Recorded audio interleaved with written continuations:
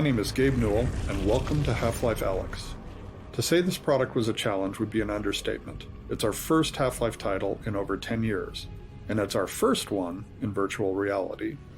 In addition to it being a great VR experience that still felt like a Half-Life game, we wanted Half-Life Alyx to serve players who've been waiting to find out what happens after Episode 2, and at the same time, provide an on-ramp to anyone who hasn't played a Half-Life game at all.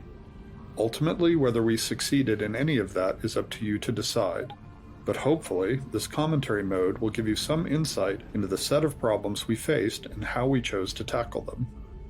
To listen to a commentary node, pick up the floating hologram of a radio headset in front of you and simply put it on your head. Once you're done listening to the commentary, you can take the radio headset off or simply put on the next one. Please let me know what you think. I can be reached at gaben@valvesoftware.com. While I'm unable to reply to all the emails I receive, I do read them all, and they're a critical part of the feedback we use to evaluate our work. Thanks, and have fun.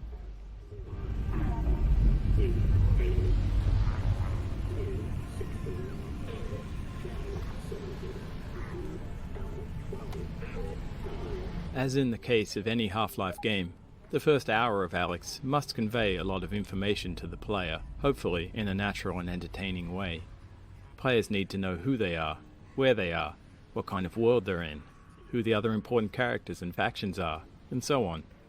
At the same time, they need to learn how to actually play the game. How do they move? What can they interact with and how? What should they be trying to do, etc. Figuring out exactly what information we would try to convey in these first two levels, and how it would be conveyed, took us over 2 years of playtesting.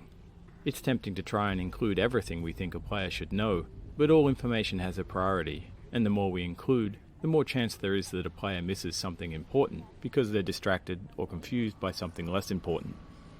So over the next 2 levels, we'll use commentary nodes to point out some of the specific places where we grappled with conveying information to the player. In between these nodes, you'll likely be able to spot many other examples for players to find, if they're interested in paying closer attention and understanding more.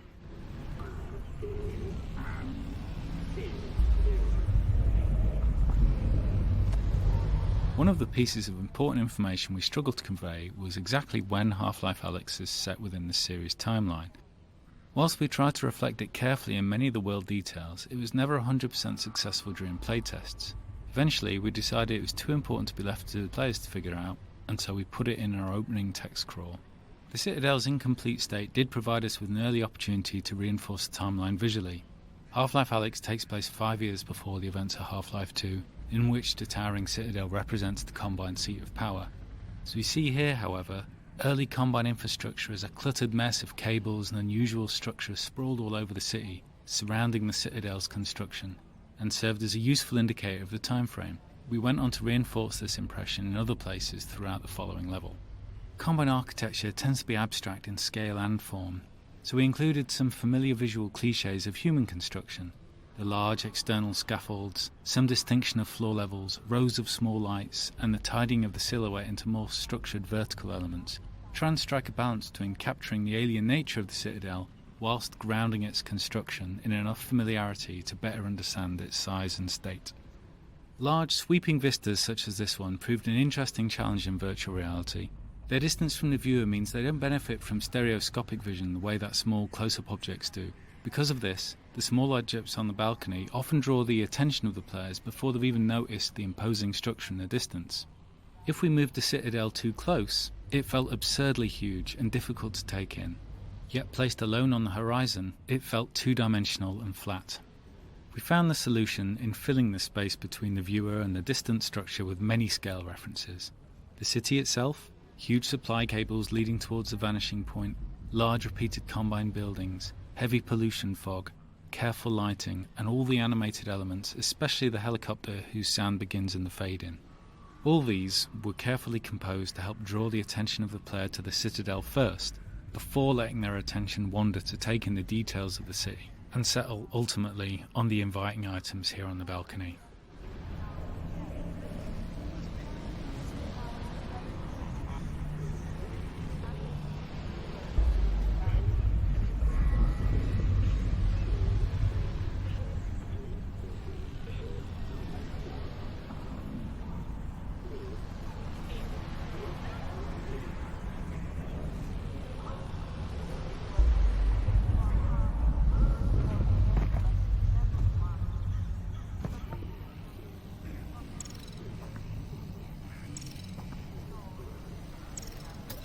Alex!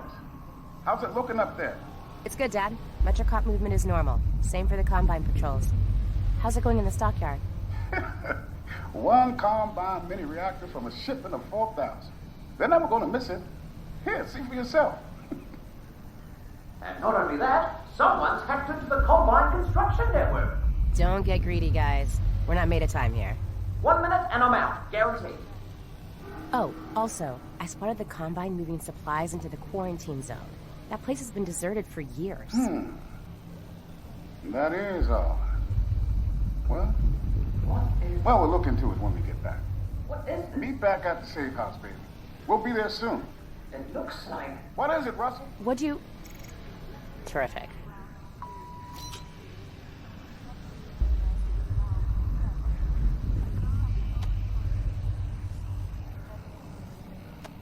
In these first areas of the game, we grappled a lot with the density and prioritization of the information we were conveying to the player. Playtesting showed us that players in VR were easily distracted, often due to better peripheral vision, such that they'd focus on one scene element while losing track of others. This was exacerbated in these first rooms because players were acclimatizing to being in VR, often for the first time. In addition, different players progress at different speeds. We saw some players spend 30 seconds on the opening balcony and others 30 minutes. As a result, we did a lot of iteration over the set of opening areas, each time changing what information we tried to convey and where. Initially, the video call from Eli took place in the later refuge room with the snark and camcorder, but players were often too engrossed in interacting with all of the detail in that room to pay attention to the conversation between Eli and Russell. We moved the video call out to the starting balcony, but there it distracted from the establishing shot of City 17 and the Citadelle. It also came at a time when players were still figuring out core game elements like movement and hand interaction with the world. That collision made simple things hard, like when to show the player a movement tooltip if they immediately started the video call. Eventually, we settled on inserting the greenhouse between the starting balcony and the refuge, which allowed us to move the call to an area with a slightly obscured vista and fewer interactable objects. This avoided the distraction problems and ensured players were past the initial gameplay moments of figuring out their hardware and movement setup. It also had the bonus of allowing us to add further detail to the opening balcony and Alyx's refuge without fear of creating distractions from the video call.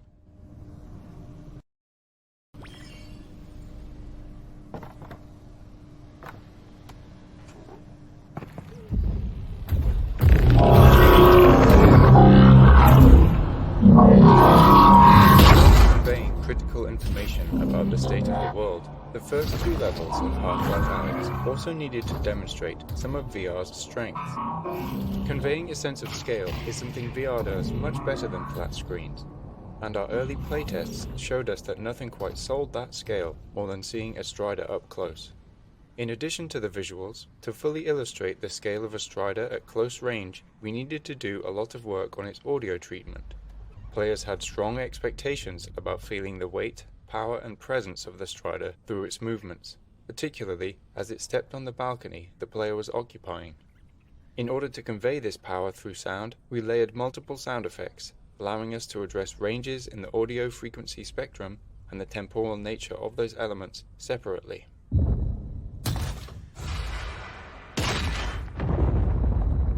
We then combined those elements in the Source 2 audio engine to control them as one sound.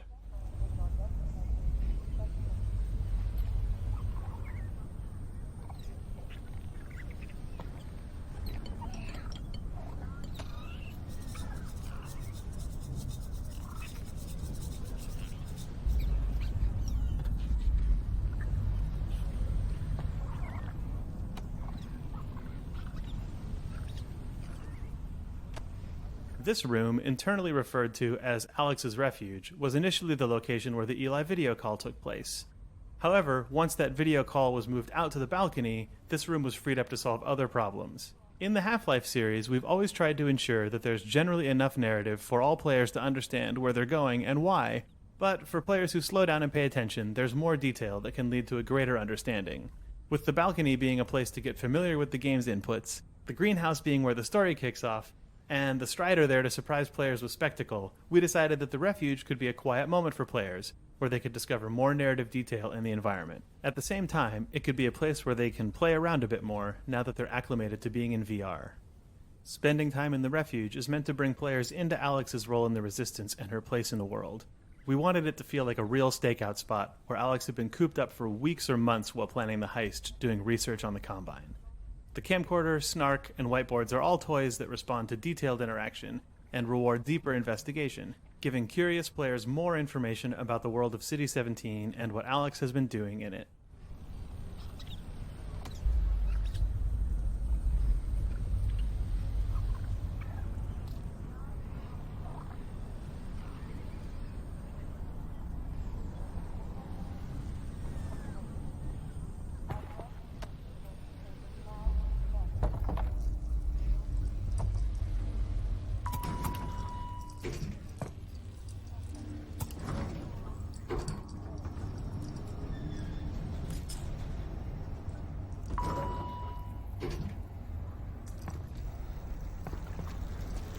Alyx, are we good?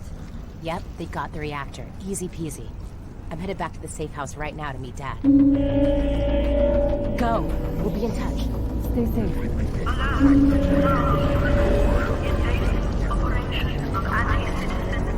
Two critical pieces of information that we needed players to understand were simple to state, but not so easy to convey. That players were playing as Alyx Vance, not the Gordon Freeman they've played in all prior Half-Life games, and that Alyx is going to speak, unlike Gordon. These probably seem obvious to you now, but until we focused on them, it wasn't obvious to playtesters. Ensuring that everyone realized they were playing as Alyx was something we decided to hit with the biggest hammer we could, and name the product after her. But even with that, we were very careful in Eli's video call to ensure it's reinforced immediately. Olga, the character introduced here, was added to further drive it home by calling out when the player exits the elevator.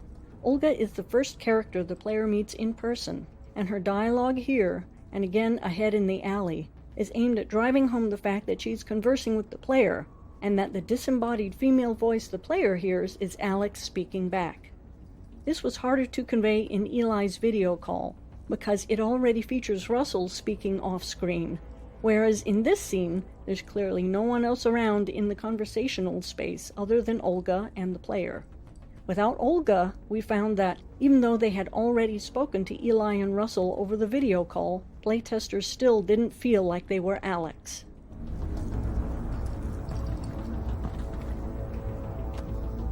When we started Half-Life Alyx, we were very curious to find out how VR would impact our music design. The Half-Life series has always used music sparingly, often leaving the ambient sounds of the world to provide the audio background. But it is a tool we like to use to highlight moments where the world state has changed in some important way. In this case, that something's riled up the Combine. In our early playtests of this scene, without music, but with many of the other visual and audio elements represented, we found some players didn't understand that they should move along, and that others became distracted by the interactive objects in the laundry. We experimented with some very simple quote-unquote action music to communicate the changing of the Combine threat level, as well as the story's intention for Alyx to get to safety, and found that players were less likely to forget their quest and move towards their goal. The music was kept simple and cinematic sounding to allow it to blend with the purposely complementary background sounds and gently start to normalize the use of music in VR in a familiar way. This success encouraged us to use the same technique in scenes with similar requirements later in the game.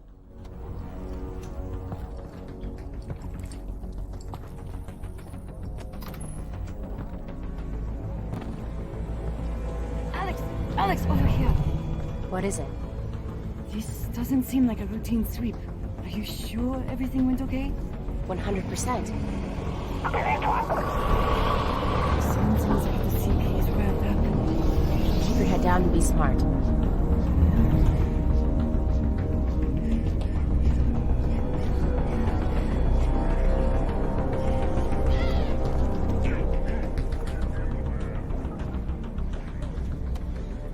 The remainder of this level is designed to continue informing the player about the world they're in, and to support the increase in the Combine's alertness. We also wanted detail to make the city feel alive, something that becomes much harder later on, once the player has a weapon. This was tricky to design due to the challenge we're often faced with, the friction between narrative state and gameplay state. Here, the narrative implies that Alyx should be making her way back to Eli as quickly and quietly as possible. But gameplay-wise, we're at the start of the game, and players are still testing the limits of everything they can see and touch. Unsurprisingly, playtesting showed us that some players would dedicate themselves to following the narrative and quickly move through the area, while others would completely ignore the narrative and explore every nook and cranny. While it's tempting to simply remove all distractions in an attempt to unify all players towards following the narrative, it would send the wrong signal about the density of our world and how the game intends to reward players for exploring it. So we spent months refining this section, adding, changing, and removing elements. We tried to find the right level of narrative tension, where players felt like they should be moving along, but not so quickly that they can't stop to tinker with something. We put in enough interactive objects and narrative moments where players were always rewarded for looking around, but we designed all those distractions to end quickly, so we could encourage players to continue moving along.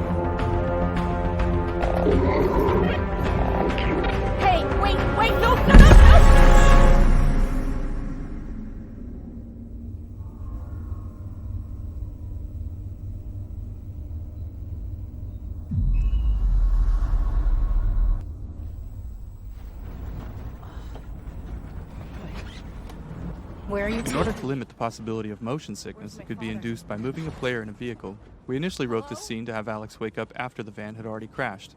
Players found this underwhelming, however, since the game seemed to be needlessly holding back an exciting moment that they could have experienced for themselves. Addressing this meant that we had to tackle the technical problem of moving the player comfortably in a vehicle. In this van, and in the train at the end of the map, you'll notice that the outside world is only visible through small windows. These outside views are necessary to provide motion parallax. The small window size ensures that the player's field of view is always dominated by the vehicle interior, which is naturally in the player's own frame of reference. This greatly reduces the occurrence of motion sickness.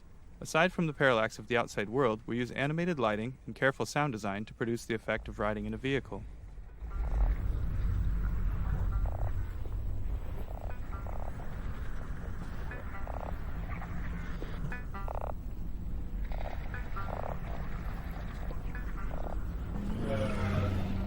You have been in an accident.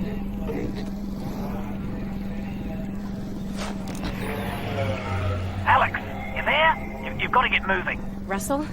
I've been in an accident. I know! I caused it, so technically not an accident. You've got to get moving. Wait, where's Dad? He's fine. Follow the drone.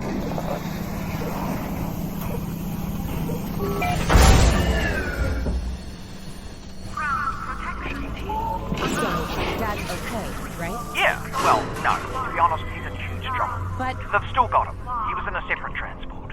And you saved me? Well, yes. I had no way of knowing who was in which van, so... Yes, the result was that I saved you. Do we know where they're taking him? Criminal holding. And then, when they realize he's Eli Vance, to Nova Prospect. But I'm already working on a plan to get him back.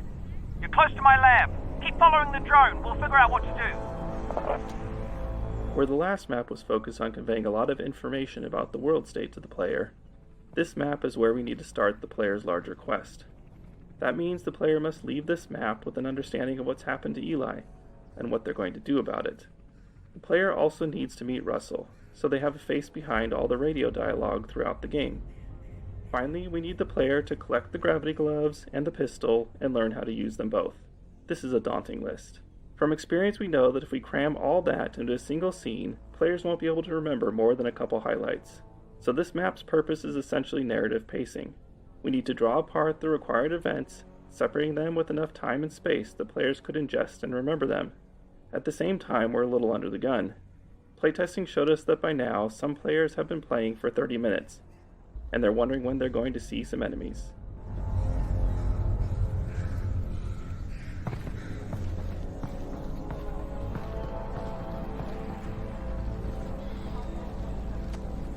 One of the first steps the writing team took on this map was to flesh out a scene between Russell and Alyx that covered all the dialogue we needed. Due to the fact the player is meeting Russell for the first time, and that there are a significant number of in-fiction events that Alyx and Russell need to talk about, the scene ended up containing a lot of dialogue. We knew there was no way we could build a scene that long without boring the player, and the most important elements would be lost in the noise. One of the first tools we used to address this was the introduction of Russell's drone. It allowed us to take chunks of the dialogue from that original scene and deliver them throughout the area preceding the scene. This meant the scene itself could skip over the in-fiction preliminaries and get right to the critical goal delivery.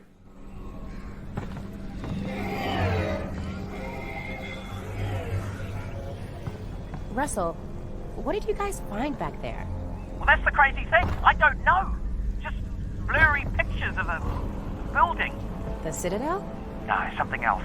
And whatever it is, they're going to kill anybody who saw it. And anybody who knows anybody who saw it. Which means us and your dad. Russell, just hang on. I'm almost there.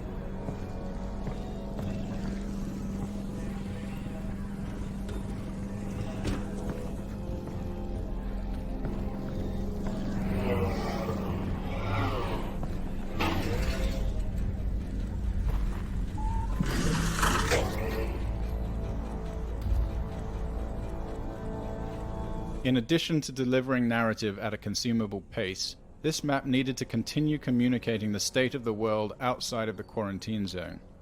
We also wanted players to understand when Half-Life Alyx takes place in the larger Half-Life timeline, and to see for themselves the massive scale of the Citadel under construction. The power of the Combine is embodied in their indifference towards humanity. They've conquered Earth with little effort and are now plundering it for their own ends. They put a modicum of effort into their propaganda, but it's ultimately uncaring. Later in Half-Life 2, we see Breen's attempts to talk to humanity with more seriousness, but it's unclear whether that directive comes from the Combine or if it's just Breen's attempts to be useful to them. Meanwhile, the Combine construction is brutally efficient. The Citadel's pervasive feeder cables make no attempt to fit into the lives of the residents as the Combine drains the city of its power. Within this playground, a nostalgic nod to Half-Life 2, this enormous cable has been run right through the mural on the wall, demonstrating the Combine's total lack of interest in the history behind the city.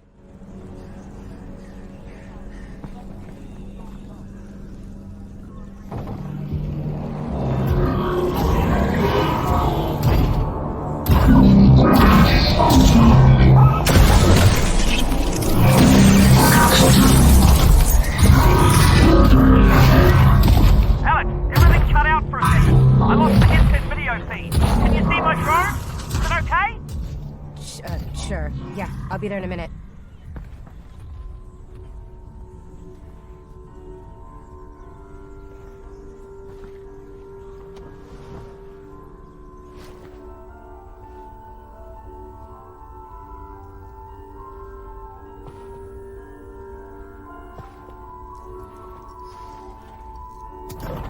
Alyx, great.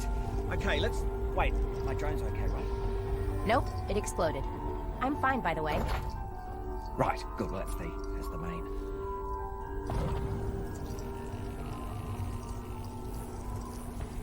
Russell, they've got Dad. I know. This is bad.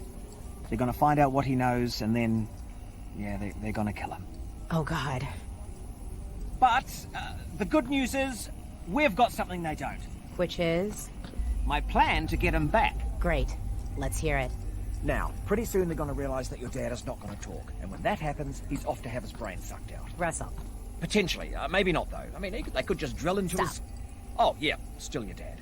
Right, well, what they will do is take him by train from here, this is Eli, to Nova Prospect. And if he gets on that train, that's it, right? Not necessarily. Grab something that represents us.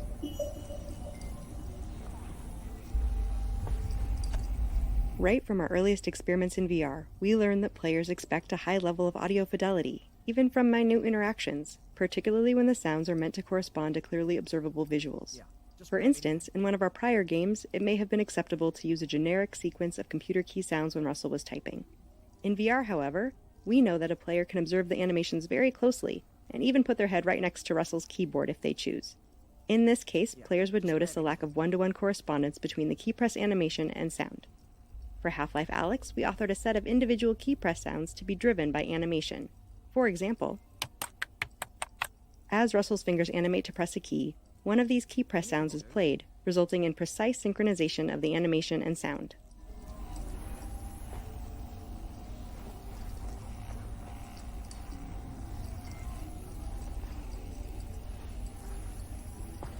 Yeah, just grab anything. Okay, that's you. I thought you said us. Well, one of us, me, will have to stay here for this plan to work. All right, fair enough. Just outside, there's a second train that also leads out of City 17 through the quarantine zone. Okay. Both trains intersect here at Fairview Junction. You take your train, get there before his train, and hack into the controls. That'll let me take over the system. Train comes to a halt, you deal with the Combine situation, and we get your dad back. Sounds good. Where's the train I'm taking? Out the back, through the yard. It's decommissioned, but I think I can hack into its controls. Oh, and get yourself a pair of Russells on the way out. Russells? The gloves, Alyx. You know, the gravity gloves. I have a few sets through there. You can calibrate them out by the shed. Got it. We can do this, Alyx. You got that, Russell's laboratory is the first time the player is in the same room as another character, and it highlights one of the main challenges we face when designing choreographed scenes in VR, keeping the player and characters out of each other's space. In previous Half-Life games, we could always forcefully move the player if we really needed them out of the way. We made several attempts at finding a similar solution in VR, but found that it often made players feel deeply uncomfortable or disoriented. So instead, we designed these spaces to allow for a natural separation between the player and our characters. Where natural separators couldn't exist, we had to restrict players from moving into the character's space, removing that limitation as soon as the character had moved out of the way. Another challenge was balancing how often characters respond to player actions while delivering important narrative information. In early experiments, we allowed characters to stop mid-sentence, which allowed them to respond immediately to the player, and then continue on with their dialogue. While technically straightforward, this was incredibly difficult to execute in animation and dialogue without feeling unnatural. The combination of custom reactions necessary to cover the range of possible player interaction and the resulting return to narrative dialogue quickly multiplied out of control. Eventually, we settled on a solution where we allowed only a minimum of interactions during the important narrative delivery sections, and a wider range of responses to more complex reactions after the scene has completed. In the case of Russell, we layer subtle head facing and natural eye contact on top of his performance while he is talking with Alyx. Then, after the scene, when he is typing at the computer, he will respond to players trying to touch him or objects being thrown around.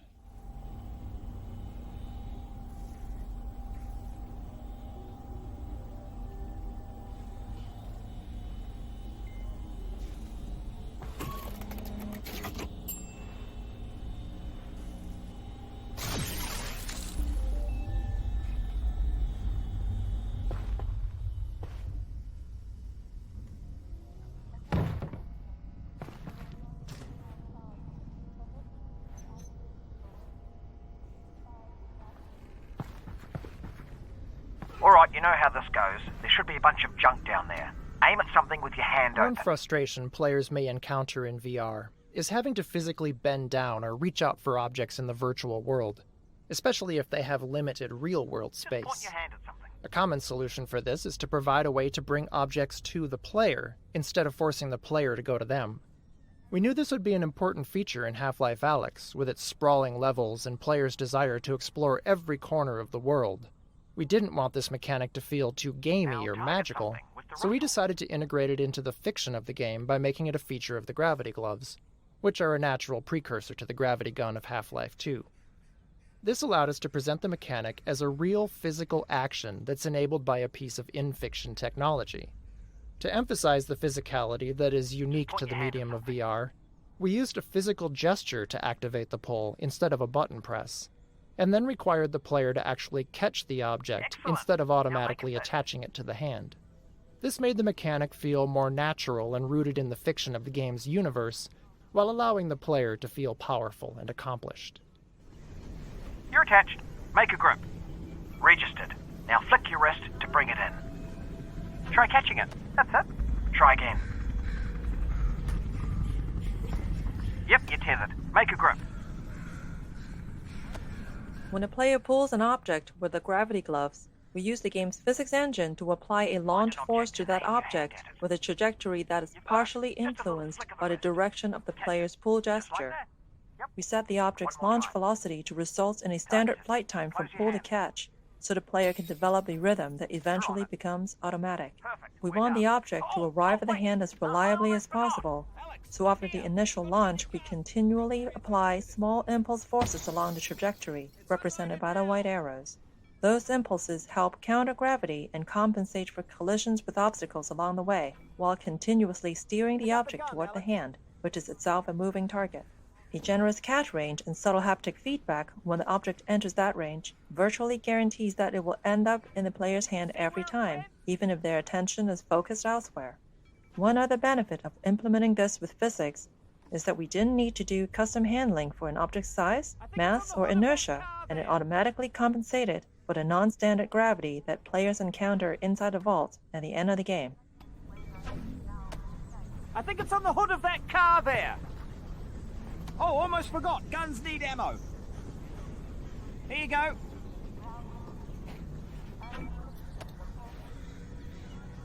Right, heading back to the con room.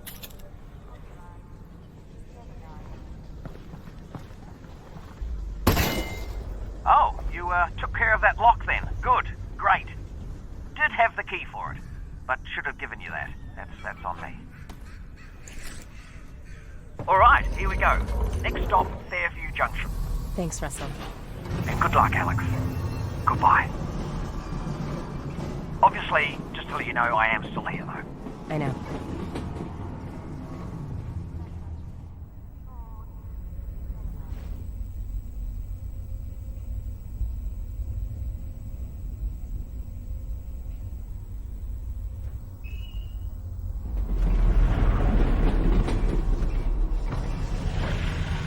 Hello, Alyx? We might have a problem. Probably nothing to worry about, but... Did the train stop? It stopped, didn't it? Yeah, what happened? It's jammed. When the Combine shut down the quarantine zone, they must have tightened security. Which means? Yeah, you're nowhere near Fairview Junction. You're just outside the QZ. And this is as far as we get by train. Then I'm headed on foot. Good. I'll see if I can get you in some other way.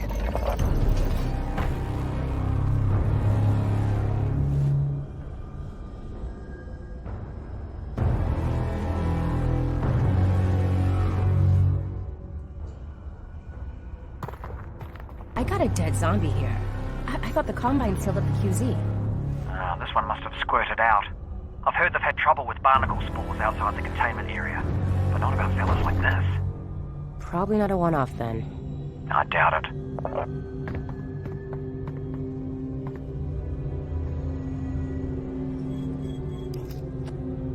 Even in our earliest experiments in bringing Half-Life to VR, we found that players enjoyed exploring every nook and cranny of the environment. With the increased fidelity of VR, players not only expected to be able to interact with a vast array of objects, but they also had a strong desire to find something useful from time to time. This was so universal among testers that in addition to more searchable locations and interactive objects, we added a new resource, resin. Level designers could place this new resource in fun and interesting locations that weren't tied to game progression, rewarding players wider-ranging exploration. We also tied this new resource to a longer-term goal in the form of weapon upgrades, further motivating players to explore the environment. Deep scavenger hunts and keen observation would result in more resin to spend as a reward. Ah, would you look at that? Resin. And if there's resin around here, there should be a Combine fabricator. Keep an eye out. We might be able to upgrade your firepower a bit.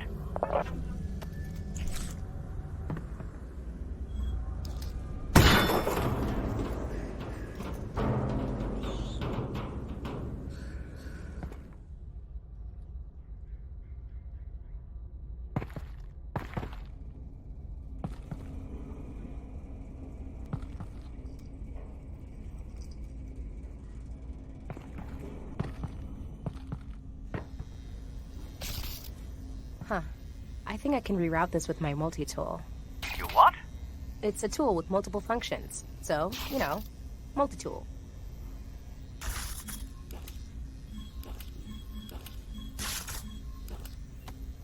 Internally, we refer to this type of puzzle as a toner puzzle, due to its similarity to a real-world cable toner tool that can be used to locate electrical wires in walls. The toner mechanic was conceived as a tool for designers to craft player experiences around knowing that the player had to put their head and hands in specific locations. The initial design merely required the player to use their multi-tool to push a ball of energy along a path, similar to a child's bead maze toy. While this simple design was successful at getting the player to put their head and hands in particular locations, the lack of branching meant that the player wasn't required to make any choices, nor was there any possibility of negative consequences. To address these issues, we added the rotating junction elements, which allowed for branching paths and became the player's primary means of interacting with toner puzzles. While the toner puzzles ramp up in complexity throughout the game, this first toner puzzle is designed to use a minimal number of elements to introduce players to the key ideas that power flows through wires, power can be rerouted by rotating junctions, and power has an effect on the physical world, such as turning on lights and opening gates. The sparking electrical outlet that branches down toward the floor is not strictly necessary for this simple puzzle, but it was added here to expose players to its behavior, since it was causing confusion in later puzzles when players were seeing it for the first time in more complex configurations.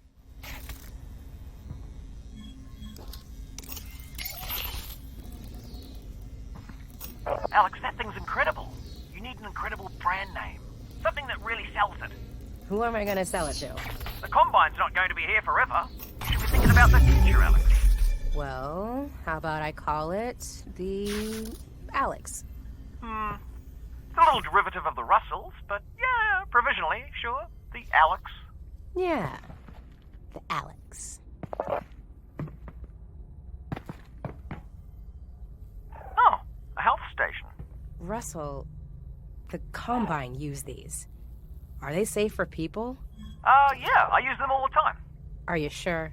Yeah, they're great. Look, honestly, just pull the handle and put your hand in there.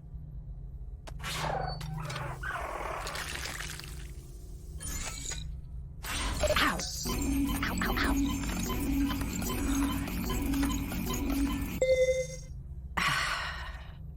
Hey, you were right. These are great.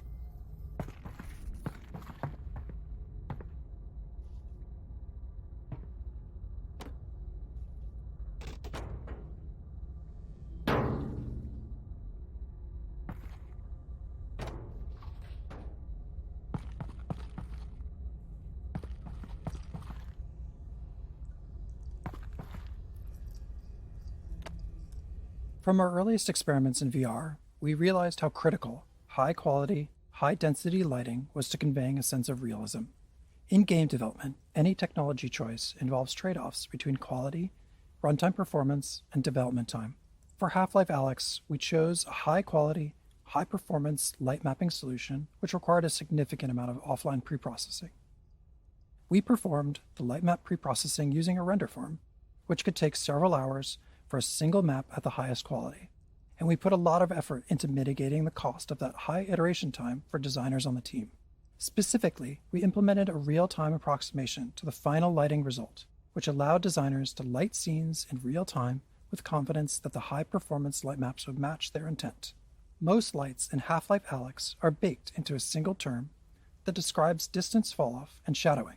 allowing us to change the brightness and color of lights in real time at no cost. This encoding also allows us to apply shadows from dynamic props and characters without having to render any static geometry into shadow maps. Our light maps store directional information using the popular ambient highlight direction encoding, an improvement over Valve's own radiosity normal mapping technique pioneered in Half-Life 2. This new light map encoding ensures that the bumpy surfaces can appear bumpy even when not under direct light. This blinking light source provides a good illustration of this technique, as you can perceive the surface detail even during times the light source is off.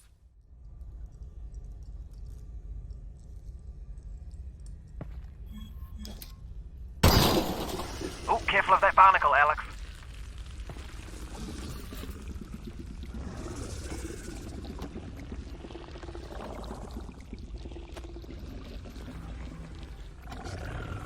Barnacles, while an iconic Half-Life creature, presented some interesting VR-specific challenges.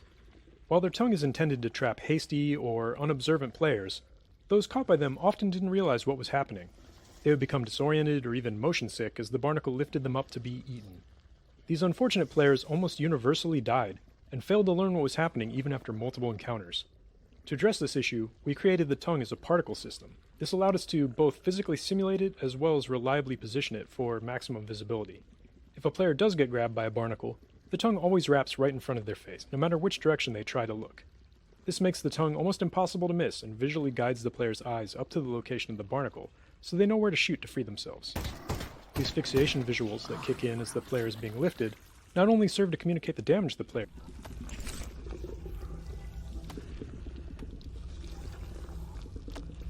Barnacles, while an iconic Half-Life creature, presented some interesting VR-specific challenges. While their tongue is intended to trap hasty or unobservant players, those caught by them often didn't realize what was happening. They would become disoriented or even motion sick as the barnacle lifted them up to be eaten. These unfortunate players almost universally died, and failed to learn what was happening even after multiple encounters.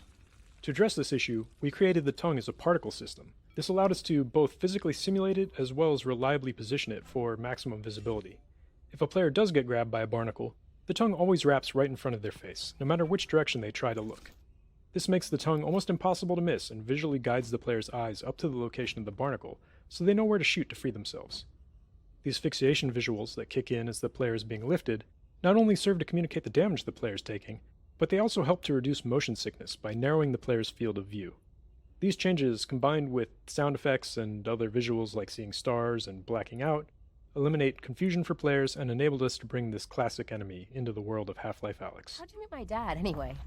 You guys work together at Black Mesa, right? Yeah. Well, no. Tricky place to get a job at, actually. I interviewed at Black Mesa. They said try again in a year. I don't need to tell you what happened after that. Lucky break for me, really. Not a lot of survivors. Honestly, it's a miracle you and your dad got out of there.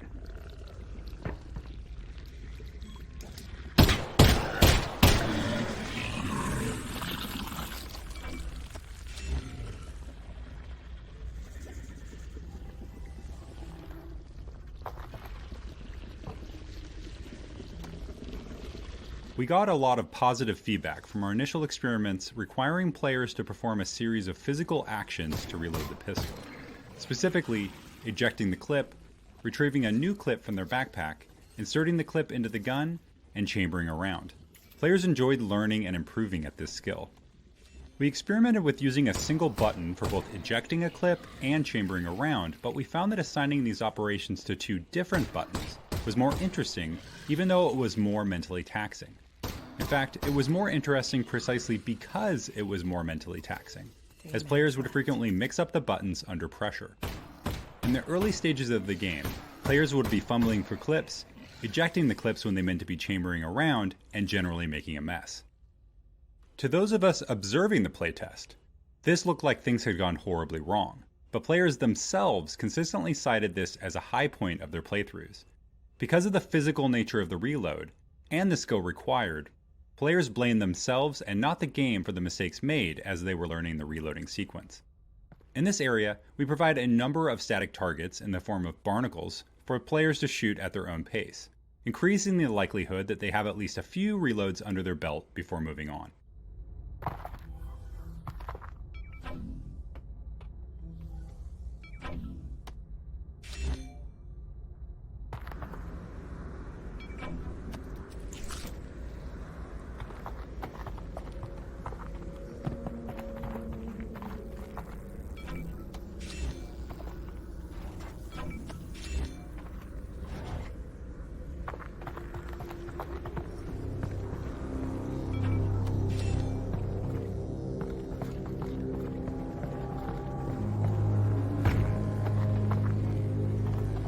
I take it the quarantine zone is behind this hatch? Yeah, that's where they keep it. I'll look around for a control panel to open it up.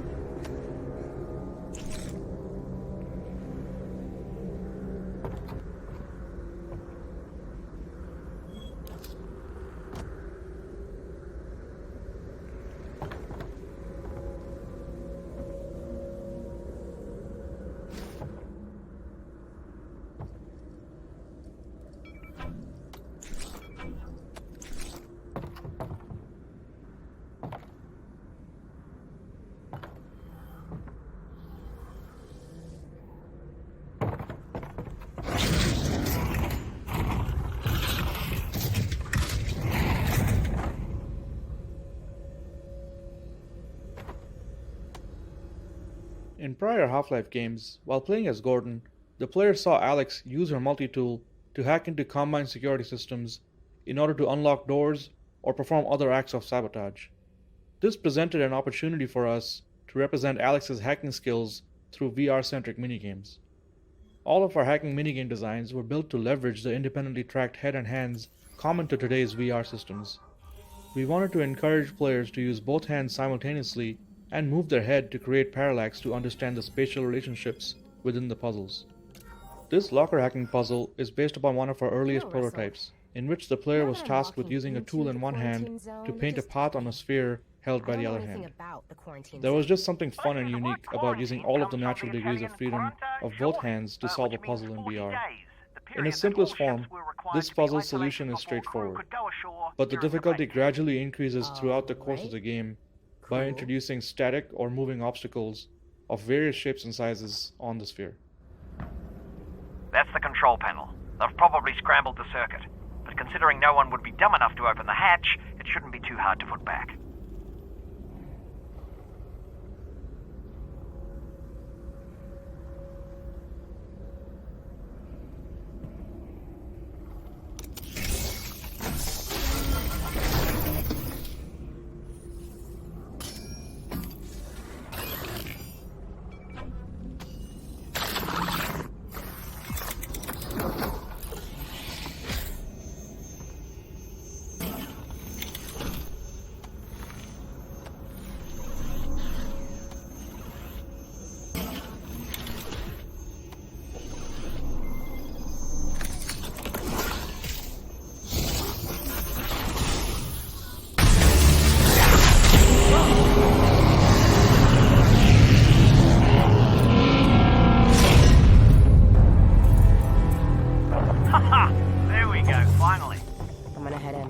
How far is Fairview Junction? You'll go through the old subway tunnels on your way to the train yard. Have they started moving Dad yet? I don't think so, which is good news, because we've still got time. Oh, that's great. Or bad news, because they've already killed him. And you don't need to move a corpse, you just bury it. Or burn it. You still there, Alyx? Mm-hmm. Russell, are you seeing this? Whoa. All right. Here we go.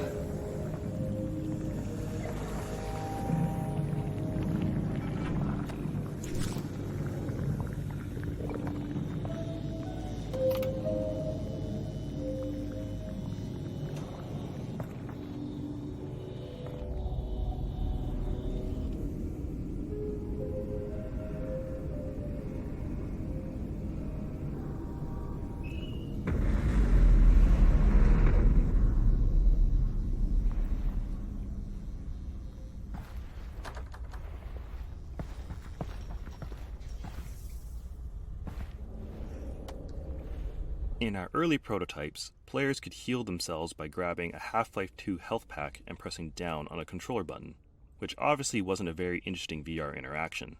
During the development of Half-Life Alyx, the Counter-Strike team added health injectors into CSGO as part of the new Danger Zone game mode they were developing. When we saw this, we felt that an injector would work well as an intuitive healing item in VR as well. Players would press a button to arm the injector as a way of indicating their intent to use it, This prevented unintentional use of the injector and gave us an opportunity to showcase how physical the interaction was going to be via haptics, animation, and sound. Some testers even initially responded with dread over the fact they were going to have to use a needle on themselves and looked away when performing the injection action. We also had to create approximations of the player's arms and body, as playtesters all had their own preferences for where they wanted to apply the injection. We even added the ability to inject into the head, since so many players tried to do it just to see if it would work. Hey, Russell. I just found a loose syringe of God knows what. Is this medicine? Does it have a skull and crossbones on it? I don't see one. Probably medicine then.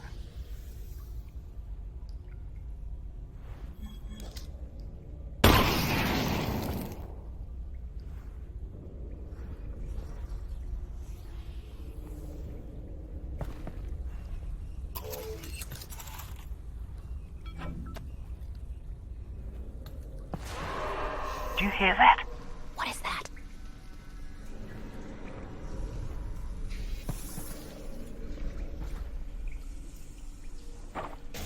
Oh boy.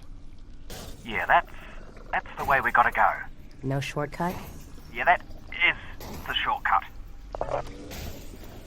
We had to ensure that players would become proficient at reloading their pistol during the early levels of the game, or later encounters in the game would be overly difficult. The prior map contained only static targets in the form of barnacles. Players could engage the barnacles at their own pace, but there were enough of them that players would need to reload at least a few times. This first live zombie is locked behind the chain link fence and cannot reach the player until the player opts into the encounter by shooting the lock on the door. The placement of zombies in the upcoming section of the game is designed to require plenty of reloading to ensure that the player builds up this skill.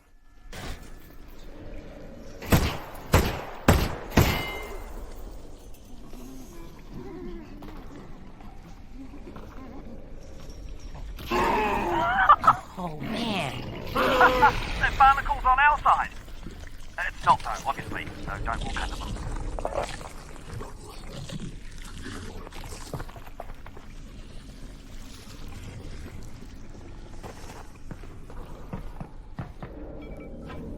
Oh, just so you know, the Russells have a built-in display that shows you resin, ammo, might come in handy. Got it. Thanks.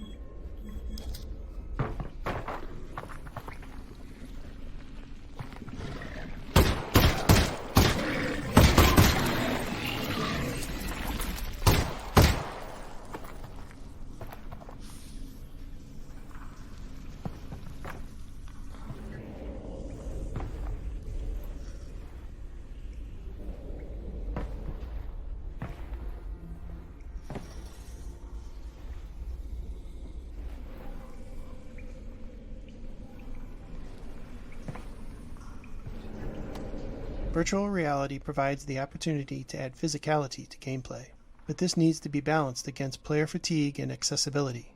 For example, we experimented with a low ceiling in this area, requiring players to crouch the whole time that they made their way across the tops of these train cars.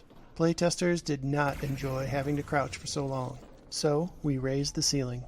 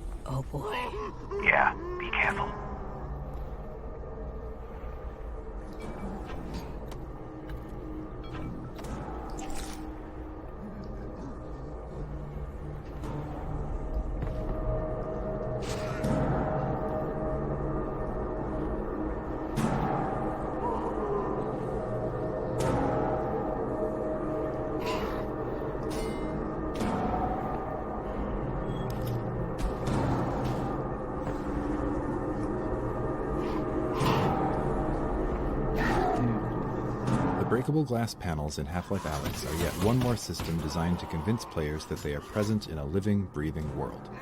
The panels detect the position of an incoming impact and procedurally generate new, smaller glass panels in a radial pattern around the impact position. These new panels can then break into smaller panels themselves, and so on. We found that players would often break glass panels accidentally, then spend time testing just how interactive they really were by trying to break them more, eventually realizing that yes, the glass really did shatter at the appropriate location. At one point, we experimented with building special puzzles out of breakable glass, but in the end we found the glass to be more appropriate as a passive interactive element in the world, one that reacts in a satisfying way to a variety of impacts, from zombie melee attacks to incoming gunfire, or any other physical interaction in the game.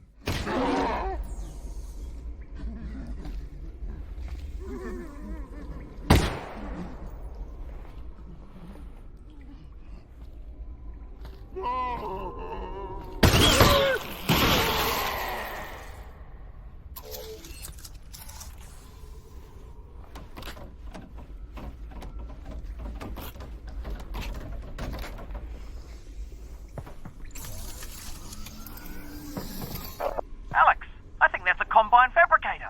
Put something in it. I want to see how this thing works. Got it. Will it work on the Russells? No, but it should fix up that pistol nicely. Good thing, too. I gave you one of my lesser guns. Thanks, Russell. Well, you know, in case it doesn't make it back. Tell you what, Russell. If I die, I owe you a gun. You owe me a gun anyway. That wasn't a gift. That's my gun. Weapon upgrades are a new feature for the Half-Life franchise, and fictionally this mechanic paired well with Alyx's tinkering nature. We approached this design challenge first by thinking about what sort of upgrades could be meaningful and also provide additional value to players without removing established interactions. With limited resin to spend, the upgrade system also provided an avenue for players to personalize and invest in their favorite weapon, or streamline an interaction on another weapon, increasing its value to them.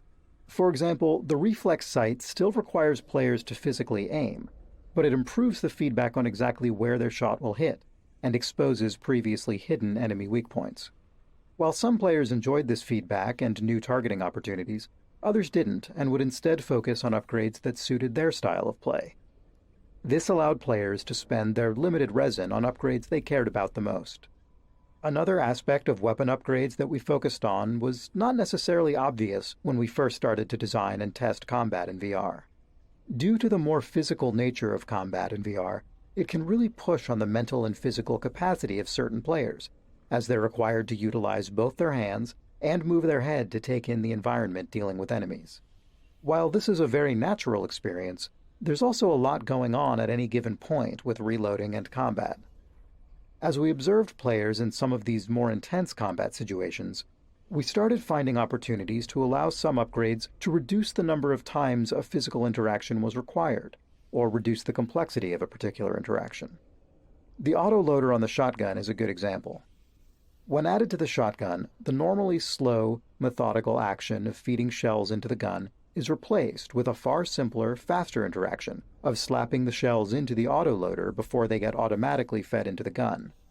This allows players to look around, focus less on the gun while reloading, and take in more of what's going on around them.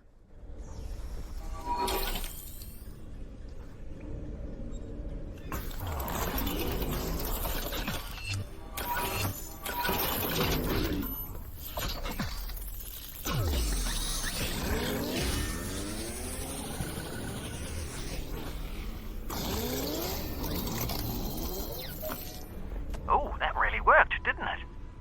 Huh.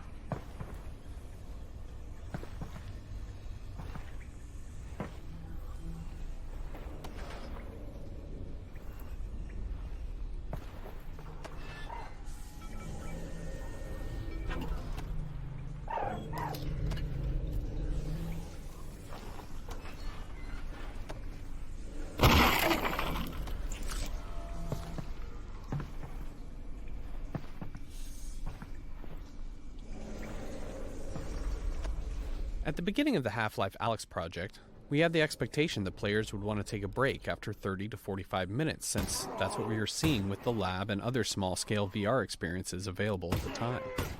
Because of this, we designed the pacing of the game's levels around play sessions of that duration. Over the course of development, however, the game itself included more downtime between intense combat encounters, and the comfort of the new crop of HMDs improved significantly. In fact, as the game progressed, we found that players were happy to play for hours on end. At the end of the playtest, players would often remark that this was the longest they had ever played VR in a single session.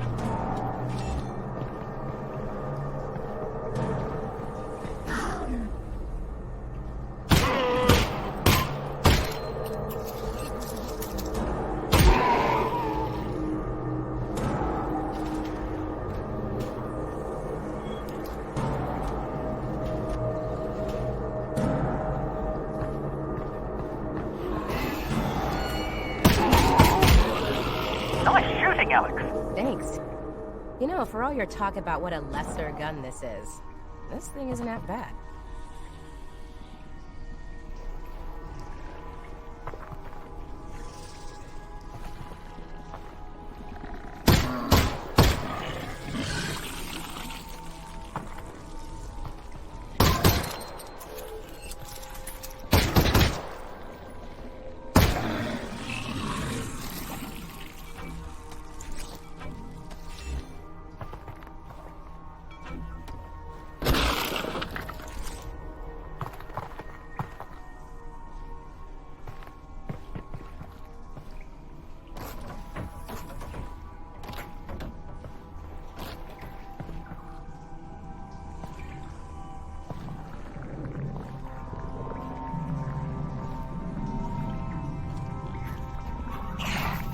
I see it. Until this point in the game, players have only seen headcrabs attached to the heads of zombies. This led playtesters familiar with headcrabs from prior games to anticipate encountering them on their own. We decided to play up this anticipation by foreshadowing the first headcrab encounter with a headcrab that drops out of a vent before disappearing, as well as headcrab sounds in the environment, including a threatening headcrab sound coming from the partially boarded up doorway ahead.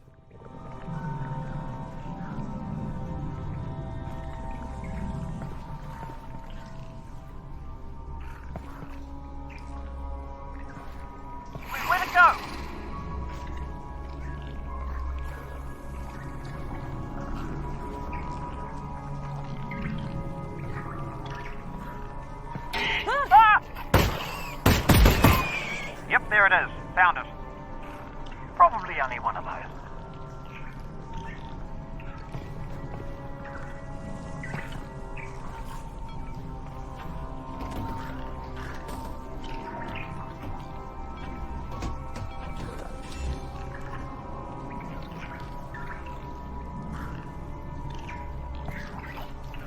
Okay, two of those.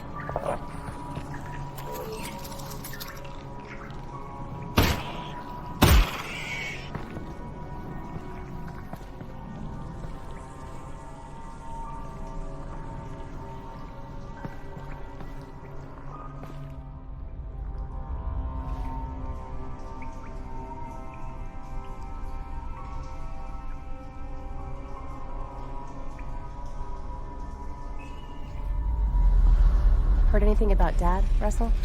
No. Radio silence since he got on the train. Damn it. Well, the good news is he's probably fine. How do you know that? Because they're taking him to Nova Prospect to torture him. That's the torture place. So they're hardly going to torture him before they get there. So he's fine. Logically speaking.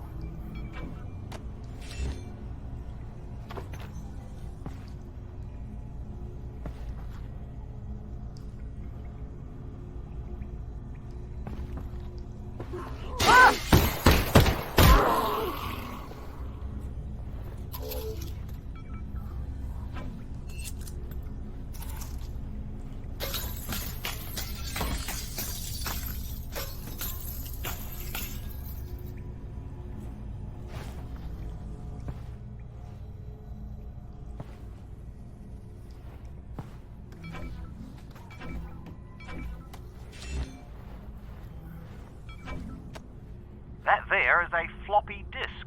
We used to store information on them, with magnets, if you can believe it. Huh. Specifically, 2 micrometers magnetic iron oxide, 3 micrometers barium ferrite, 1.2... Russell? How do you know all this? I'm reading it here on my computer. I downloaded the internet before the war. You downloaded the entire internet? Most of it. Nice. Yeah, it is.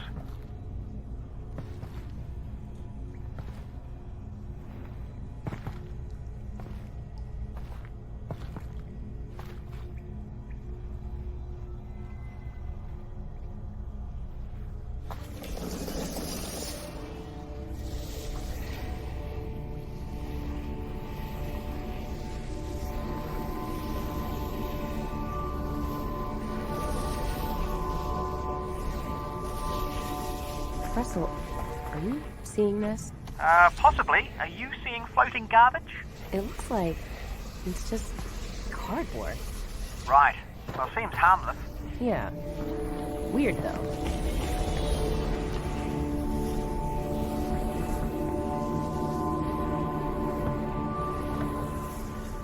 What is that?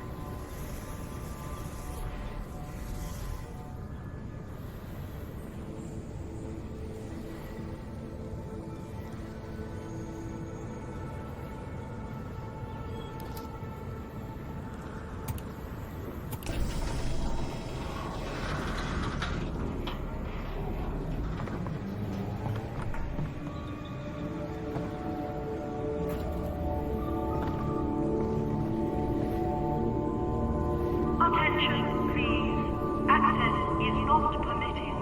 Anti-citizen scavenging will result in immediate capital prosecution. There are many musical themes and motifs used throughout the game to represent unspoken aspects of the story and lore. For example, the Vortigaunts play an integral role in the subplot of the game, and we chose to use music to subconsciously communicate the repeating nature of their role both in the timeline of Half-Life Alyx and in the larger timeline of the Half-Life saga. Within the music in this scene, you'll hear variations of themes used throughout the timeline of the game, from the very first sounds of the game up to the finale in the vault.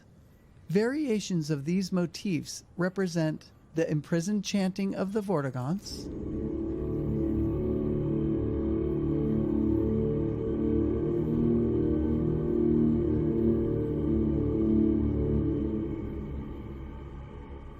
the extraction of their energy to confine the G-Man,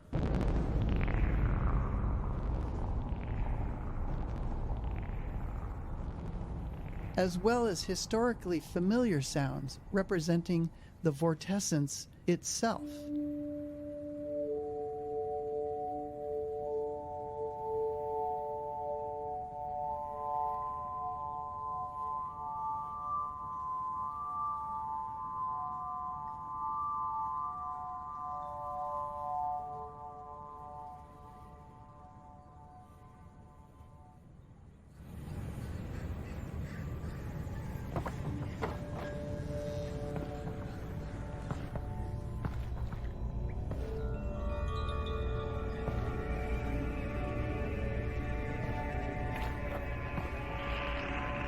Alyx, you alright? What's wrong? I'm fine, Russell. What's up? I'm losing your signal. Alyx? Alyx? If you can still hear me, keep heading in the same direction and try to get above ground. Russell? Russell?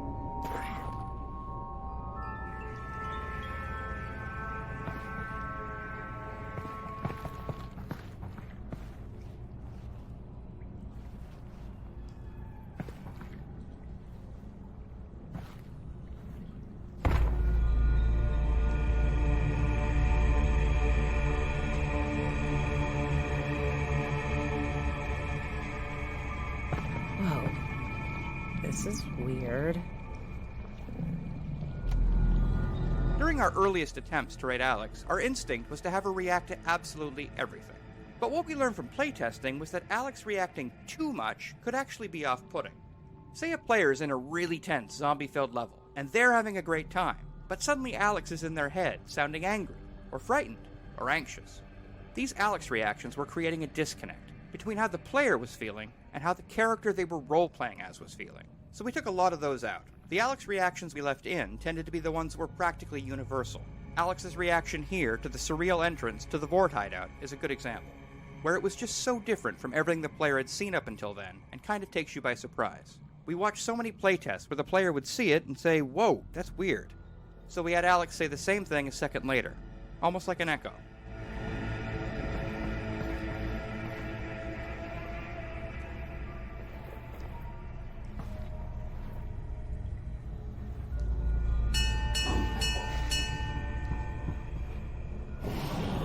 Oh. The Alyx fans. You received my messages. I did? Come. Enter. Okay. Thanks. You are welcome. So, what's a Vortigaunt doing here? Cooking. Right, but I mean in general. I have a brain injury. Oh, I'm sorry to... My brain is injured. That's terrible, and I hope... Look, I'm actually pretty busy looking for my father. Eli Vance, yes. The Combine have him, and I really do need to get moving. The Combine, yes. Do not go yet. I must show you something. Look, I appreciate... This way. I can't stick around, It is important. I know, I'm sure it is. The Alyx Vance must go this way, anyway. Okay. Uh-oh.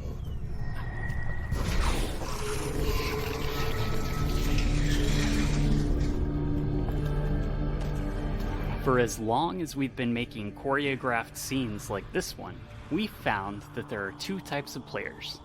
Those who become engrossed with the characters, and those who tinker with everything around them, paying little attention to the scene's action. To make these environments entertaining for the tinkerers, we usually add objects for them to find and play with. Since this scene is split into 2 rooms, we were able to add a large number of interactions to this first room for players to discover after the Vortigaunt has moved to the second room. Some interactive objects are pure physically driven toys, like the dangling headcrab corpses and the hanging pans. Others are animations triggered by the player's actions, like the way the caged headcrabs react to the player approaching or shooting them. One type of object on the table is a squeezable headcrab heart, which is a remnant from an older version of this scene where the player would revive a wounded Vortigaunt by squeezing nectar from these hearts. While that scene didn't work out, we found the experience too compelling and, well, too gross to completely cut from the game. Come in! Come in!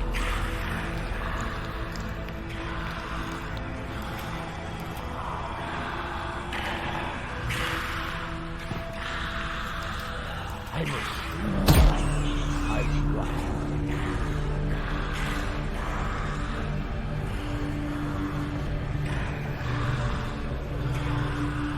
in here.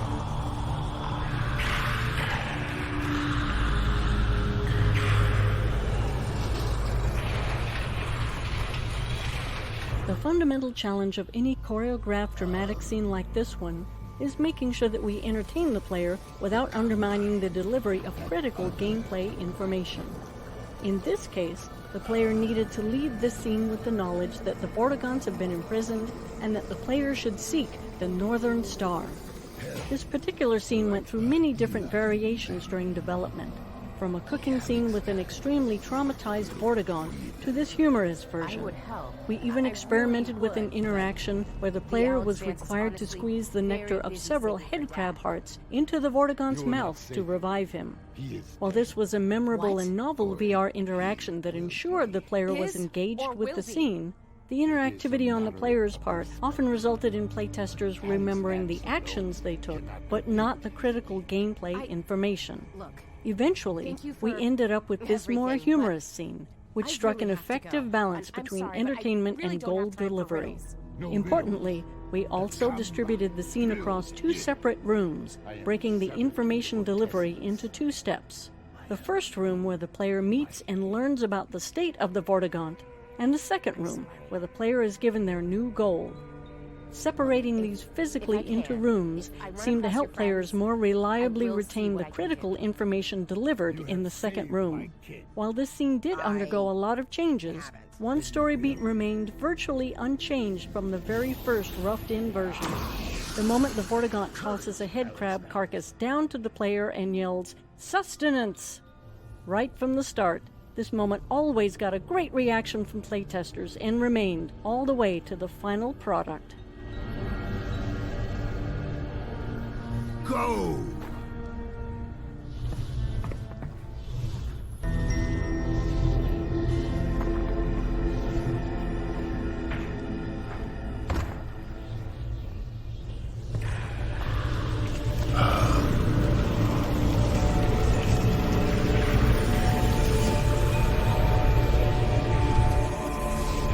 I will help the Alyx lands.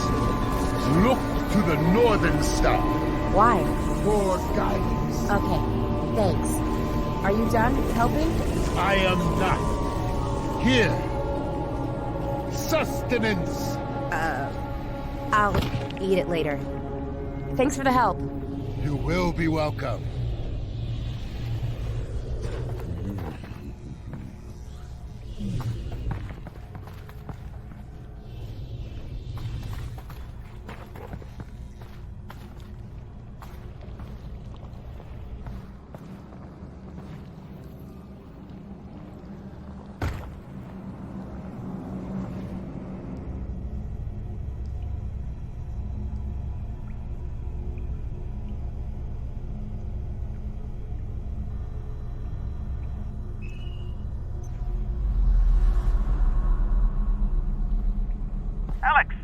Alyx, the signal's back. Can you hear me? Are you okay? Russell, I'm good.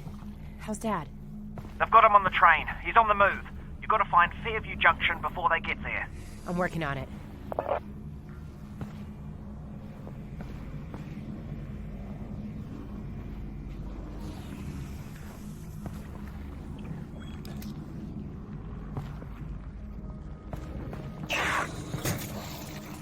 So anything happened when you cut out? You're not gonna believe this, but I ran into a Vortigaunt. A Vortigaunt? What was he doing down there? Hiding. I think he escaped from the Combine.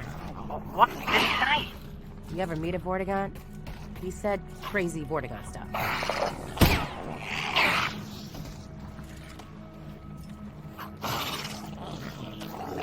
We spend time on every game design element thinking about how the player is expected to learn of its existence and understand its details. Some design elements are so important that the game experience will break if the player doesn't understand them, while others may just be fun diversions or rewards for exploring the game's systems. Any required element will require work on our part to teach the player. In Half-Life, we try to teach elements in ways that feel as natural as possible, entwined within the core flow of the game so that you don't feel like the game just stopped to teach you something. We don't always succeed, but the attempts usually lead us somewhere interesting. In this case, we need to teach the players about the armored headcrab.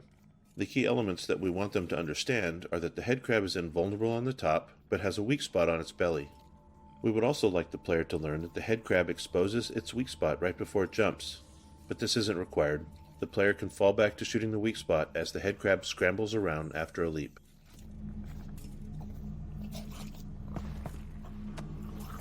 Teaching design elements of enemies is always tricky. Players have shown us for years that it's really hard to learn something new while under attack. We've also seen that invulnerability, in particular, is a difficult enemy feature to teach. If players are blasting away at an enemy, they are often not paying close attention to the impact feedback. If the enemy is vulnerable in some areas and not others, players may kill the enemy with a spray of gunfire, not realizing that some of their shots did nothing, while others hit critical weak spots. So when we approached the armored headcrab training, we knew we'd need to do significant work. The first step was to avoid placing the player under duress by containing the enemies inside this wire fence. Next, we placed headcrabs at eye level facing the player, exposing their bright, pulsing weak spot. If the player shoots one immediately, they are rewarded with a unique death effect where the headcrab explodes into chunks. This effect is designed to show the player that they did something special to kill this head crab, as opposed to how they've been killing head crabs up until now. There are a couple of other pieces in the setup here that are important. A second head crab is placed right behind the lock the player must shoot to enter the cage, encouraging the player to notice the weak spot and try shooting it. 2 more head crabs are loose in the cage, scripted to repeatedly attack invisible points on the wire fence. This ensures they are constantly demonstrating the way they expose their weak points before they leap, and this allows players to practice hitting the weak spot from behind the safety of the fence.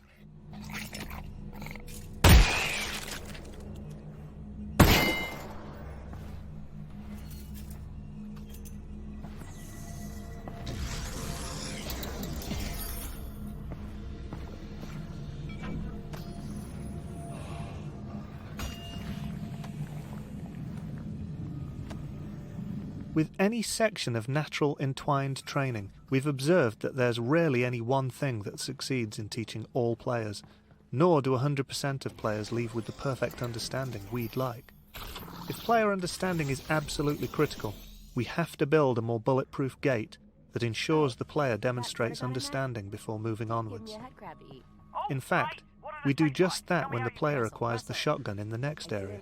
In the case of the armoured headcrab, however, playtesting showed that we could afford to let a few players through with less than perfect understanding. This section gave them enough of a chance to experiment that they got a sense of what was going on, and further encounters with armoured headcrabs solidified it. There was still a lot of iteration on the visual design of the headcrab to further drive home its armour and weak point, and we also added a custom response to shotgun fire. In that case, the armoured headcrab flips over and wriggles for a second, exposing its weak point. This was added to reduce the resource loss we saw happening in players who were still struggling to understand the armoured headcrab mechanics after they acquired the shotgun.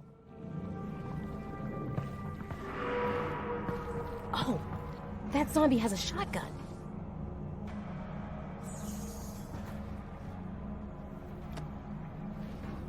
One challenge we always face when giving a new weapon or tool to the player is ensuring that they collect it before moving on. In these cases, we try to establish some kind of gate that the player can only get past using the new item. This can be especially tricky in cases where we are giving the player a new tool that doesn't fundamentally change their capabilities, as in the case of the shotgun, where almost everything that can be done with the shotgun can also be done with the pistol. In contrast, the pistol gate, where the player had to acquire the pistol before being able to shoot the lock off of the fence back at Russell's lab, was simple to design and execute. For this shotgun gate, we not only needed to ensure that the player collected the shotgun, but also that they learned how to load it before proceeding. We playtested a number of approaches to teaching the reload mechanics during combat, and repeatedly found that it didn't work. When faced with learning a new, complex task under duress, players would retreat back to using their pistol, which was a known quantity to them.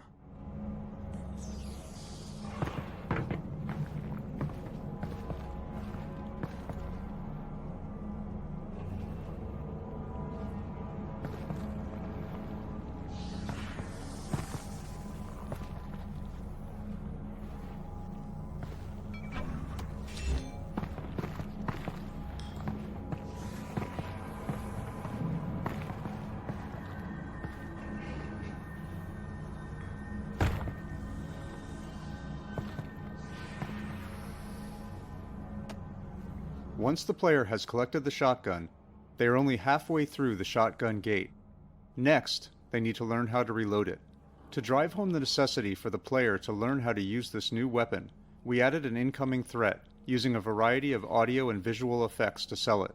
While our goal is to make the player feel like they have a limited amount of time, the time pressure is entirely fake, and everything proceeds based on the player's progress in loading the shotgun for the first time. Once the shotgun has been loaded, a short timer starts, after which zombies burst through the walls.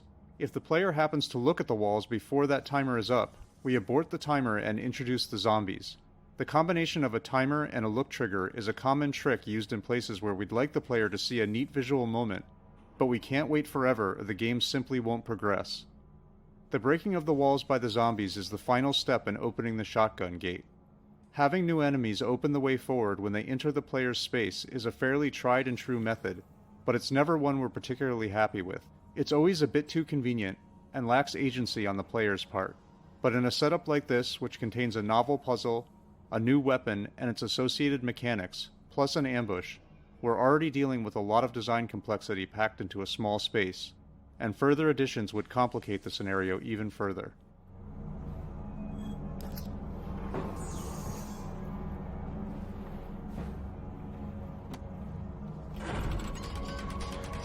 Whoa!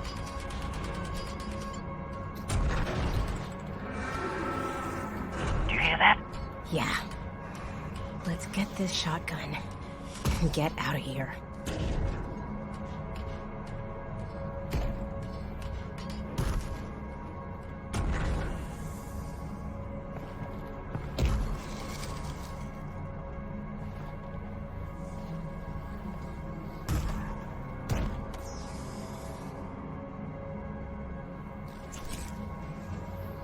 Got it. Hurry up and load that thing. It's getting louder.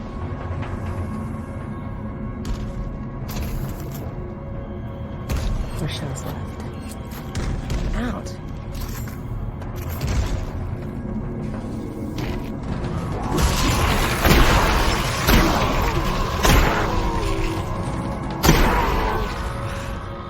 We did it. I love this gun.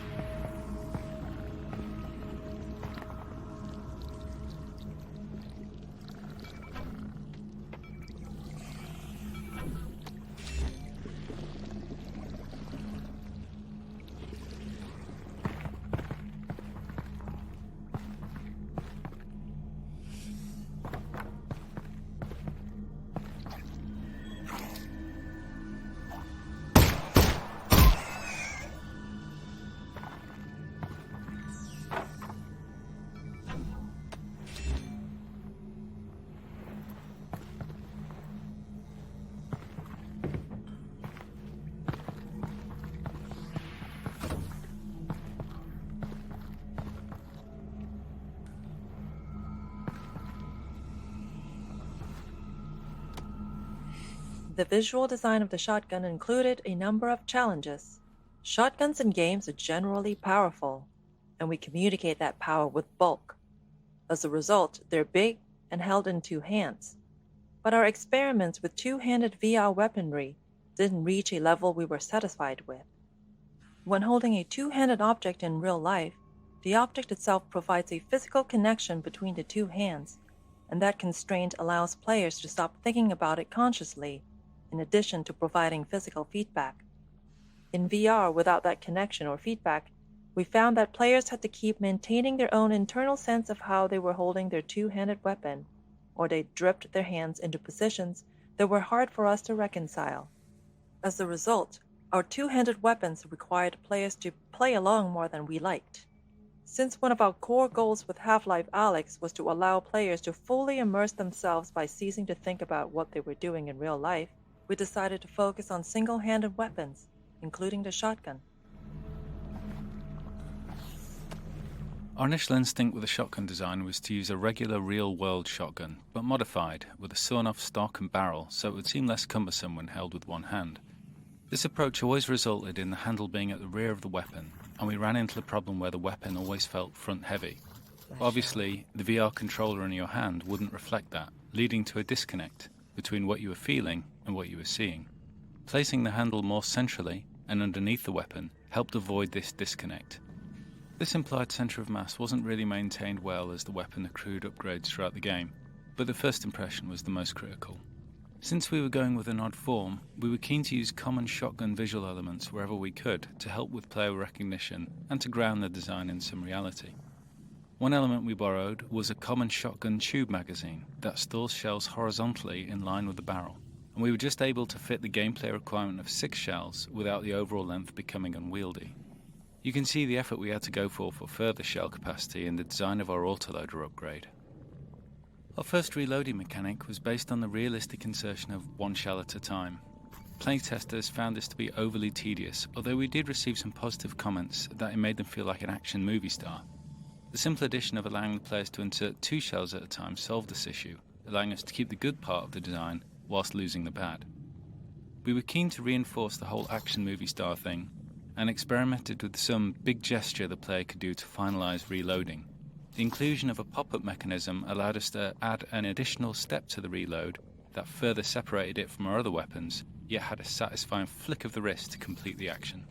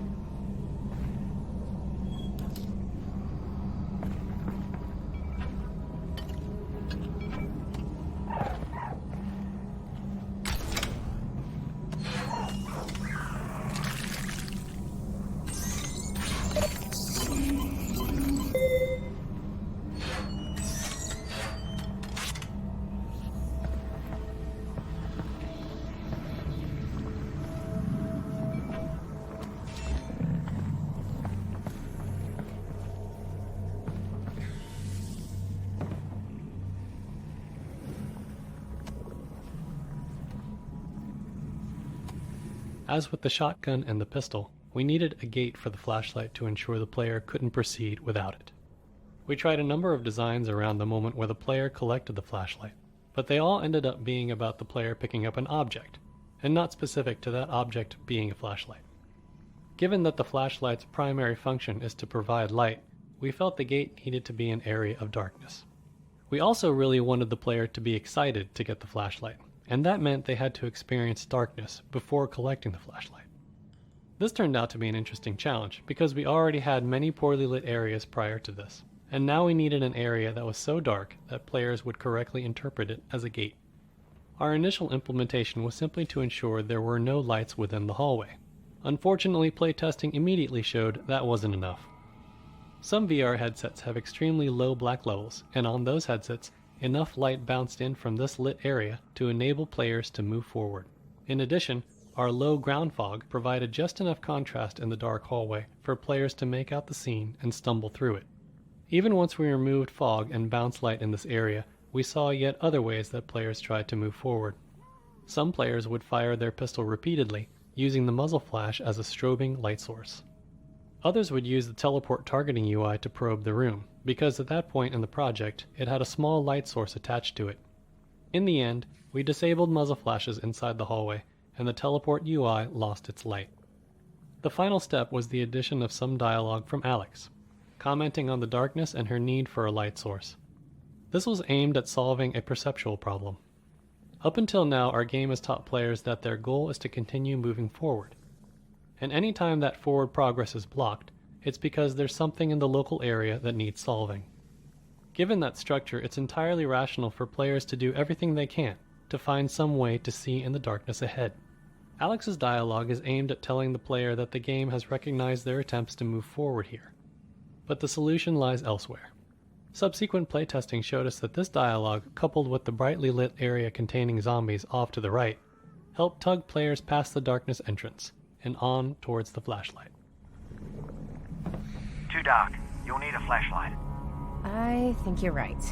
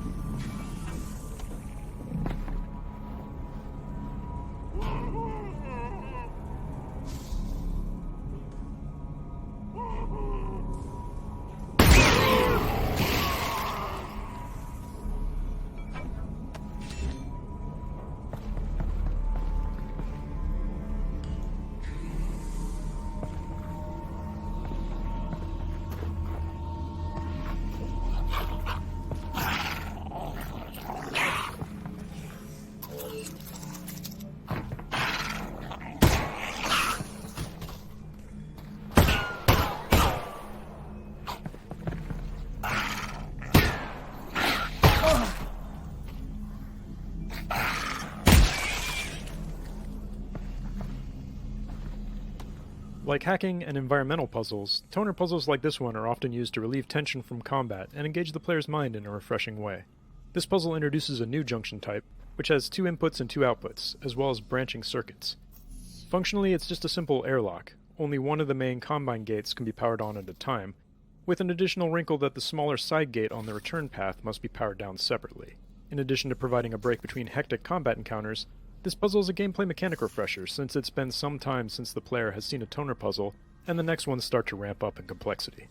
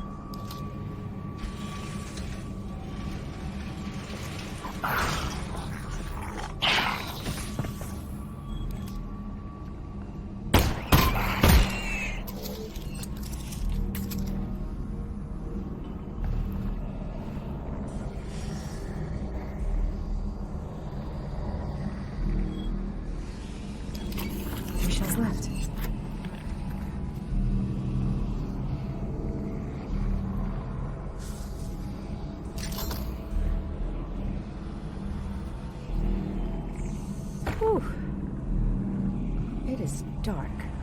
Everything all right? Nope, I'm good. I'm good.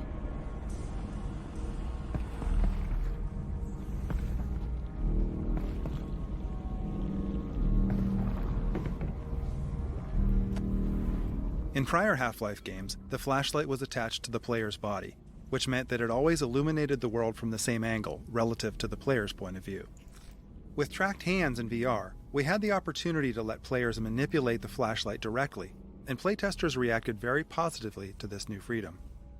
In fact, our earliest implementation of a flashlight in Half-Life Alyx was an object that could be picked up in either hand or even set back down. This allowed the player to put the flashlight down somewhere, providing illumination for themselves while they accomplished another task. Unfortunately, this presented the possibility that a player could leave the flashlight behind, which would have been a game-breaking scenario. Implementing the flashlight as an object that players had to hold also prevented them from holding something else in that hand, which was tedious to manage and simply too punishing of a trade-off. In particular, it meant that weapon reloading was a nightmare, because the player no longer had a free offhand to perform the reload actions.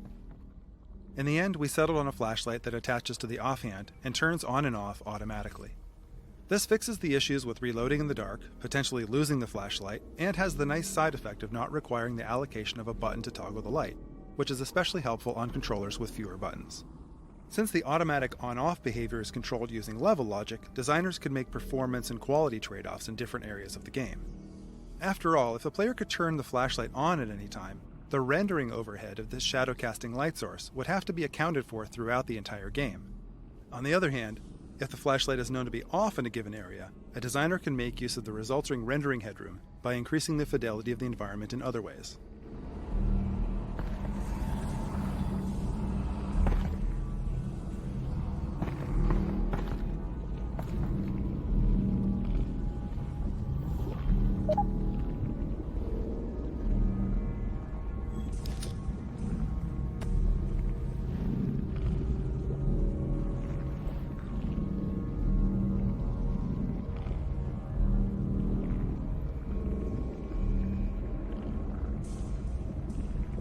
Oh, thank God.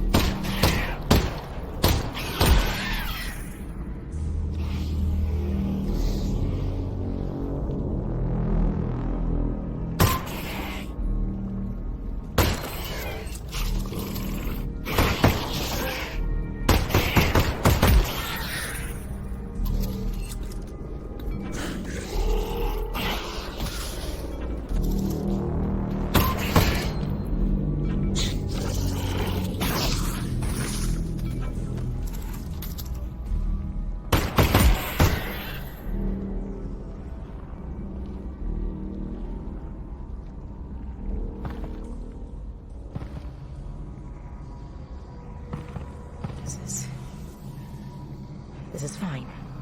It's really dark. Russ? Yeah? Can you just talk? About what? About anything.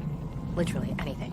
Well, I think that given our situation, your irrational fear of the dark is actually quite appropriate. You know, I can give you easily 100 reasons to be terrified. Okay, that was my fault. I'll be more specific next time.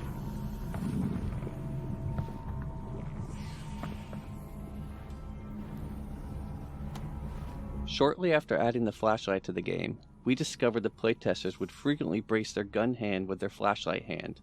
This meant that the players had to orient their flashlight hand awkwardly to align the light with their aim. We decided to make this an automatic behavior of the offhand whenever it was brought close to the grip of the gun. If you do this, you'll see that the offhand grips the gun in a natural pose, and the flashlight aligns with the aim.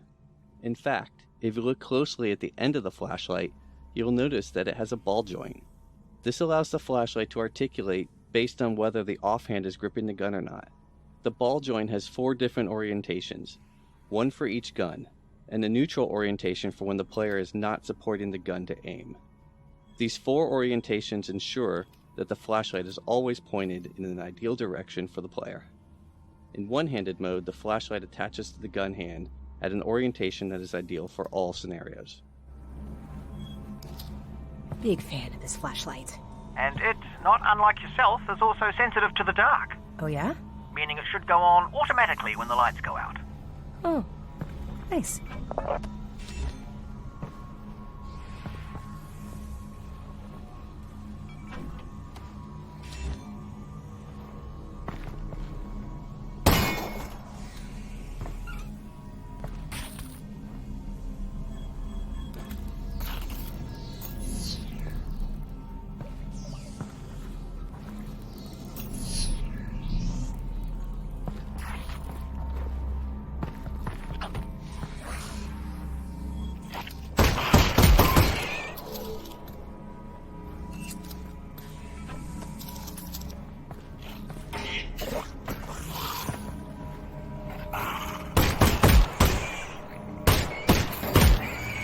Three more.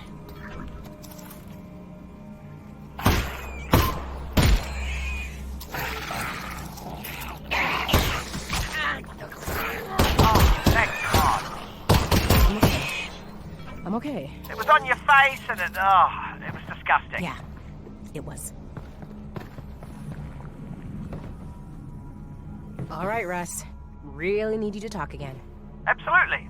Be specific. Before. What was life like before the Combine? Ah, excellent. Alyx, have you ever heard of a club sandwich?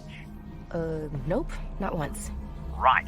To make a club sandwich, you need to start with bread. Not from a bread line, from a bakery across the street. Baked that day, okay? You add tomatoes, lettuce, not vegetable paste, fresh. Then you add bacon. That's from an animal we used to call the pig. You toast the bread, and you put all that inside it. You guys had all that? That's insane. It is, and I'm not done. Then you add a second sandwich on top of the first one. You put ham in it, also from a pig, and turkey from an animal we used to call the turkey, and more tomato, more lettuce, and a bunch of other things I'm forgetting. It was 6 inches tall and weighed 1 pound and had 12 ingredients from 5 different continents. It was the most impossible food item you could imagine in any age before ours. Wow. I know, right? That is... wow. Thanks, Russ. You're welcome, Alyx.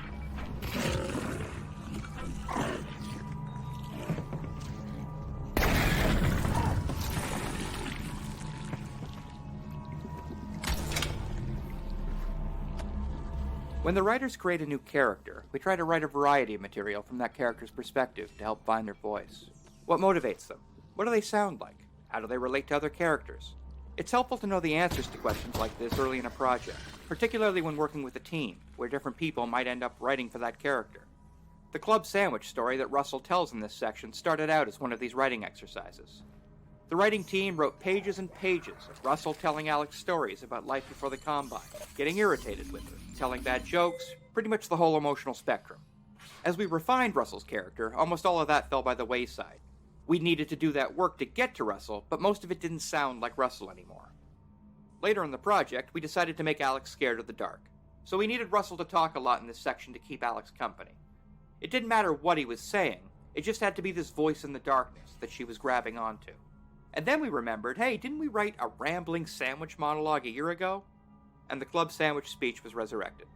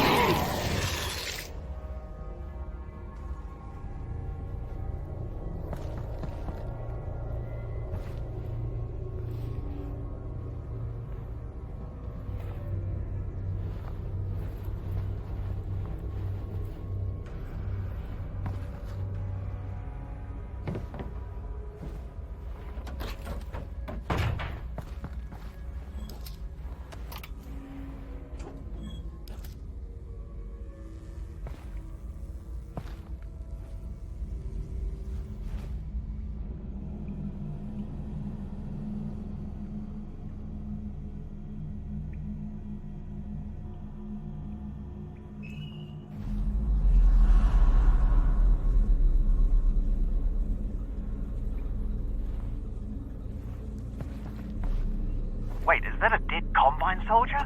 Yeah. When you guys were off stealing the reactor, I saw the Combine moving supplies in here. So, I guess they're interested in this place again. Right, we'll keep an eye out. Something's definitely up.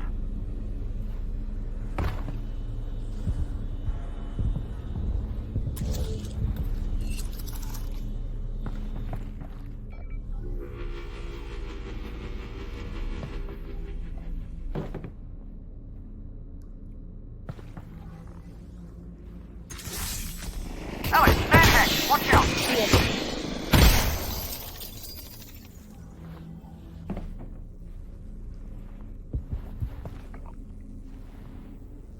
Okay, so, right now, what it's like to live on Earth on a scale of 1 to 10. I'd say we're at a 2. Yep, could always get worse. What would you rate it before the Combine showed up? Ooh, that's a toughie. I don't know. Good day? I'd say 6. Yeah, strong 6. 6?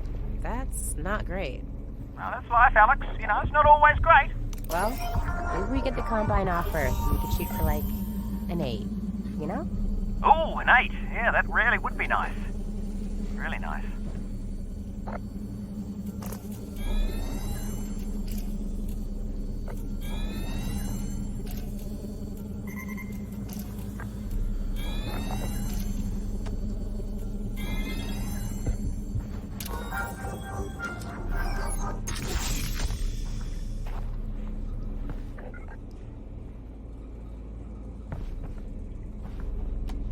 When building a Half-Life game, we try to start playtesting as soon as we can, even when we only have 10 or 15 minutes of gameplay built. We find it extremely helpful to see how players are reacting to what we've made as soon as possible. One of the major ways playtesting impacted Half-Life Alyx was in revealing how players reacted to the density of interactive elements in the world. Before we begin, we were already aware that players would likely spend more time paying attention to the details of the world around them in VR, but we were unprepared for how significant this would be. Seeing some players spend 30 minutes messing around with a single interactive object really opened our eyes. As a result of those playtesting observations, we spend much of our development time focusing on the environment around the player and the level of details and interactivity to be found there. It might seem surprising that we didn't start with the assumption that we wouldn't need to spend that amount of time on the world, but the reality of game development is that we always have a finite amount of time to build a game and we're always making trade-offs. In the ideal case, we spend our finite time on whatever contributes the most to the player's experience. So, playtesting early and thereby getting a better sense of what elements are contributing to the player experience help us understand where to spend the limited time we have. In this case, those early playtests told us to significantly increase the amount we should budget for creating the world details and interactivity.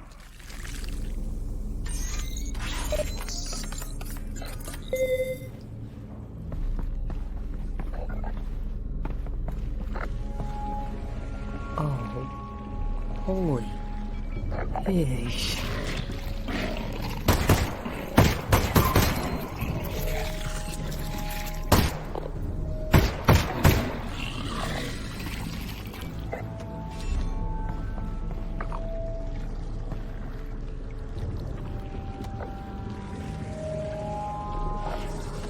Barnacles are a unique enemy type in Half-Life Alyx in that they are static and often situated above the player's natural view direction. During testing in confined or dimly lit spaces, we often saw players walk into barnacle tongues without noticing them. One way we addressed this was with audio. In particular, we made idle barnacles emit subtle breathing, croaking, and grumbling sounds like the following.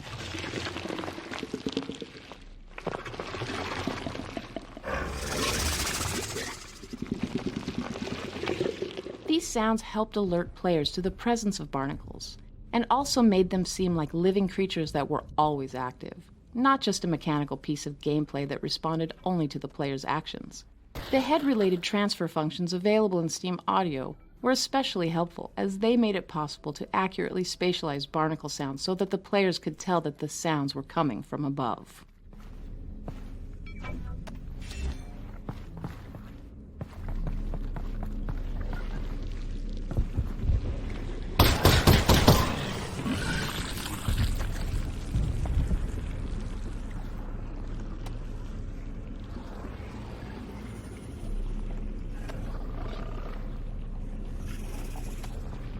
early incarnations of manhacks were frustrating to fight in VR, since their audio was not providing enough information about their location.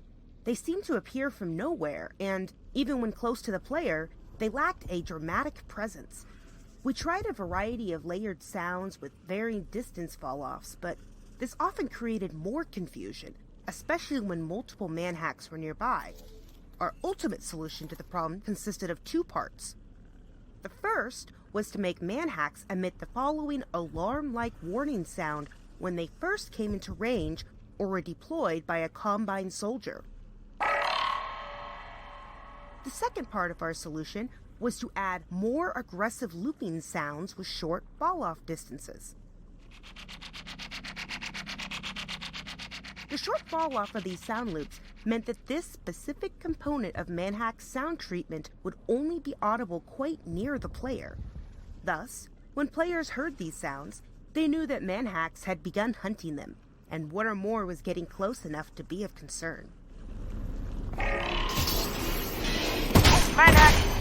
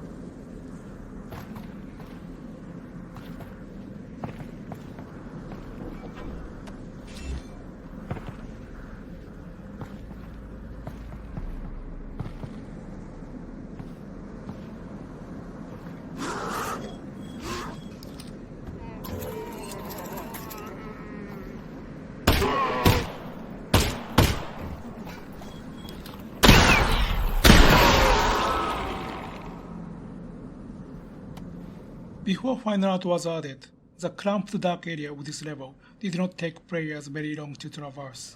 But as the fidelity of the game increased, players spent more and more time getting to this point.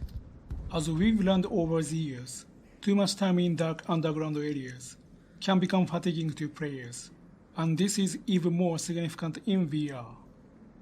This outdoor section provides a change of pace and a brief respite from the dark. Not only does it give players something visually different and interesting to look at, it allows them to clearly see and assess threat in open space, allowing them to get some easy kills with a little stress. It was also important to provide some variety here, as players are about to head into dark area that requires precision shooting and flashlight usage.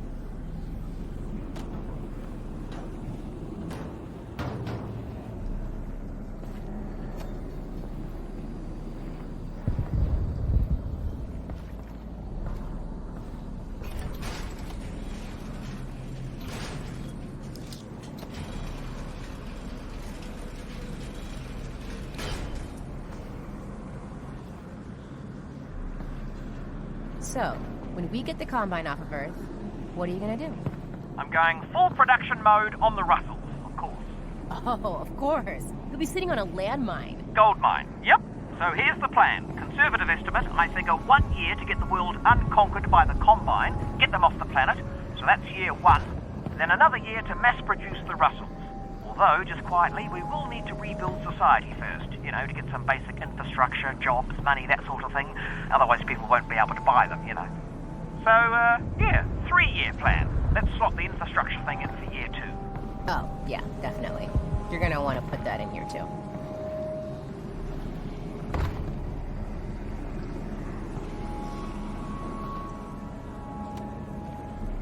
This section, with a multitude of explosive barrels embedded in Xen overgrowth, was designed to switch up player expectations and change the pacing of the level.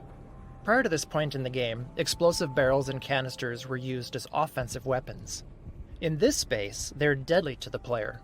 If a barrel or canister does explode, it sets off a fatal chain reaction. This change in priority forces players to aim carefully and adds intensity without combat. This has the positive side effect of training players to utilize the pistol even more effectively. While the automatic alignment of the flashlight with a braced weapon is useful in direct combat, in this section we observed players taking advantage of the decoupled weapon and flashlight, as they illuminated and targeted barnacles in the intricate Xen foliage overhead.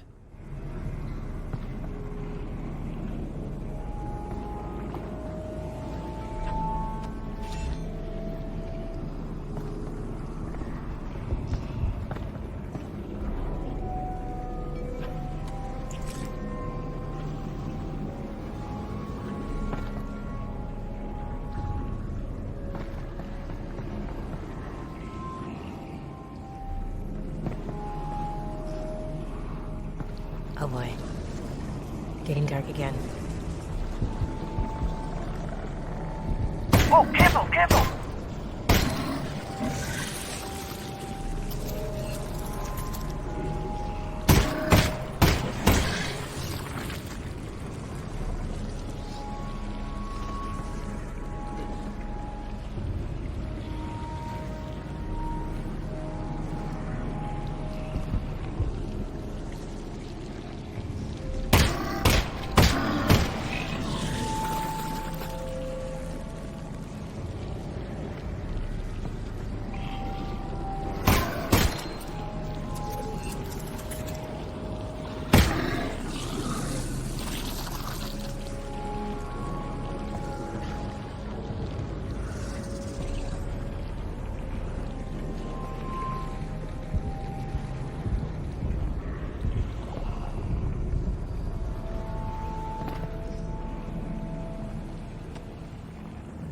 We decided early on that the environments we wanted to portray in Half-Life Alyx would benefit from an investment in high-quality volumetric lighting.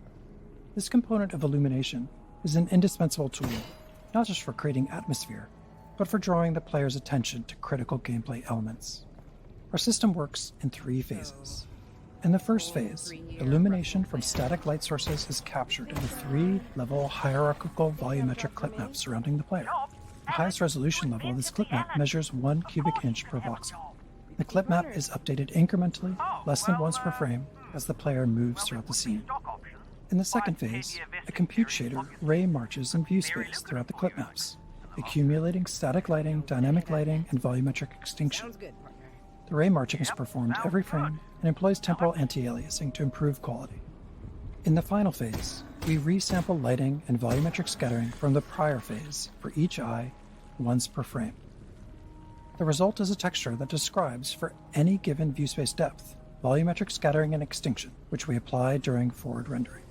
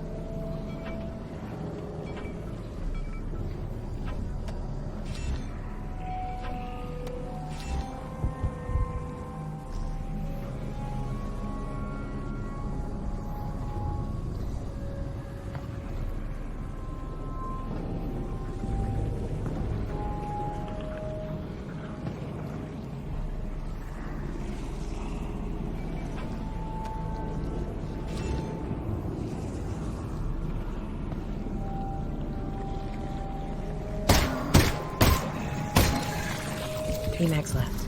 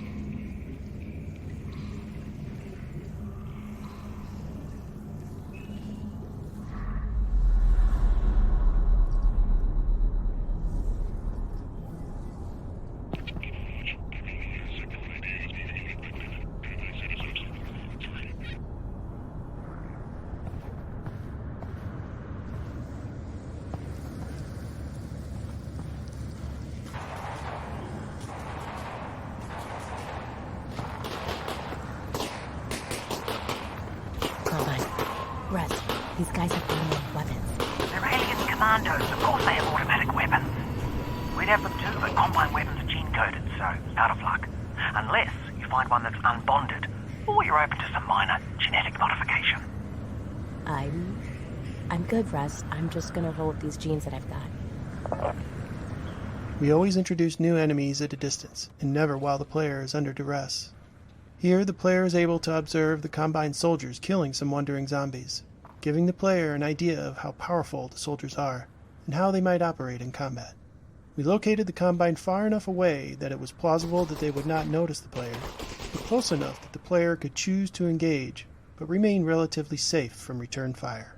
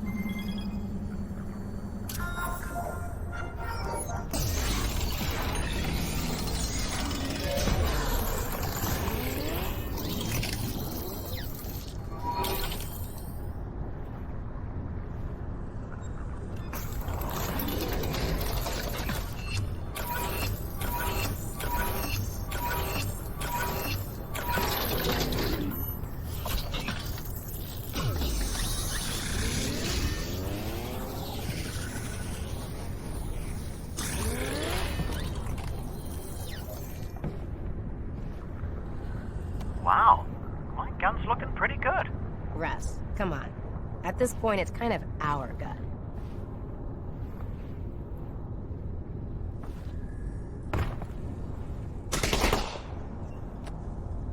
The first encounter with a Combine soldier caused a number of issues in playtesting. The biggest one was that players were often surprised when the soldiers started shooting at them. Some players who were new to the Half-Life series had no idea who these soldiers were. But it's also been hours of game time since players saw another human, and we found that many players weren't willing to immediately start shooting. Some players also wonder why Alyx moved so quickly to killing other humans. This area was designed to demonstrate that Combine soldiers are hostile and will attack on sight, giving the player a reason to want to shoot back. It starts with the dialogue preceding the encounter, where the player overhears the Combine discussing the problem of scavengers in the quarantine zone. Then, when the player finally achieves visual contact with their first Combine soldier, they witness that soldier in the process of executing a civilian scavenger.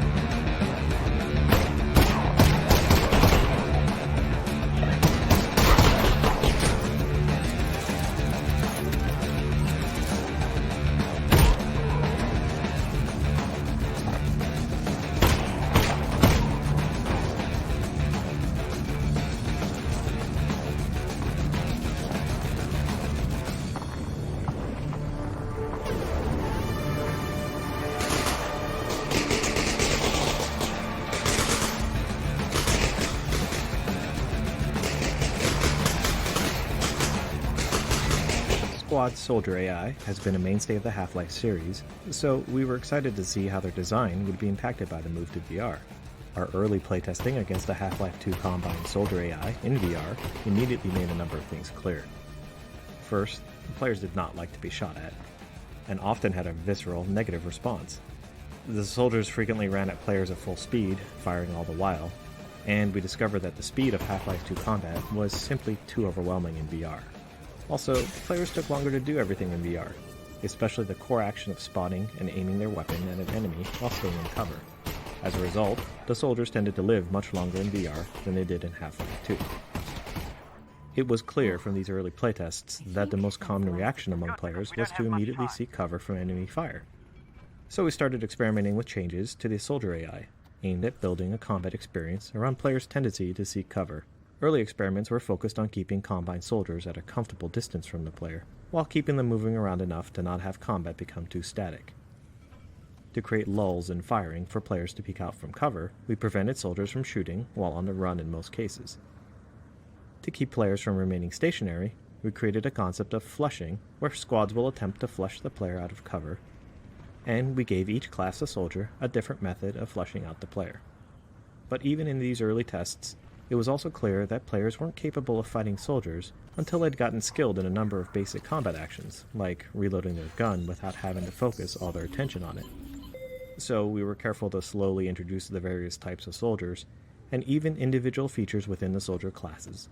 For example, these early fights against Combine soldiers only feature the basic grunts, and these particular grunts don't carry grenades. This means they don't actually have the capability to flush a player out of cover. We found it was important in these first fights to give players all the time they need to learn to use cover effectively, before we start introducing enemies that could try and flush them out. Control station override nearby.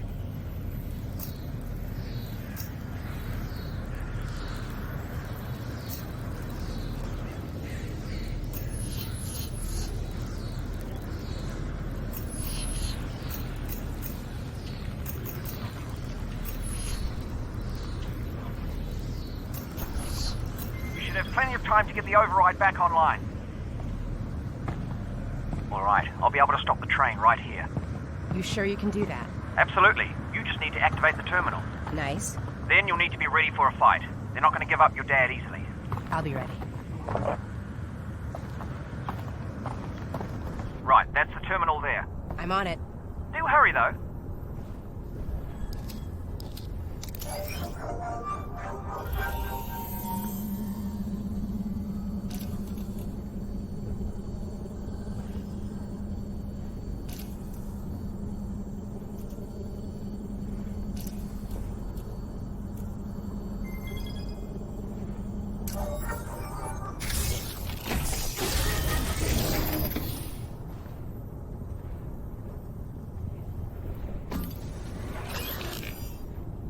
There must be a battery around here somewhere.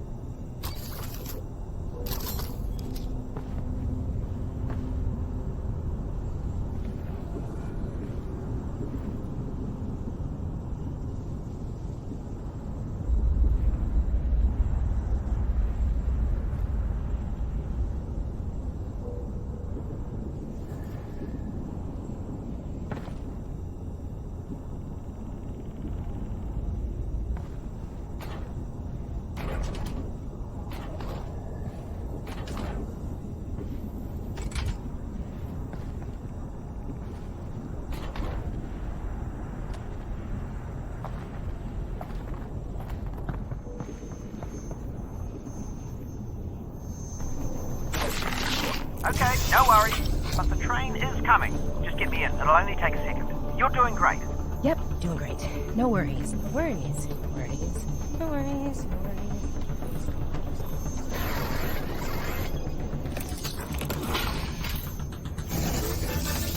Okay, now just re-engage the system.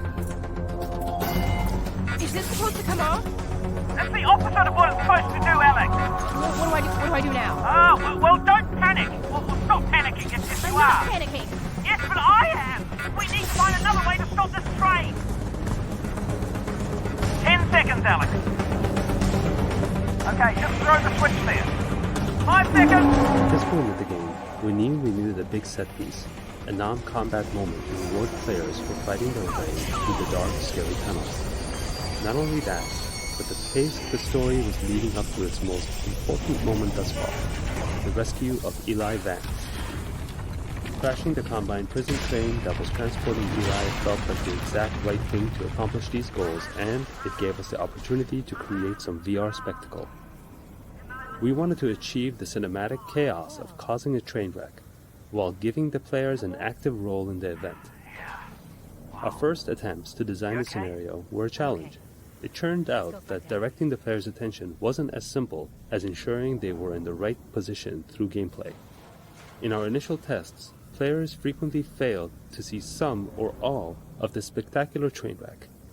The crash was one of the first destruction sequences we put into the game, so we had a lot to learn about player behavior in VR and how to direct the player naturally to immerse them in the chaos. On top of that, to continually hit our target frame rate, we needed to create a cascading series of events, so that only some of the destruction was happening at any given time. Sound design, level design, effects, and animation had to be carefully coordinated to lead the player's attention through each stage of the wreck. For example, at the start of the crash, we used the sounds of train cars piling up in the distance, encouraging players to look in that direction before one of the train cars lifts up and blasts through the concrete connector. At the end of the sequence, the smokestack collapse is used to direct the player's attention to their eventual path forward, and we wanted players to witness its destruction. Before bringing down the smokestack, we gave players a brief moment of rest, and, again, used sound to draw their attention to the smokestack. Initially, we used a rumbling sound preceding its collapse, but we found this to be too subtle in practice, and instead added the transient explosion sound, which drew the player's attention towards the smokestack more reliably.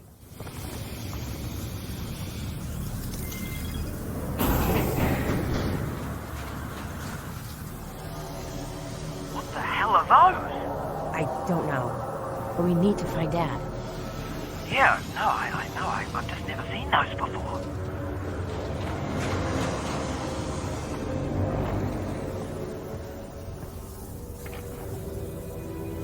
That's your dad's prisoner pod. Oh my god. Where's Dad? Dad? Dad? Dad! I'm over here, honey. Okay, I'm gonna reach out and pull you up. It's gonna be okay. You ready? Yeah, I'm good.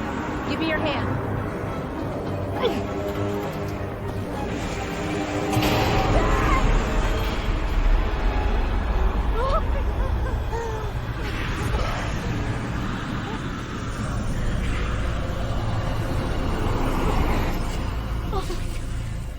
Alyx Banks, I have come to help, as I said I would.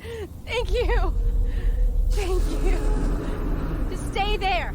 I'm gonna figure out how to get over to you. No! Alyx, listen. The thing Russell and I found is some sort of super weapon. A super weapon? It's something big. They got it here in the QZ in some kind of vault, but they're about to move it. Where, I don't know, but it's gonna be soon. Then we gotta steal it before they do. Yes! And look. I managed to pocket this Combine data pod. If I can decrypt it, we can figure out how to use their weapon against them. So what's the plan? You head to the vault. I'll take this thing back to Russell's and get to work. Wait, where is the vault? Dad, where's the vault? Look to the northern star. Yes. Look to the star. Got it. Dad? It's right in the middle of the QZ, and it's big. Get above ground and see what you can find. I will accompany the Eli van and ensure safety. Great. Thank you. Dad, I'm gonna go find this vault. Go! Stay safe, baby. I love you. I love you too. I love you too. Thank you. For the rescue of Eli, we wanted to create a tense, just out of reach moment where the player physically saves him. But for the rest of the story to work, Alyx and Eli had to take different paths at the end of the scene. We tried a few different approaches, including a version where Eli was hanging from a ledge just in front of the player, and the player could reach down to attempt to grab Eli's hand to pull him up. In practice, however, players' hands would collide with the real-world floor. Not only did this make it impossible to reach Eli, it took players out of the moment, wrecking the emotion of the scene. Since Eli and Alyx had to take different paths, we tried an approach where Alyx rescued Eli, but he was injured and couldn't proceed. Unfortunately, many players would stick around, not wanting to abandon him. Eventually, we arrived at the solution that shipped in the final product. Separating Eli from the player with the Vortigaunt's rescue made for a much more meaningful return and fulfillment of the Vortigaunt's promise to help Alyx. The datapod that Eli found was an addition that not only let us integrate Eli back into the story later, but also gave him something to do, so there was a much stronger reason why he would not accompany the player on their journey going forward. Hey, Russ, keep an eye out for Dad, okay? I'll let you know if he gets here. When he gets here.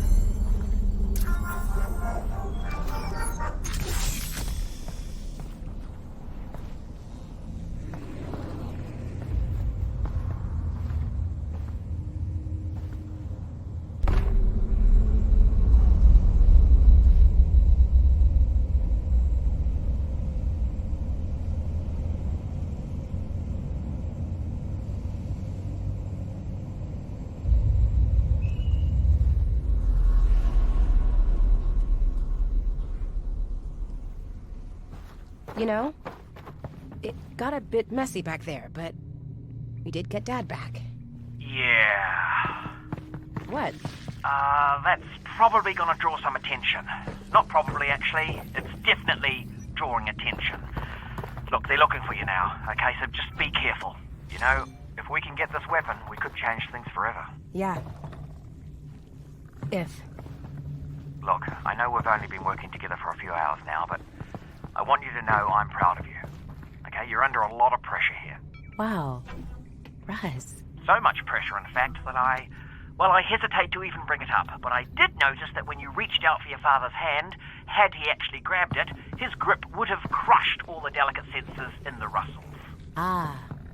Okay. Totally understandable, and would have been worth it, by the way, in this case. Right. Having said that, I have a hard time imagining another situation where that would have been the case.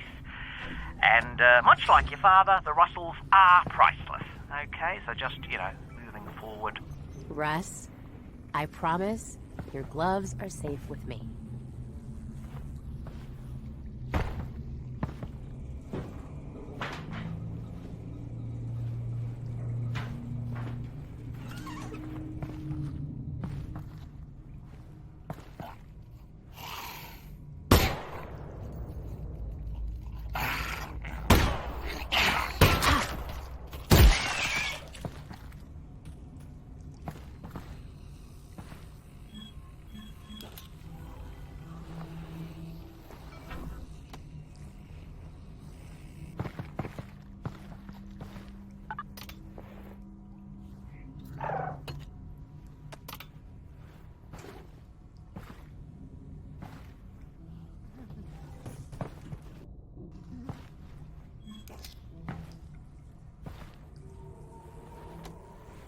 Early on in the project, we spent some time experimenting with the classic Half-Life crowbar.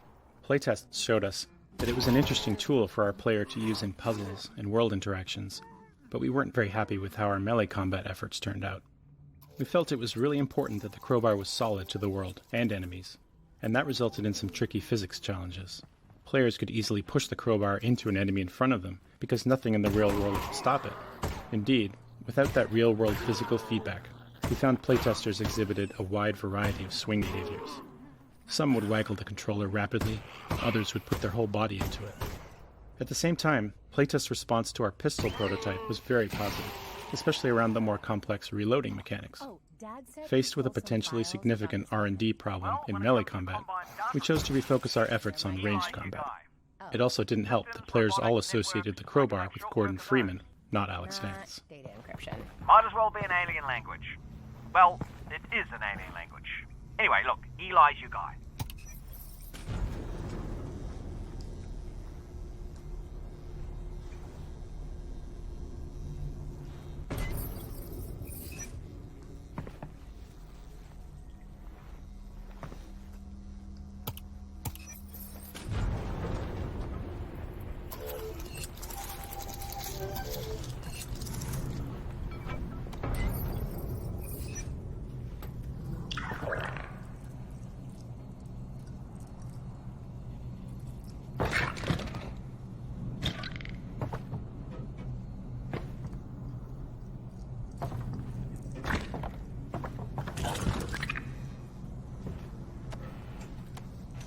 Alyx, look out the window.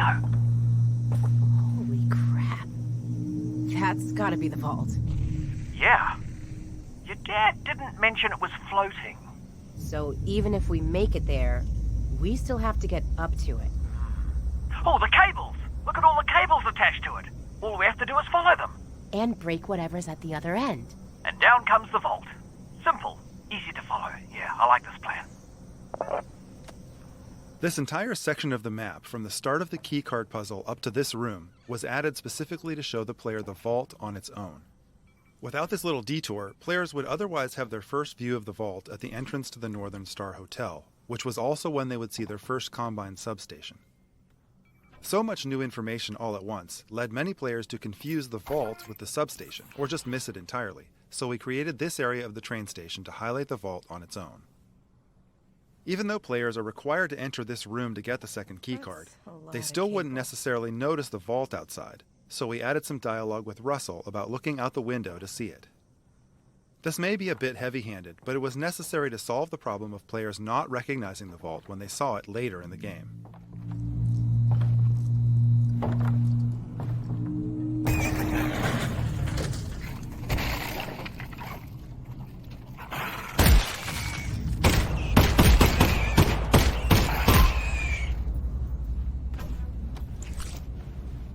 Have you heard any Combine chatter about Dad escaping? No, nothing. It's all about sending reinforcements into the quarantine zone. On the plus side, that means Dad is still on his way back to you. We'd have heard if they recaptured Eli Vance. And on the downside... Getting to the vault isn't going to get any easier.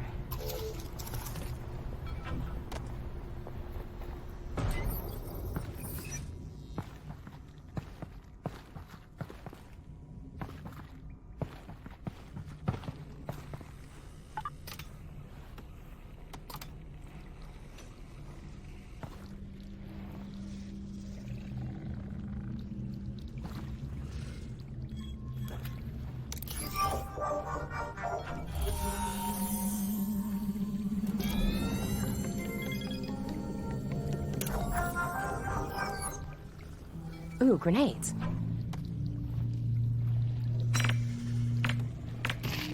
Total waste of grenade. Worth it. Agreed.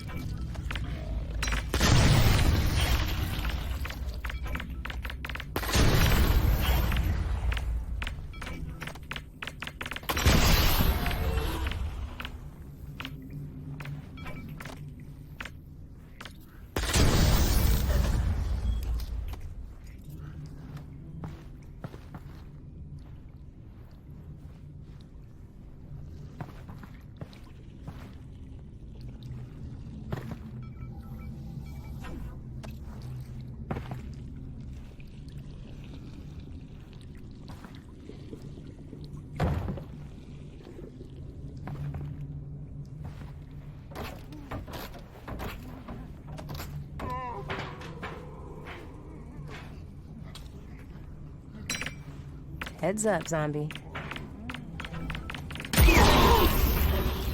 Look out.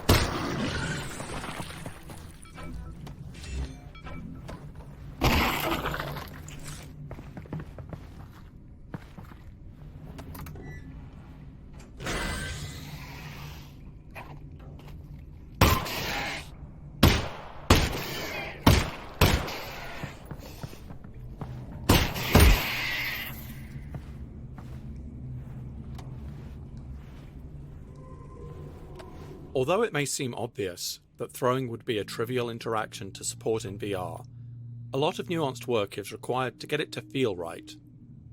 And if we were going to build puzzles like this one, where the player must throw an armed grenade through a high duct, throwing needed to work well. A typical VR game running at 90 frames per second will read the sensor data from the track controllers once per frame. This means the data is read every 11 milliseconds. That may seem like a short time step, but when throwing, a user can easily move their hand 15 centimeters or more in that amount of time. Additionally, the player may release the object by opening their hand or releasing the trigger at any point during their throwing motion. This makes reconstructing the act of throwing a virtual object an interesting signal processing problem.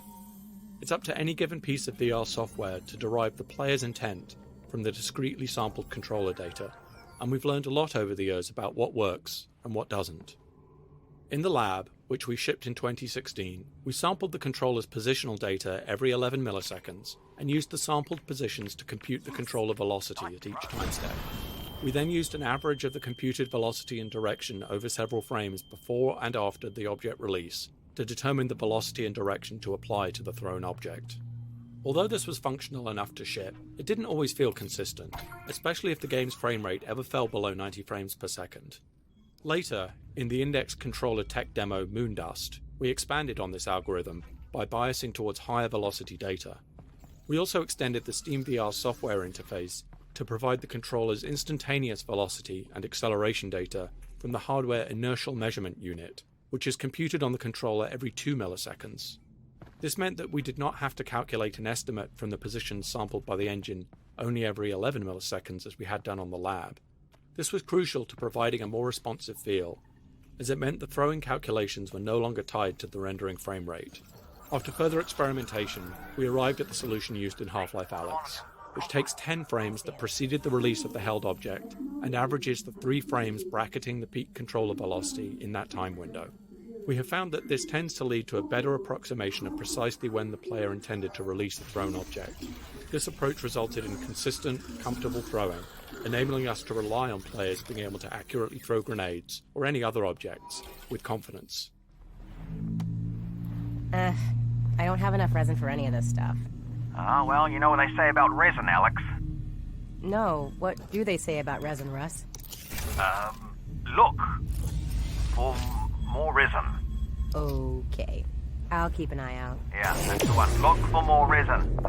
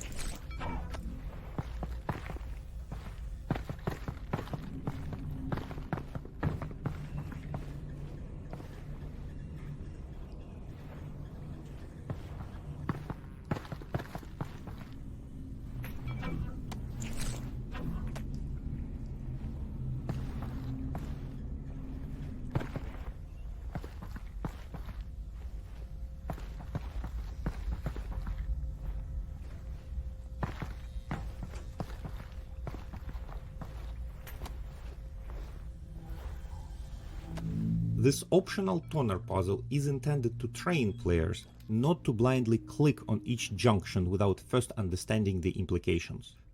This particular puzzle is designed to have the side effect of tripping a fire alarm if the player merely clicks on each toner junction they encounter without looking ahead. An observant player can easily solve the puzzle without tripping the alarm, but a careless player will trip the alarm, causing a Combine soldier to come storming around the corner to investigate the noise.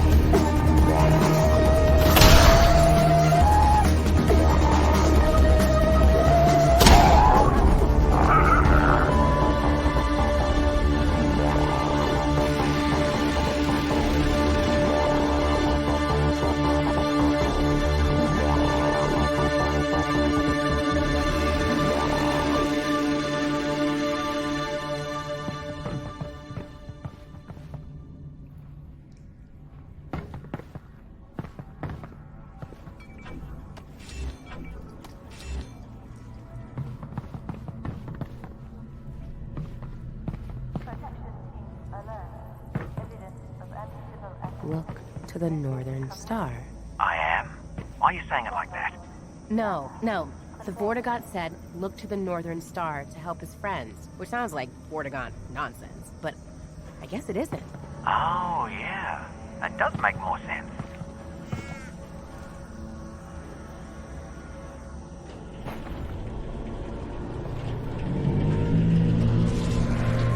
That's some sort of Combine substation. They usually generate power and host security protocols. Like the power and security you'd need for a giant vault.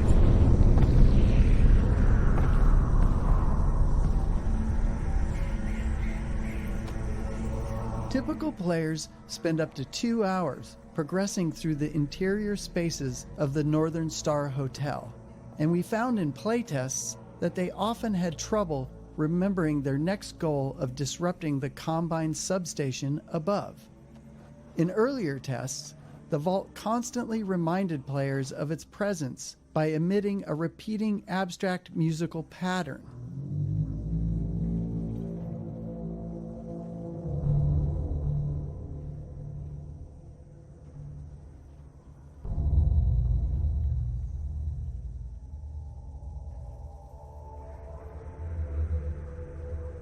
This pattern works so well at drawing and keeping the player's attention that we expanded and fictionalized it as a semi-musical sound design pattern, which we changed to emit from the Combine substation, representing it collecting and transmitting Vortigaunt energy to the vault.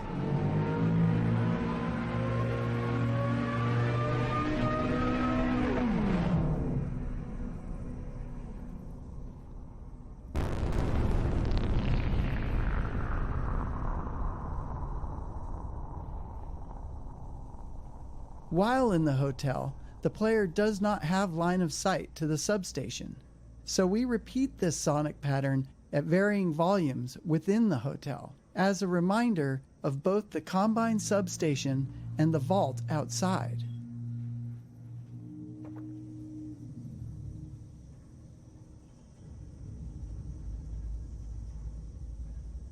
In fact, if you look closely at the Xen foliage when you are in the hotel, you will notice that it reacts visibly to the overspill of Vortigaunt energy as it flows from the substation.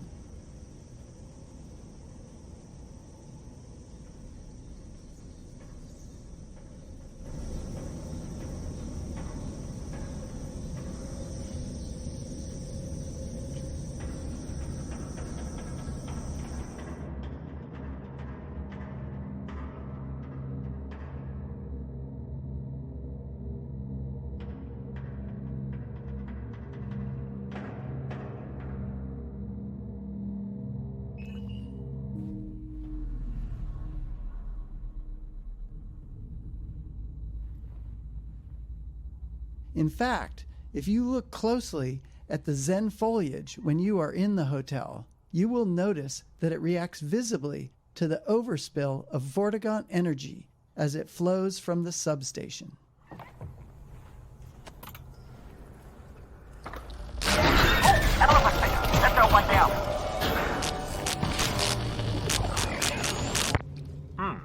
That was weird. And the power's out. Looks like they're digging the stairs.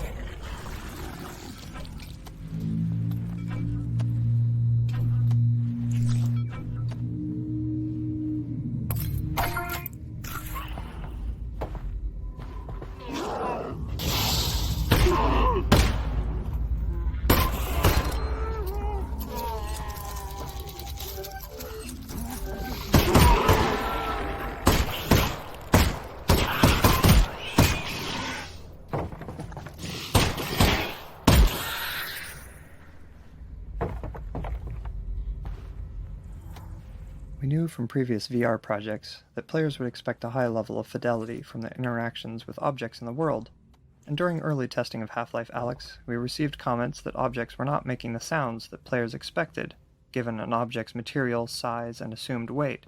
This led us to a more granular approach to physics sounds than we had used in prior products. For example, in the past, we would have used a single physics sound for all objects of a certain size and material. So, we would have had one sound to represent collisions of small metal objects, another sound for large wooden objects, and so on. For Half-Life Alyx, we built up a new library of object-specific sounds so that we could distinguish between similar objects, like a piece of silverware and a small metal can. Not only do we now have a library of almost 2,000 object-specific physics sounds, covering over 160 different objects, but we can further alter the sound at runtime based on an object's impact velocity and the hardness of the material it collides with. In some cases, we even layer in sounds representing an object's contents, such as matches in a matchbox or fuel in a jerry can, which can be heard when those objects are shaken by the player or collide with something at high velocity.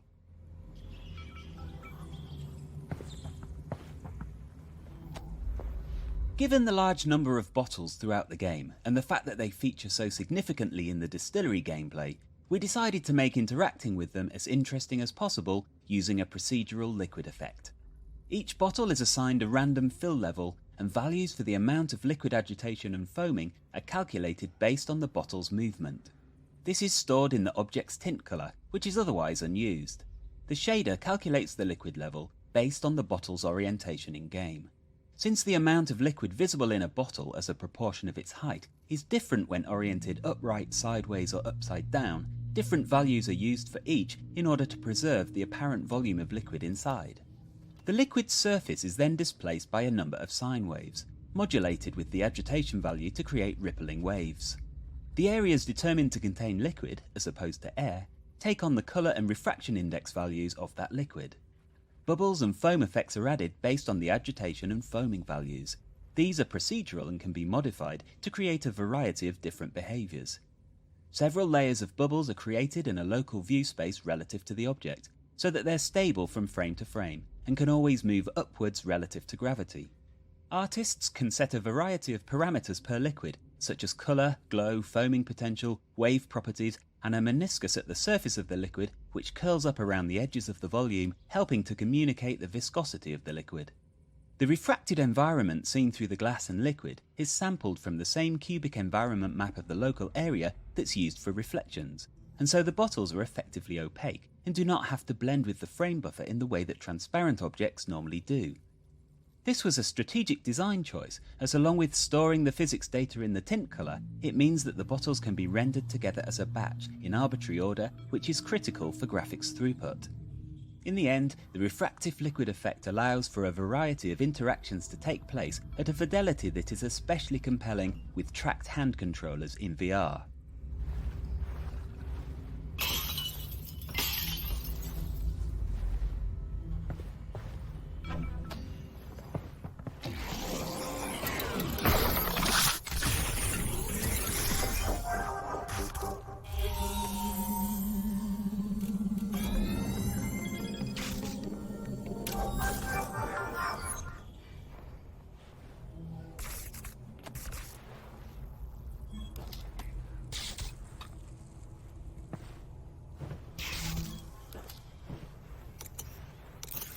Here we go. This hotel's ancient. The wiring's gonna be a real rat's nest.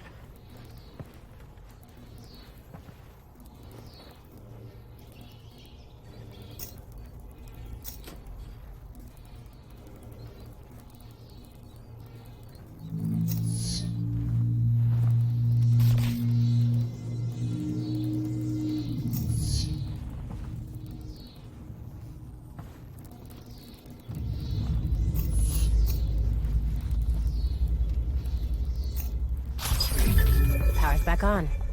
Let's check the elevator.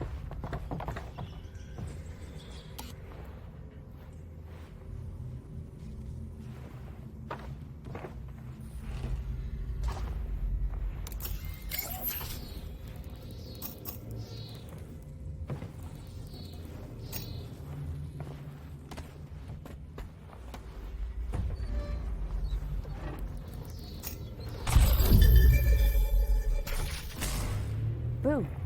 Power back on. And up we... Looks like we're taking the ladder.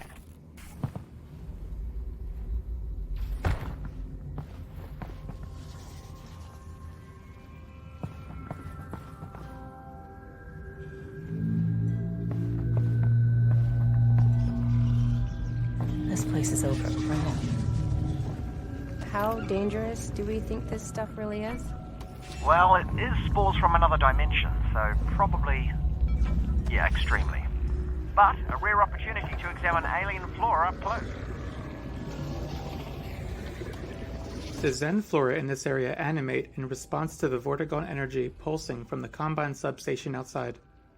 Since the substation itself is not visible from inside the hotel, it was important that we continue to remind players of its presence using audio and visual cues, and the Xen flora provided a perfect opportunity to do this.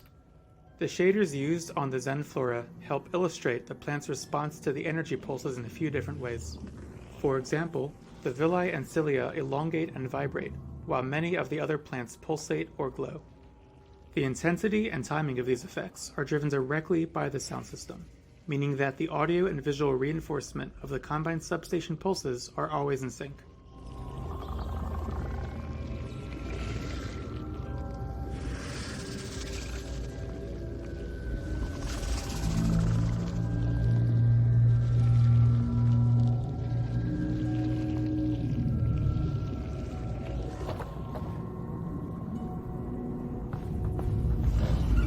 Oh, careful of those pustule things.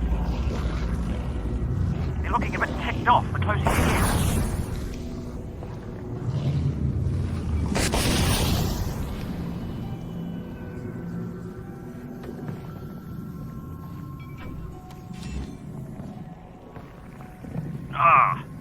I'm really starting to think I shouldn't be breathing this stuff.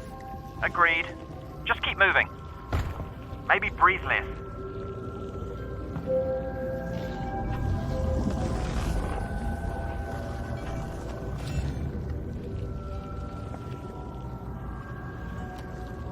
Breaching the quarantine zone revealed a new hidden secret of the city. Alien plant life from Xen has taken root on Earth and has been thriving in the shadows of City 17.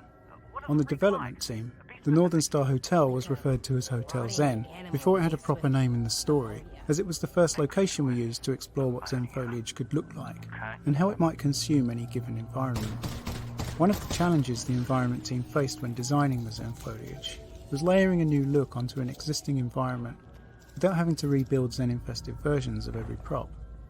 We relied heavily on texture blending and kit bashing of Xen foliage shapes to handle most of the big environmental changes when Xenifying a scene. We also added some new features to our level editor Hammer, which allowed for more creative manipulation of assets to reduce repetition. For example, we could pose certain types of meshes such as the Xen tentacles. These could be placed, scaled, stretched and manipulated to snake through an environment, giving a handcrafted look without every asset having to be built for a specific location. These elements were editable in Hammer so they could be adjusted at any time, but were baked into static meshes when the map was compiled to improve their runtime performance.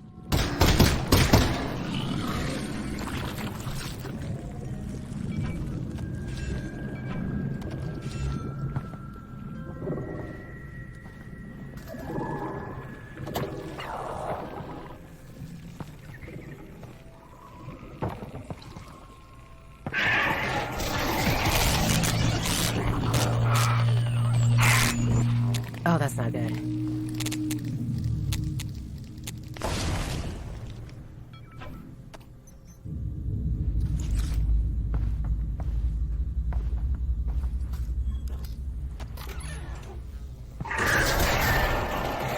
see that?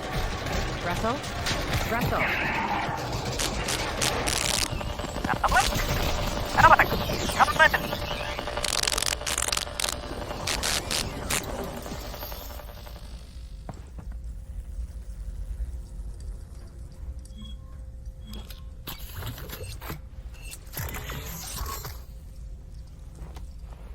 The Reviver, one of the new enemy types introduced in Half-Life Alyx, arose from our observation that playtesters enjoyed searching their environment in VR much more than they had in traditional games.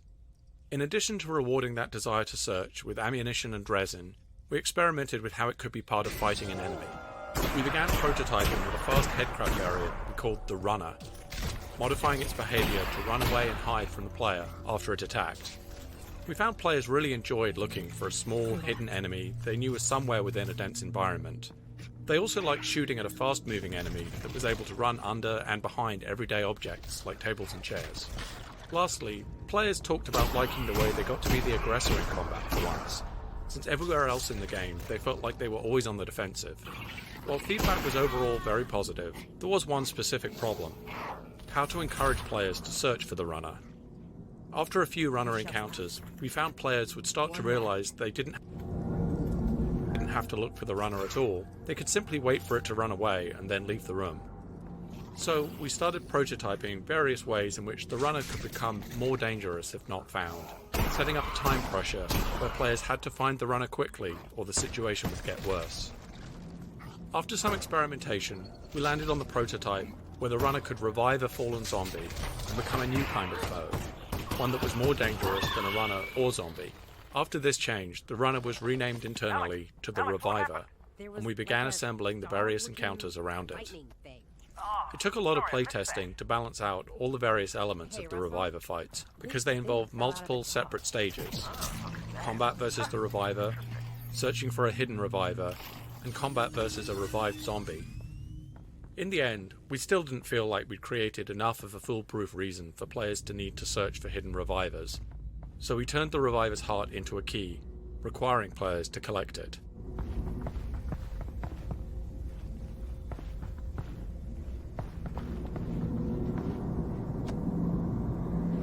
This is the room featured in the very first shot of the Half-Life Alyx announcement trailer. It's not an obvious choice for that use. The room is dark, not particularly colorful, and it's a pretty pedestrian corridor. Cleaning supplies and laundry baskets are not in themselves attention grabbers.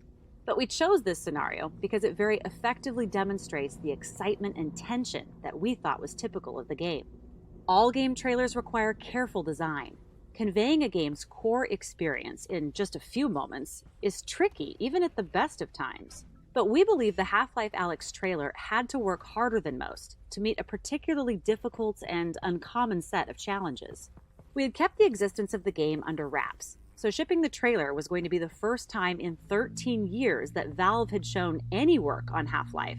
On top of that, the trailer had to quickly communicate that Valve had chosen to make the next installment of Half-Life a VR game.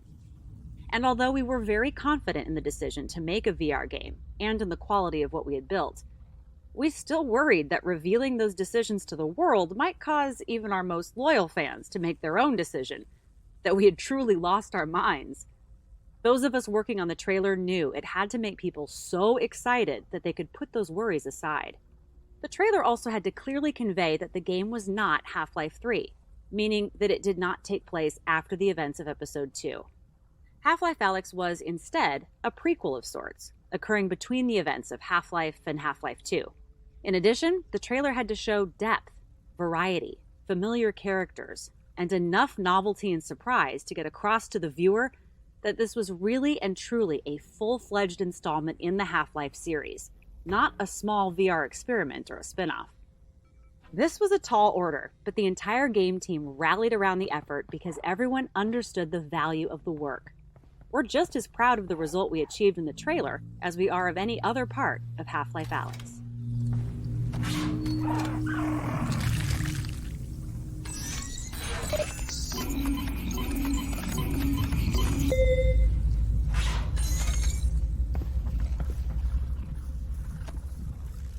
An enemy's animation can elicit a powerful emotional response from players, especially in VR. While developing the Reviver, we learned that sometimes a character performance can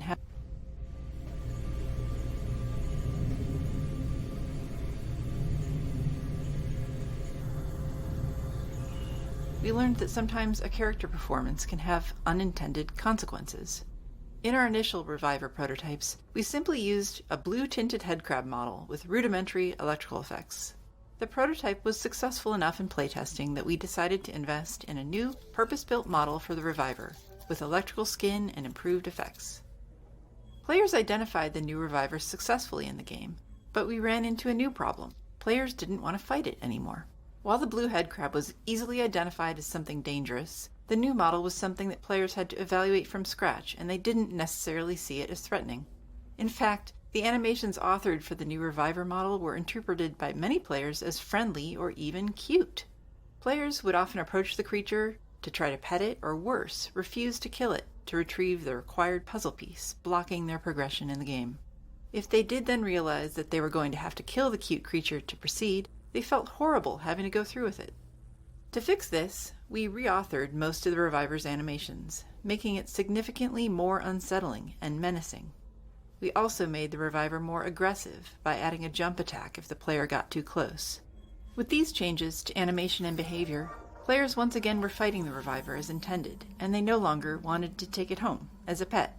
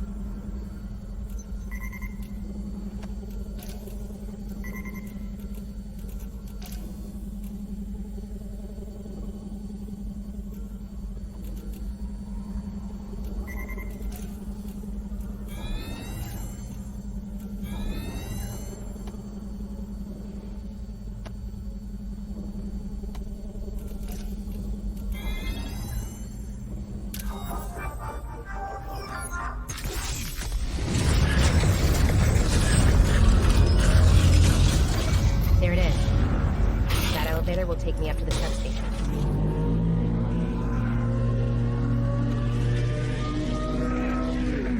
Half-Life Alyx supports 3 types of player movement: continuous movement, shift teleport, and blink teleport.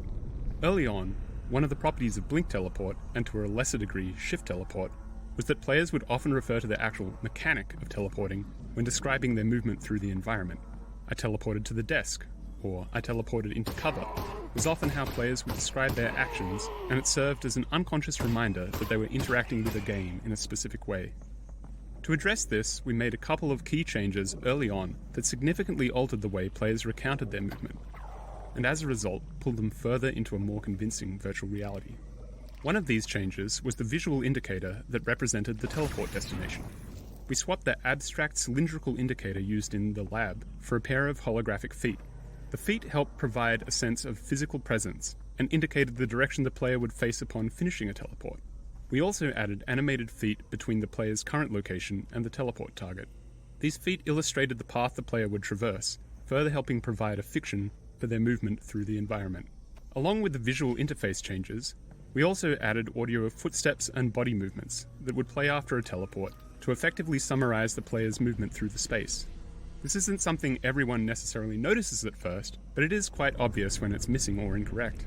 Footstep audio transformed how players described their movement through the world, and players would often refer back to movement in the environment as walking or running, as opposed to referring to game terminology.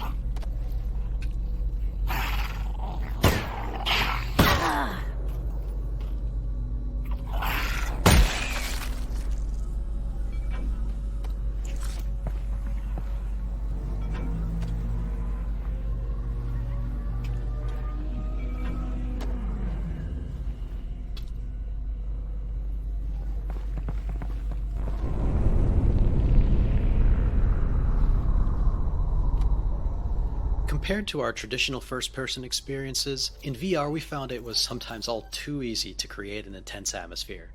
This can be to the game's advantage, but it can also be detrimental in cases where our focus is on training players in some new mechanic. In intense situations, players frequently fail to notice or retain critical information. As a result, we often had to reduce tension in areas of the game where we were introducing players to something new. The audio of the reviver here as the player descends beneath the hotel is designed to ease players into the idea that they will be encountering the creature that they had briefly seen as they entered the hotel earlier. The reviver's scream and its shadow on the wall are designed to reduce tension by indicating the position of the reviver around the corner, removing any potential surprise.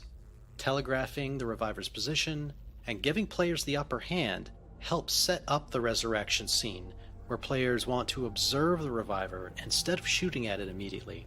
This is critical because this is the first time the player sees the reviver reanimating a zombie, and if players are too distracted to take it in, they won't be successful in the upcoming fight. Oh my god, it went into a guy. Russell?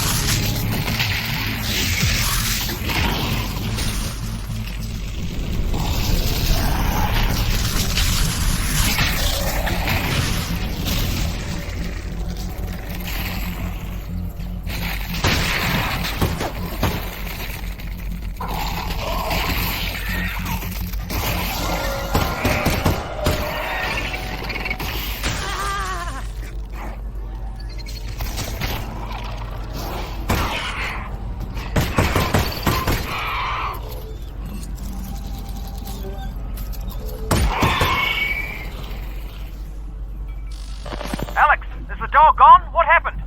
New development? It went into a dead guy. No. Yes. I had to shoot both of them. It was nuts, Russell. It sounds nuts. Oh, it was.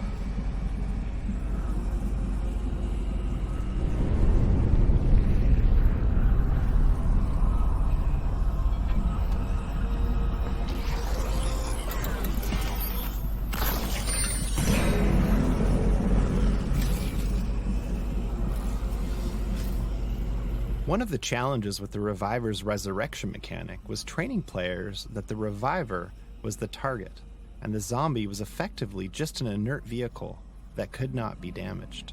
This was a significant departure from what we had been training players to expect. Up until this point in the game, players would see a zombie, shoot at it, and as long as they hit it enough times, it would die. The Reviver breaks that expectation, and in early tests, players thought the game was broken when the zombie wouldn't die or even react to being shot. We had to make a number of changes to revive zombies to train players that this behavior was intentional. First, we designed the revived zombies' introduction animation to use particle effects and audio to draw attention to the changes that result in this new type of combat. Second, we substituted in dull particle and impact sounds to make shooting the zombie feel less impactful than it did in previous encounters with ordinary non-revived zombies. And finally, we modified the revived zombie so that it doesn't play any flinch animation or respond to bullet impacts, further communicating to players that its behavior is different. We also used the Reviver itself to illustrate the new combat experience. Electrical effects were added to indicate the Reviver's movement inside the zombie, with a bright pop and glow as it emerged at a new location on the zombie's body. With these new visuals and satisfying impact sounds and screeches from the Reviver when hit, playtesters were no longer confused and consistently enjoyed the new combat mechanic.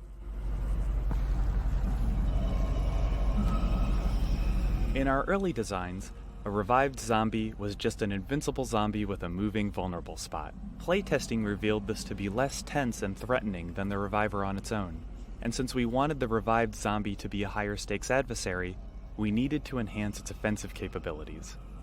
As a natural extension of the electrified nature of the Reviver, we chose to create an electrical field around the revived zombie, so that players who got too close would take heavy electrical damage. This worked well for many playtests, until we observed a player who was a proficient real-world marksman. This player was able to easily defeat the revived zombie without ever being threatened by it. In response, we gave the revived zombie its electrified ground counterattack, which forces players to change positions to avoid damage. This created a cadence of attack and retreat that was more tense and satisfying for all players. Since a VR game must always be rendered from a virtual camera that matches the player's own point of view, we have limited opportunities to control what the player sees. Elevators are one of the few tools we have in VR to direct the player's view. A rising elevator like this one can be used similar to a crane shot that you might see in film, going from one elevation to another, revealing a beautiful vista or dramatic story beat. In VR, elevator rides can be challenging to make comfortable, as the motion of the virtual elevator is inconsistent with the player's own vestibular system.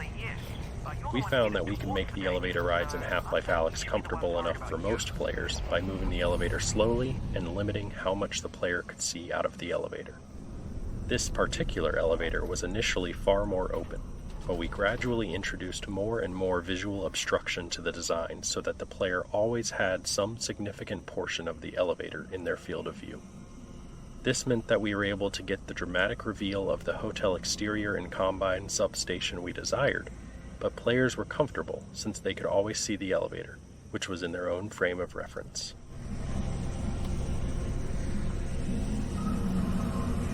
After exiting the elevator, the player gets their closest view yet of the Combine substation attached to the exterior of the hotel. While the Combine architecture can veer into the abstract, it's often at its most successful when contrasted with a human structure. Beyond this, we always try to drive the visual design with an invented function, ideally to support the gameplay or story. In this case, the routing of some unusual power source to the vault from various parts of the city. The player doesn't know it at this point, but this substation is designed to essentially torture the song out of a group of Vortigaunts who are housed in the attached pod farms. The output is collected from the Vortigaunts before being reharmonized by a single conductor Vortigaunt via the cable tuner apparatus seen at the root of the transmission cables that run up to the vault itself. This design gave us the opportunity to subsequently meet another Vortigaunt and acted as enough of a constraint to allow us to design an interaction that would physically compromise the substation as the player exits the hotel in the next map.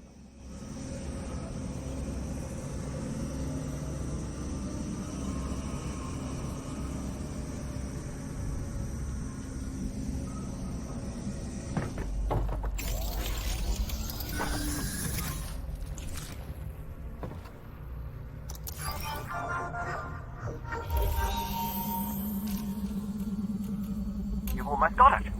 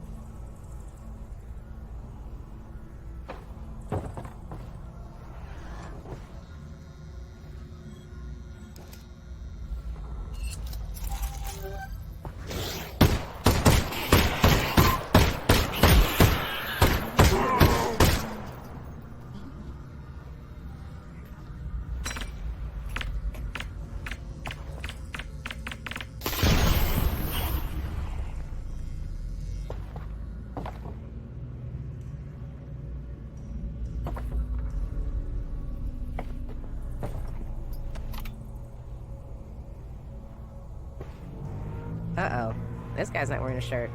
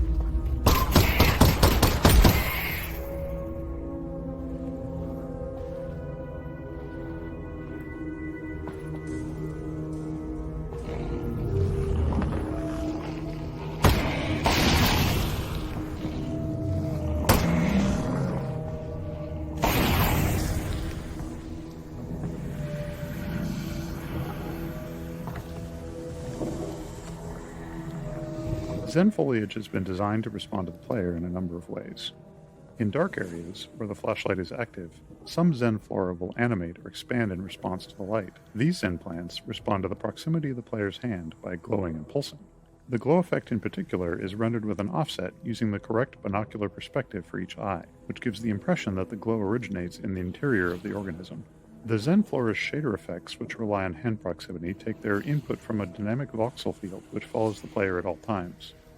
The player's hands effectively draw motion trails in this voxel field, which can be sampled by the foliage's shaders to drive deformations and other shading effects.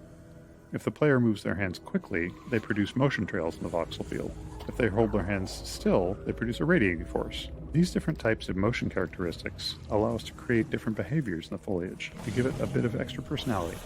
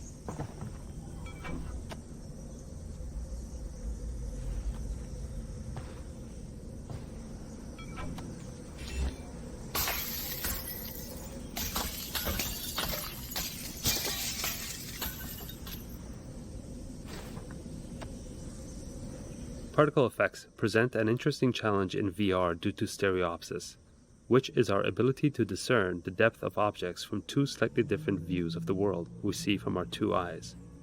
Traditional particle systems, as seen on the left, were typically implemented as a series of flipbook images displayed on relatively large polygons, which orient to face the player. Each series of images would contain effectively a little movie of a more complex phenomenon like a wafting puff of smoke or a flickering flame and so on. For the monoscopic rendering used in non-VR systems, this approach holds up well and is widely used across the industry. Because of the stereo rendering used in VR, however, players can easily see the flat cards resulting in the unconvincing effect seen on the left. To address this, we had to update our particle rendering techniques for VR. The particle system on the right is an updated VR-friendly version of the older effect seen on the left. One technique we used on large cards, like the ones used in this smoke effect, was to create some drag on the card's reaction to the player's head movement. To do this, we created another particle system which lagged the player's position and was used as a player camera for the facing direction of the smoke cards. By removing this one-to-one relationship of head motion to sprite rotation, we were able to give the impression that the smoke effect was volumetric. In addition to using more 3D elements in the creation of our effects, we also often use the post-processing bloom on particles to help visually merge elements that otherwise would appear as a set of flat planes.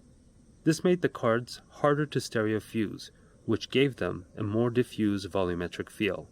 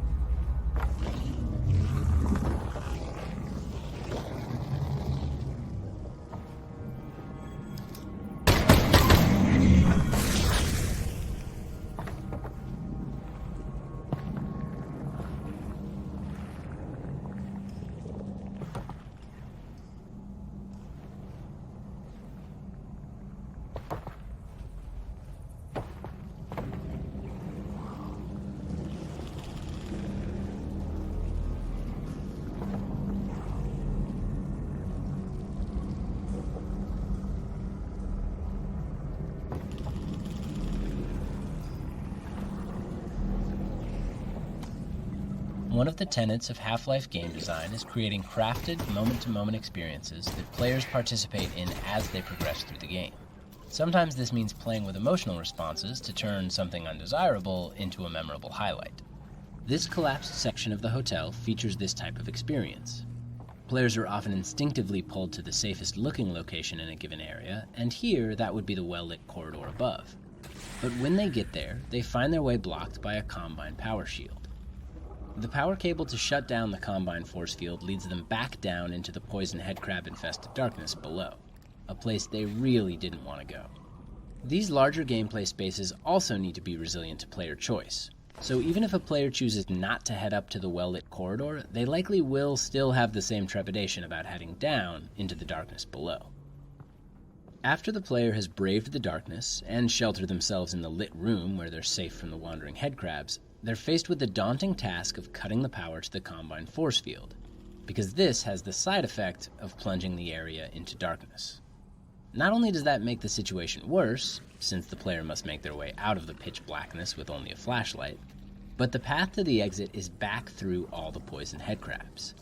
We spent a lot of time tuning this experience through careful playtesting and evaluation, and often, when recounting their travels through the hotel in post-playtest discussions, players would recall this moment of being plunged into darkness as a high point, managing to combine a feeling of amusement with the overall sense of dread.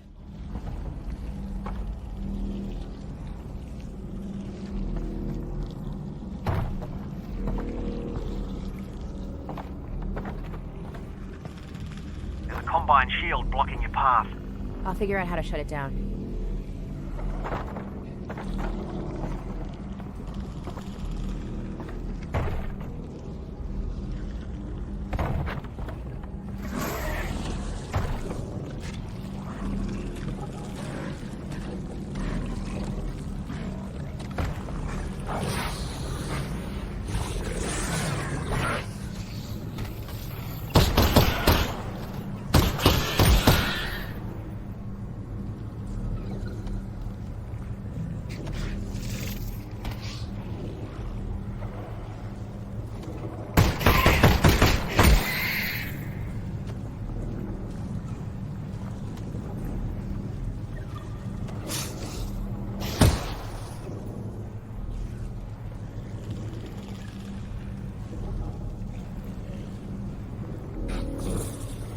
Alyx, it's your lucky day. That Combine weapon's unbonded. How are you sure?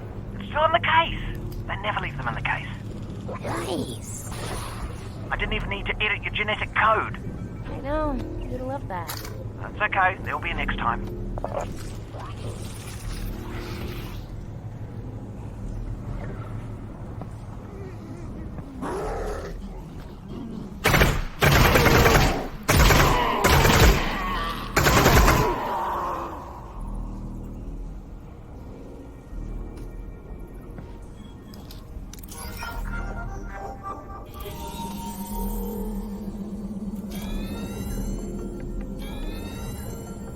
Okay, made quick work of that.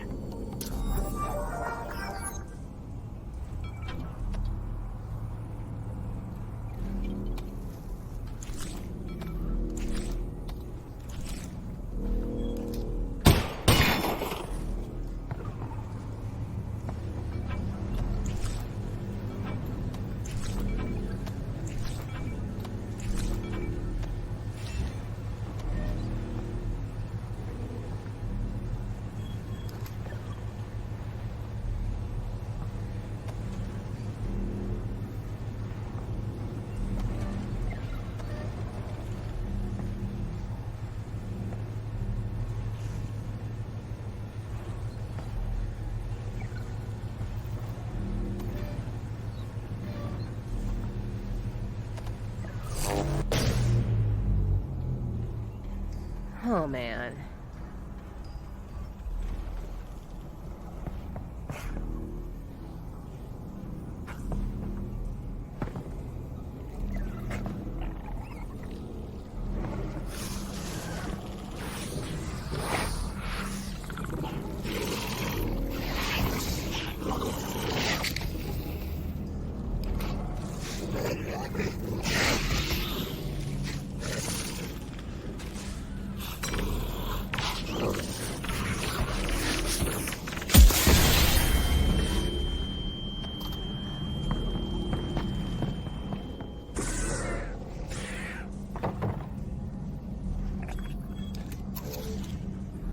3 max left.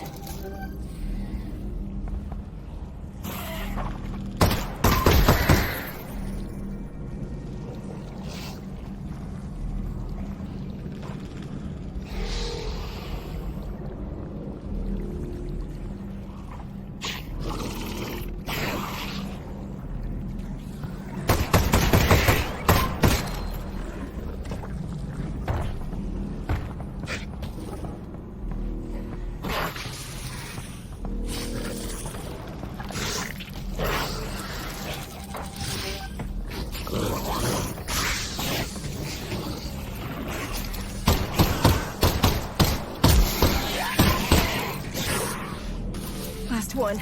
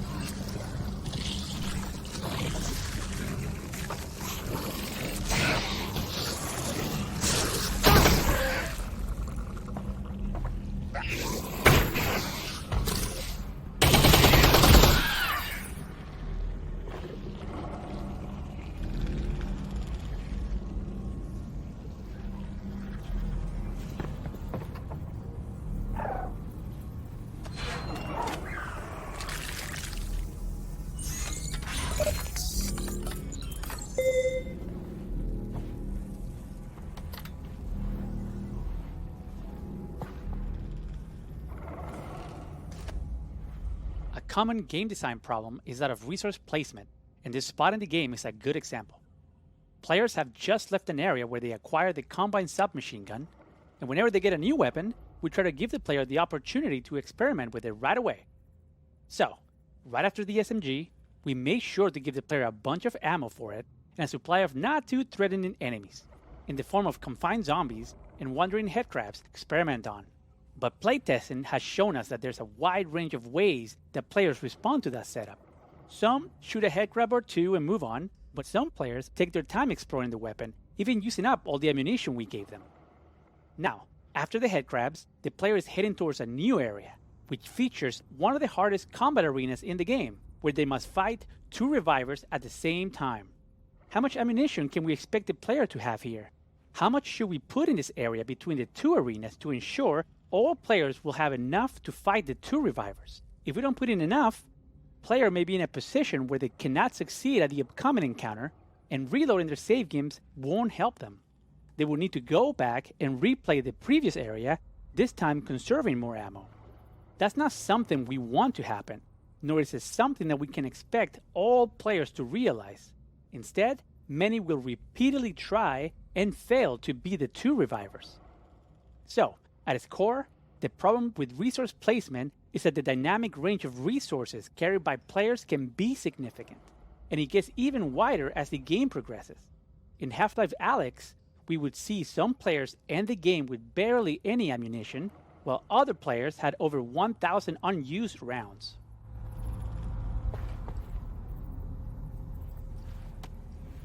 So how can we handle resource placement when there's such a wide dynamic range in player collection and usage patterns? Like many games, We opted for a dynamic system that looks at the player's current resource counts and makes decisions based on them, but the design of these kinds of systems can be tricky, because they tend to affect player behavior. For instance, in Half-Life 2, we placed breakable crates throughout the game which dynamically spawned resources based on the player's current health and ammo levels. This had the advantage of allowing us to not need a huge amount of playtesting for resource balancing, because as long as there were enough crates around, the player would always have enough resources. But because that system exists, we didn't have to spend much time on resource placement, and as a result, we didn't really craft challenges around resource collection. Players also learned that they didn't need to really care about the resource levels, because the crates were always going to top them up on whatever they needed most. For Half-Life Alyx, we wanted to revisit those assumptions. We knew that searching for resources in a VR environment was something players really enjoyed. So we wanted resource collection to be something players needed to do throughout the entire game. And that meant we didn't want them to ever reach the point where they had so much ammo and health that they didn't need to explore. We were also able to start playtesting earlier in the product development cycle than we had been able to when making Half-Life 2, which gave us the confidence that we'd be able to spend the time we needed to carefully place every resource.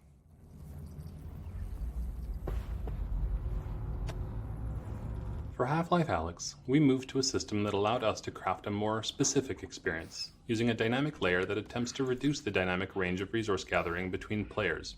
Instead of placing generic resources that switch types, level designers carefully placed each resource type throughout the world. Some are easy to find, and some are more difficult. Then, as the player moves forward in the world, the system opportunistically removes resources in the path ahead based on the player's current resource levels. This had the benefit of allowing level designers to have a lot of control over the player's resource amounts in different areas of the game. They were able to craft areas where they wanted the player to be starved of one ammo type or encouraged to use another. For example, in this area, designers could provide enough ammo to ensure that the player would have enough to fight 2 revivers, with the knowledge that the ammo balancing system would remove much of it if the player was already loaded up. We could safely give the players a large amount of Combine SMG ammo in the previous arena, and know that the players who ran past the poison head crabs without firing a shot wouldn't find more here. There are a number of additional features to address complexities that result from this system, such as ensuring players always find something inside a Combine locker, or ensuring that players are still rewarded for searching carefully and regularly, even if they're carrying a lot of ammo. Ultimately, we want a player who is paying more attention to the environment to come out ahead resource-wise. We just needed some dials to be able to control how far ahead they got.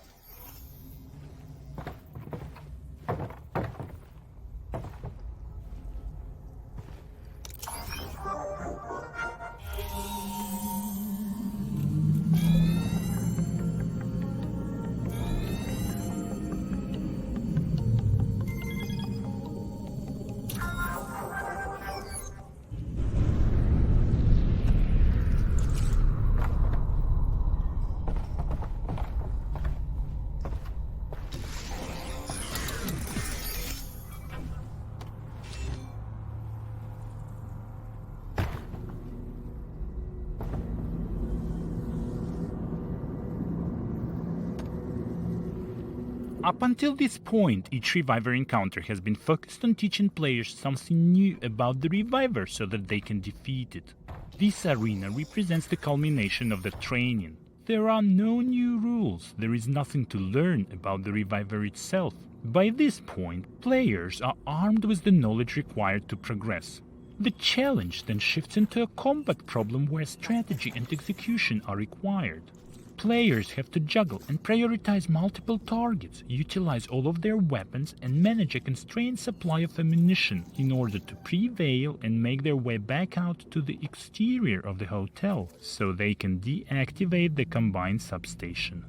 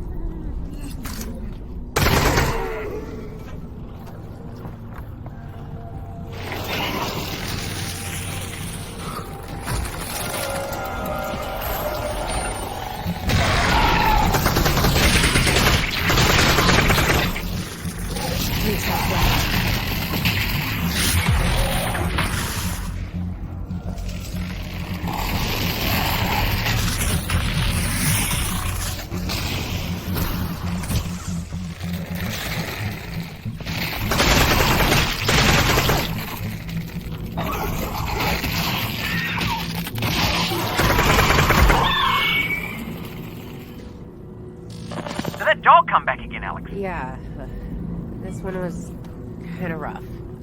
You're all right, though, right? Yeah, Russ. I'm good. We've got to get you out of here and up to the roof. I'm working on it.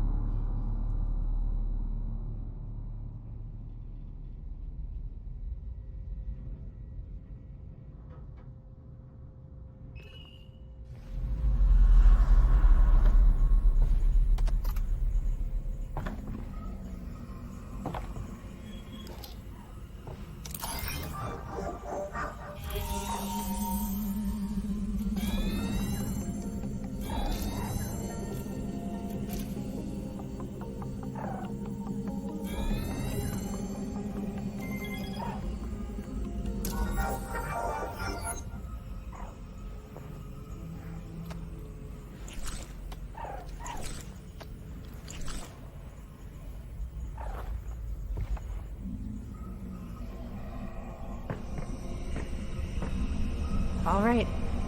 Here it is. Now just snip those cables and off we go. One of the core subplots of the storyline is regarding the Combine imprisonment and use of the Vortigaunts to trap the G-Man. The multidimensional power of the Vortigaunts to detain the seemingly invincible G-Man is established in previous Half-Life lore.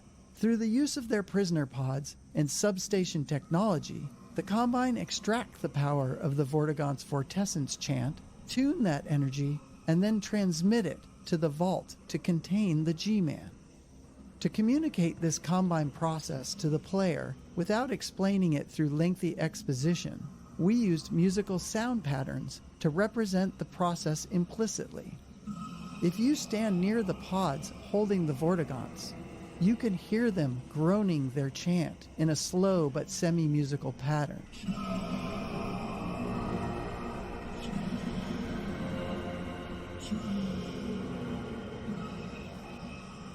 Just past the pods is the resonator, within which you can hear a distilled version of the chant energy.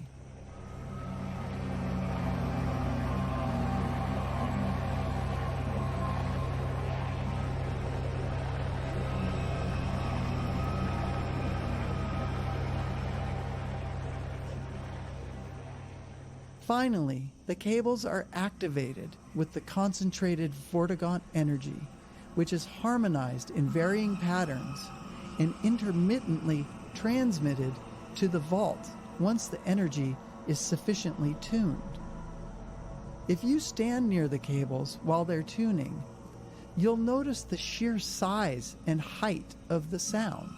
This was achieved by placing the sound emitters for each cable at the locations of the actual cables themselves. The sound of the cables covers a broad frequency range, which emphasizes Steam Audio's head-related transfer function processing. That simulation, combined with the feedback of the observer's inner ear as she looks upwards, gives the same impression of scale that VR is known to give visual objects.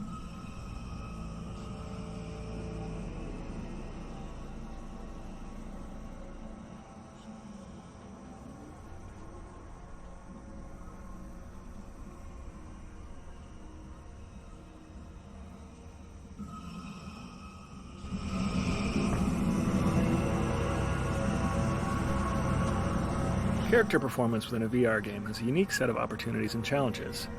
In our efforts to keep control in the hands of the player, we must create a performance that is interesting enough to maintain players' attention, and flexible enough to allow for player freedom. This scene has the most face-to-face interaction in the game, and there is no physical barrier between the player and the Vortigaunt when he first appears. At one point, we played with the idea of a jump scare when the Vortigaunt is released, upending the player's expectations of what had been referred to only as a battery up until that point. Not only was it a bit ham-fisted, but the Vortigaunt came flailing out of the pod, frequently into the same space occupied by the player. To solve this problem, we cut the jump scare and slid the pod back out of the player's space as it opened, to allow for the Vortigaunt to emerge at a comfortable distance. We faced a similar challenge when determining how to get both the player and Vortigaunt to their next locations without intersecting. We wanted to get the player and Vortigaunt side by side overlooking the vista, while the Vortigaunt delivered critical exposition. It would have been awkward for the player and Vortigaunt to take the same route along the catwalk, so we looked at other options, including exploring ways that the Vortigaunt may have once moved in its native environment. With long forearms, it's feasible that the Vortigaunts may have moved around as quadrupeds, so we chose an agile four-legged scramble up to the higher platform where he can deliver exposition without contending with the player for space.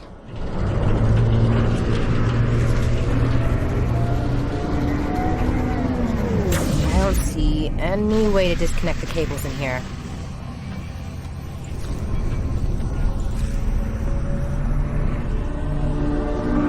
This isn't going to be as easy as it looks from the ground.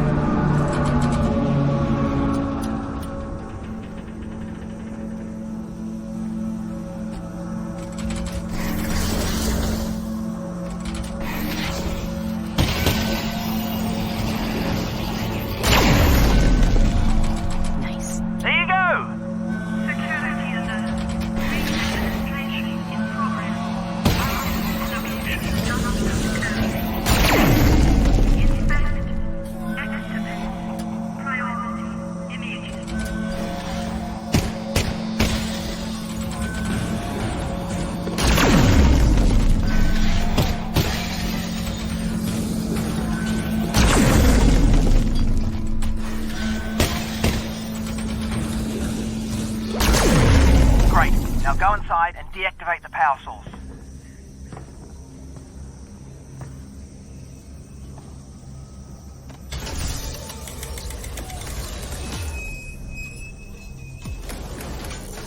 Good grief, it's a Vortigaunt.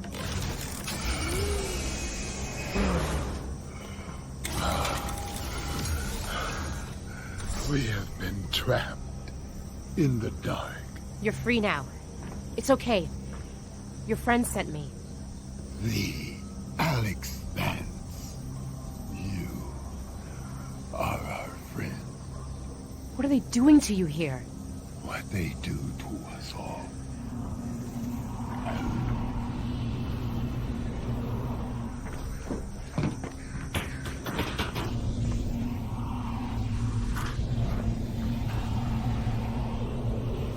The Combine drain from us the power they use to protect their weapon. There. We are ripped from ourselves. We have to stop them from killing your friends. The Vortigaunt will extract ourselves and exact our own vengeance. You must go to the weapon. Well, I can't get into the vault if the substations are still online. Do not worry, Alyx fans. They will not be. We will not allow it. I will clear the path.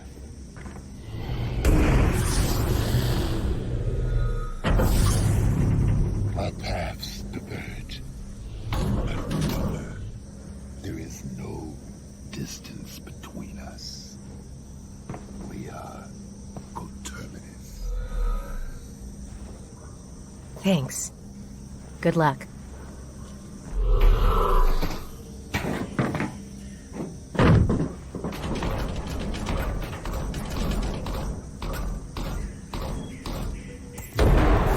We're putting a lot of trust in that Vortigaunt to shut down all the substations.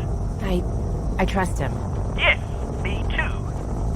Because if he doesn't, well, that vault isn't going anywhere, and we'll be standing there with no vault to break into, surrounded by Combine. Russ, trusting him is our only plan here. He'll do this. We can do this. Yes, you're right. He'll be fine. We're all going to be fine.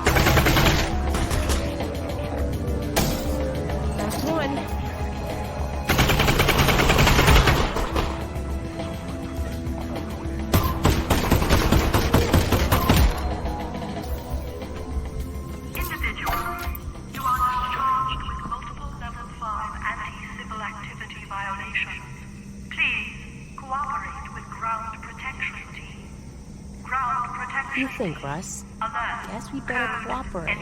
Yeah, sounds like she means business. We had a good run. Cooperate.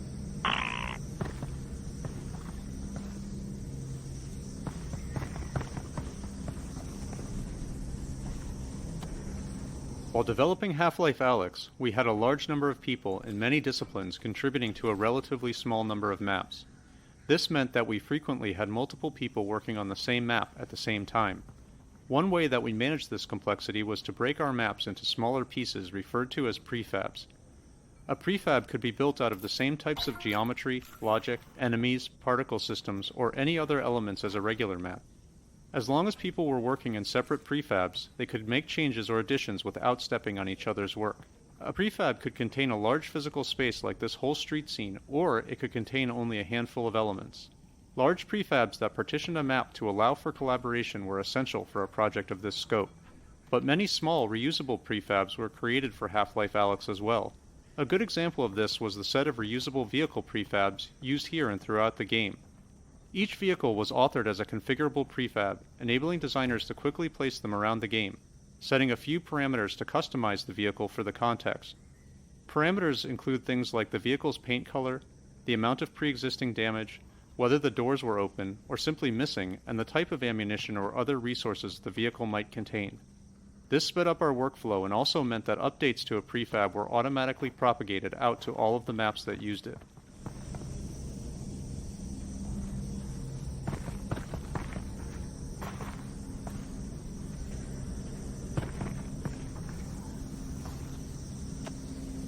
The tarps used by the Combine to cover buildings in the quarantine zone are animated procedurally.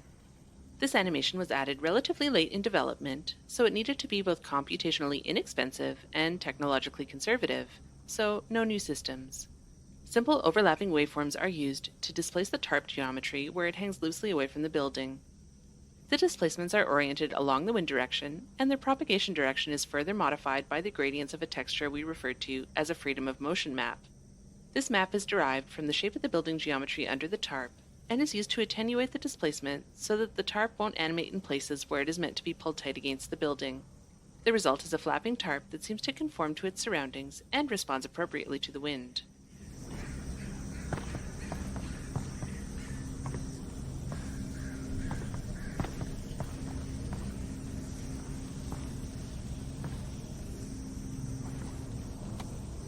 The Combine soldier you see here won't fight you. It's been programmed to run back and forth along the path shown on the ground in order to illustrate the stride retargeting system developed for Half-Life Alyx. One of the challenges of animating digital characters is making sure that their feet don't slide along the ground as they move.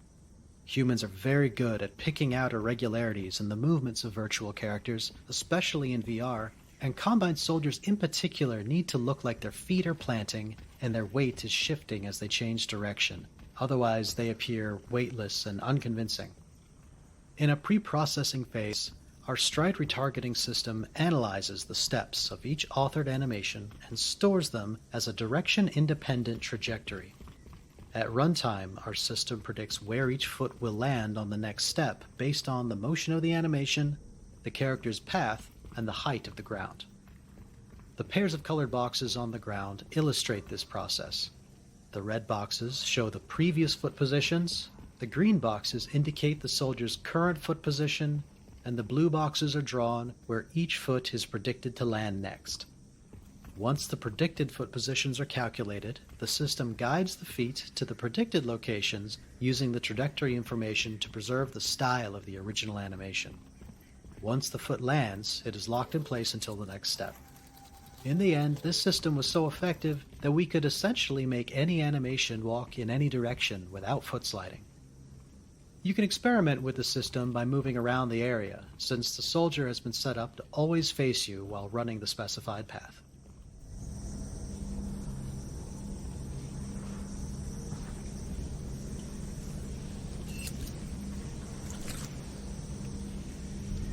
The Combine soldier you see here won't fight you.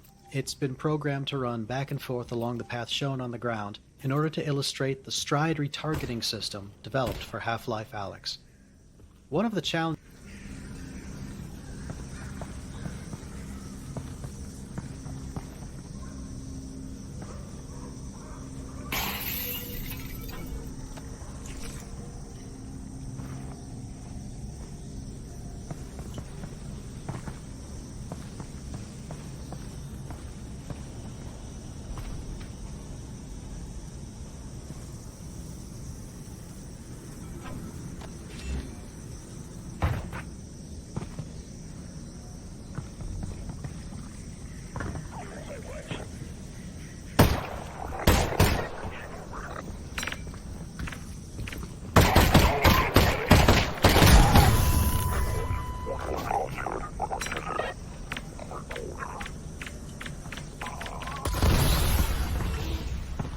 Getting kind of crowded down here, Russ. Comm channel's gone crazy since we took out that substation. They know we're after the vault now. Whatever's in there, they really don't want us to have it. Well, now I just wish for it. Now that's the spirit.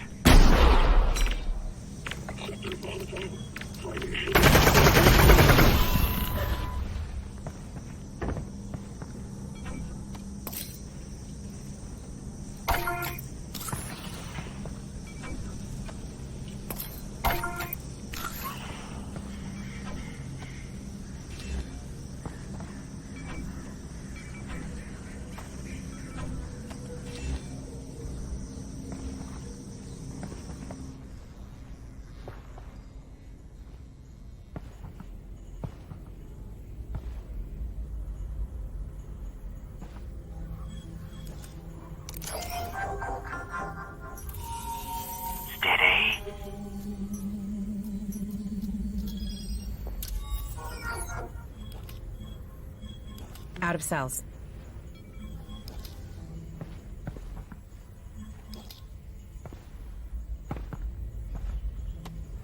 Trip mines have appeared in prior Half-Life games, and the act of defusing them seemed like a natural fit for a VR game, where players can perform complex operations with their hands. By this point in the game, players have already learned how to hack Combine technology with their multi-tool, but we wanted defusing a trip mine to be more tense than the hacking puzzles. To defuse a trip mine, Not only does the player have to place their hand near the laser that could trigger the mine, but they have to perform the task within just a few seconds. Early versions of this puzzle were inspired by lockpicking, resembling a series of tumblers that the player had to quickly align. Unfortunately, the tumbler design required players to rotate their wrists in an uncomfortable manner, particularly given that they had to also avoid touching the laser beam. We removed the rotational component but kept the timing element, leading to the mechanic you see in the final game. We also experimented with causing the trip mines to actually explode if the player failed to defuse them, but most players found this too punishing, especially in cases where a chain reaction of explosions could occur. Instead, the mines just stay active and the player can attempt to defuse them again. We did end up keeping this behavior for the hard difficulty setting, but added a warning sound a few seconds before the mine actually explodes, to give players some time to move away. We also experimented with allowing diffused mines to be removed and redeployed by the player, but we hadn't designed enough combat scenarios around this mechanic for it to be satisfying in practice, so this was left out of the final game.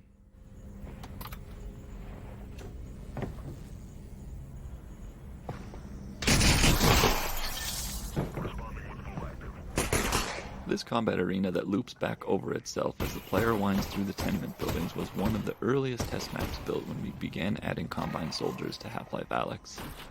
One of the lessons we learned from this series of combat encounters was that fighting Combine soldiers was physically taxing on players as we needed to pay careful attention to spacing.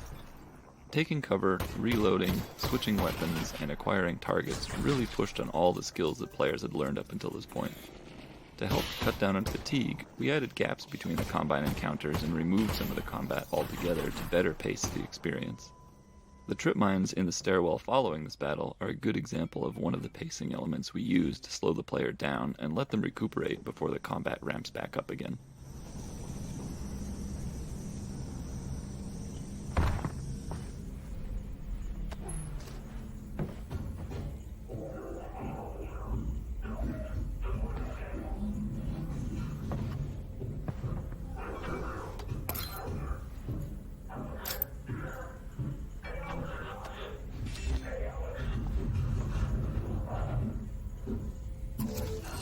Russ, are they saying my name?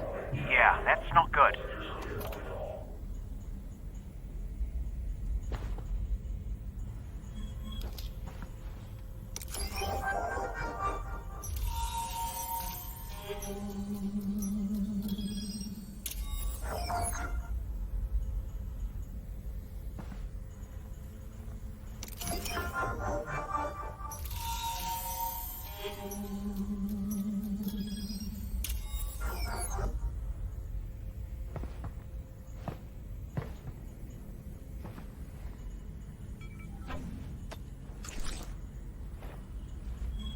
Last cell.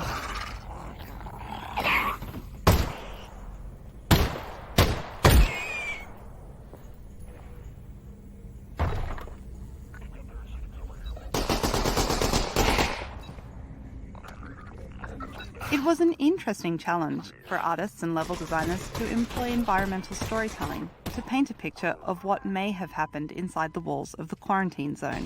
Just like the hotel, these apartments have been overrun by Xen foliage and are filled with people's belongings, abandoned in haste. In this area, the walls have been torn down, either by destructive portal storms or perhaps the Combine's cleanup effort. Barrels of fluid used by workers to try and treat or contain the Xen growth have been left behind, and it would appear that the cleanup efforts have either failed or been abandoned. By not explaining every facet of the world, we leave players with the opportunity to imagine for themselves the bigger picture of life in City 17.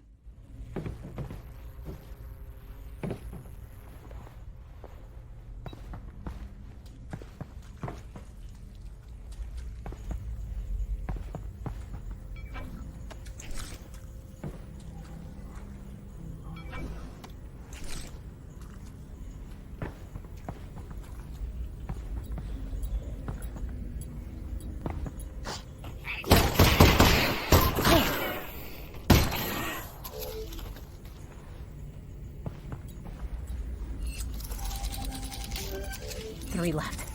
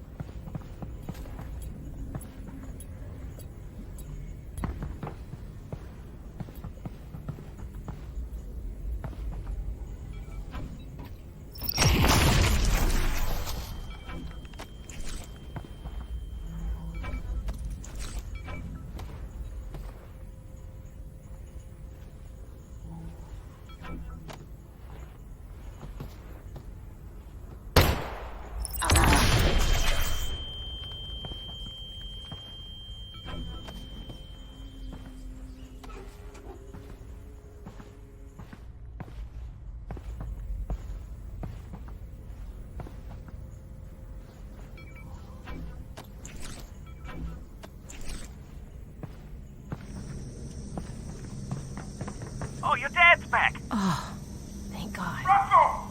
God damn, it's good to speak. Likewise. Oh, this is great. Honestly, I'd pegged your survival at about 4%. You can thank that Vortigaunt. He got me back here in one piece. Russell, put Dad on. Alyx, baby! Dad, we just took down a substation. Good. Because when they move this thing, that weapon's gone. We need to get it tonight. We will. You still got that data pod, right? I do. Russ, this thing's bio-coded. I'm gonna need the TLI. Yep, it's right over there. Okay, great. You good, honey? For sure. You go ahead. I'll be fine, Dad. I promise. Keep that promise. I'll get to work on the data pod.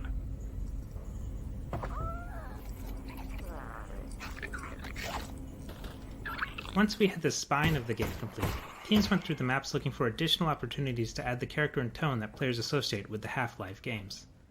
This mannequin head grab was a fun opportunity to hit on the sci-fi horror B-movie vibe. We had a few conversations about how long to leave the head crab atop the mannequin, and decided that the experience should be analogous to catching a small dog in the middle of some mischief. We wanted players to feel like they had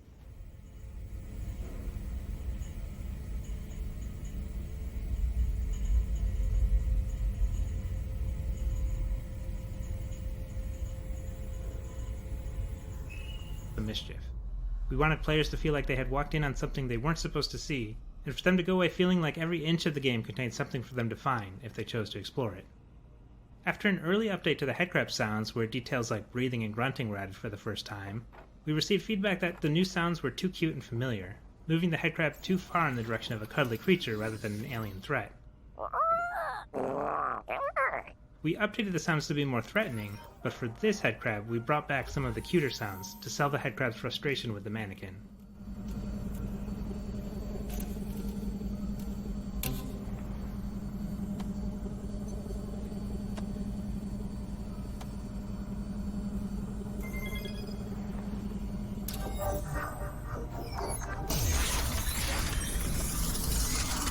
In order to reduce the amount of reloading required in the heat of battle, we wanted players to be able to upgrade the pistol by increasing its ammo capacity.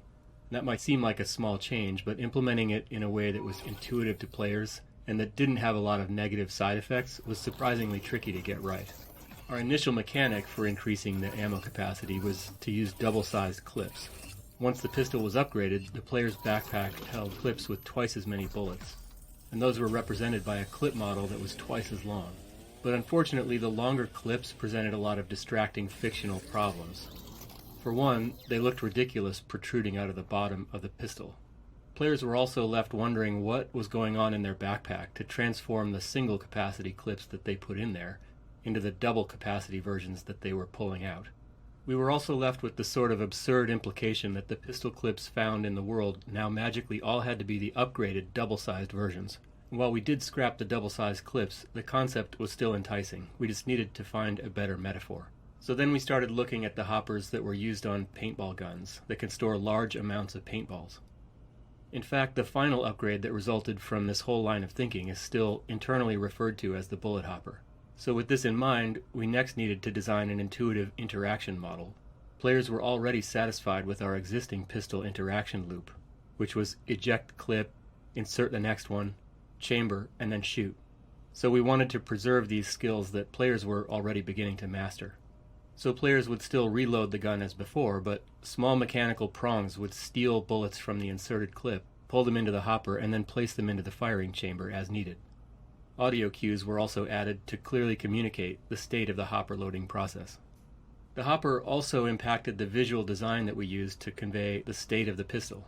Originally, the clips themselves had a numerical counter indicating the number of bullets remaining. And on its own, this was fine, and players understood it easily. But the readout on the bullet hopper was on the opposite side of the pistol, and had a pattern of blue dots indicating the amount of bullets remaining. So these two representations in two different locations made it difficult for players to quickly determine the total number of bullets in the upgraded gun.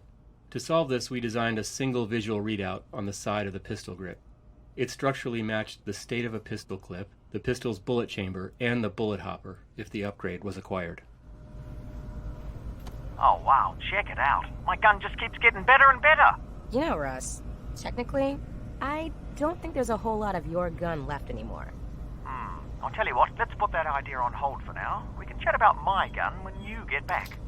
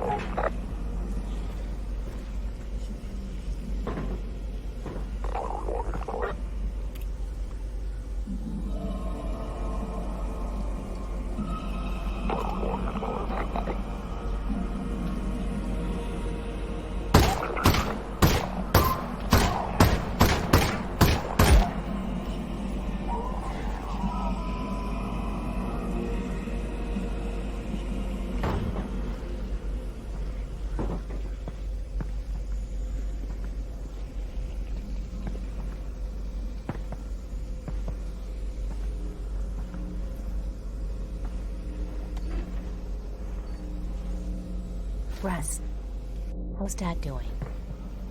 Does he seem okay? Oh, he's fine, Alyx. He's working away over there. Good. Well, thanks. Oh, he is missing a leg, though. Yeah. You know, he was missing a leg before. Right. Well, it's still gone. Thanks, Russ. Sure thing.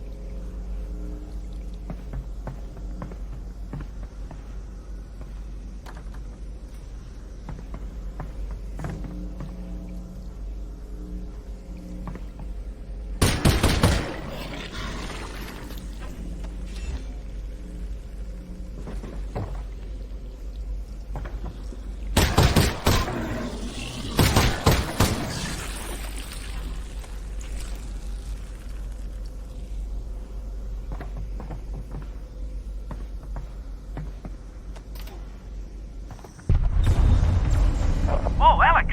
Are you seeing that? The Vortigons are taking down the substation! Yes! This might work.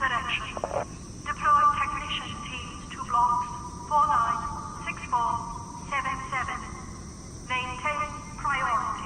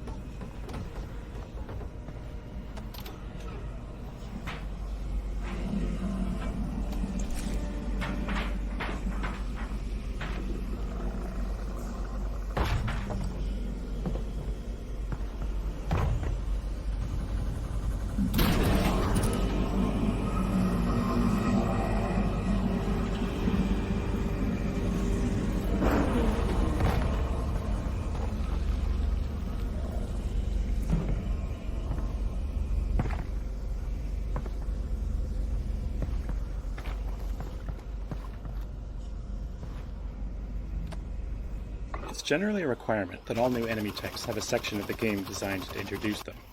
We rarely build the introduction early on in the process though, because it's often through playtesting that we learn exactly what aspects of the new enemy need to be highlighted in the introduction.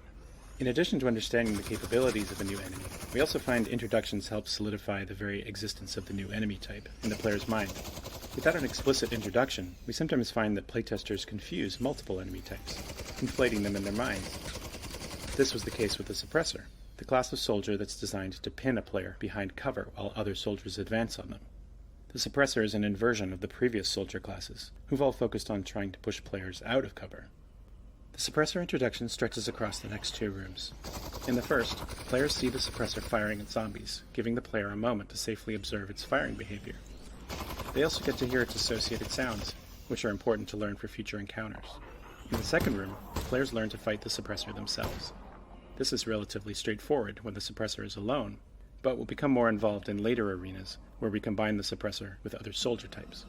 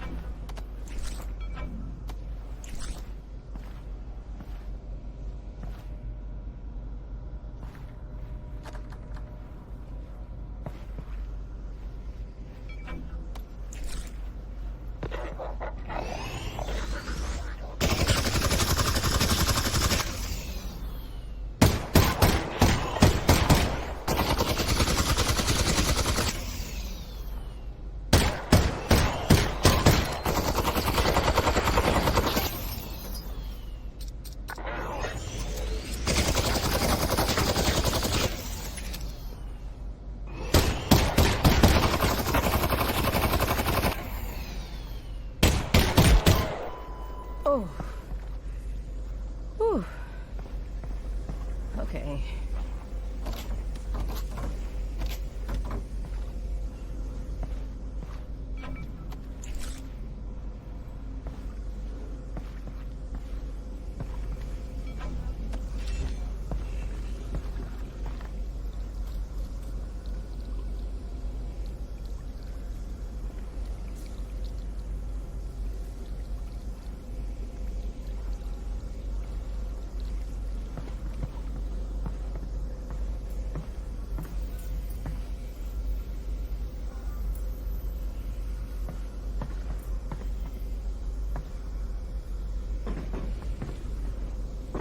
Okay, there's no direct path from where you are to the vault, so you're going to have to snake your way there. Well, it's huge, so it shouldn't be hard to know which way I'm going. I don't understand what they're doing with it here. If this weapon is so powerful, why keep it locked up in a dump like this? My guess is they're trying to find a way to ship it off Earth, back to their home or some other planet. Why not use it here? They already won this war, Alyx.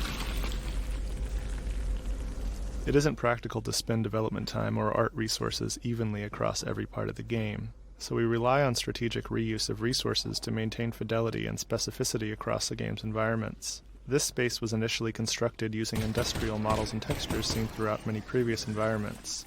To set it apart, we added the large cables and Vortigaunt pods to imply a makeshift Combine power plant whose purpose was to transmit energy to the substations. The juxtaposition of this abandoned industrial space with the large Combine cables created enough visual interest to make the space feel meaningful at a relatively low cost. The cable motif was subsequently added to other parts of the game to increase visual interest and give the player a sense of being led toward the vault. It may not be obvious, but the cables exiting through the ceiling here continue onto the exterior of the building, across the large construction courtyard, and over the roof of the distillery building, presumably continuing on to a substation or other Combine infrastructure. Players may not notice that continuation, but such details help guide us in building a world that feels connected and consistent.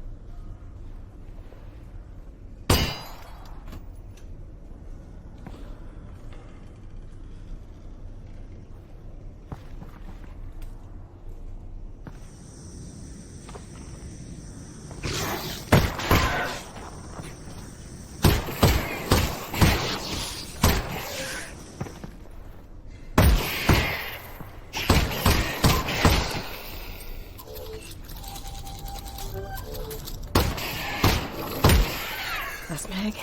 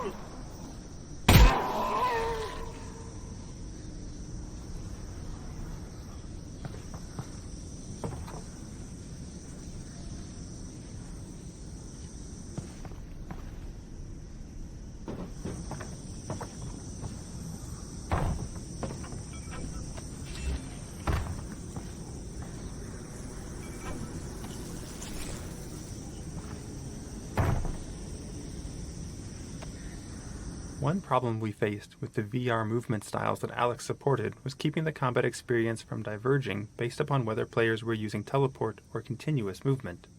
If the combat was significantly different depending on the player's movement setting, our playtesting requirements could explode combinatorially. One way that we prevented this combinatorial explosion was by ensuring that AIs could sense player movement no matter which locomotion style the player was using.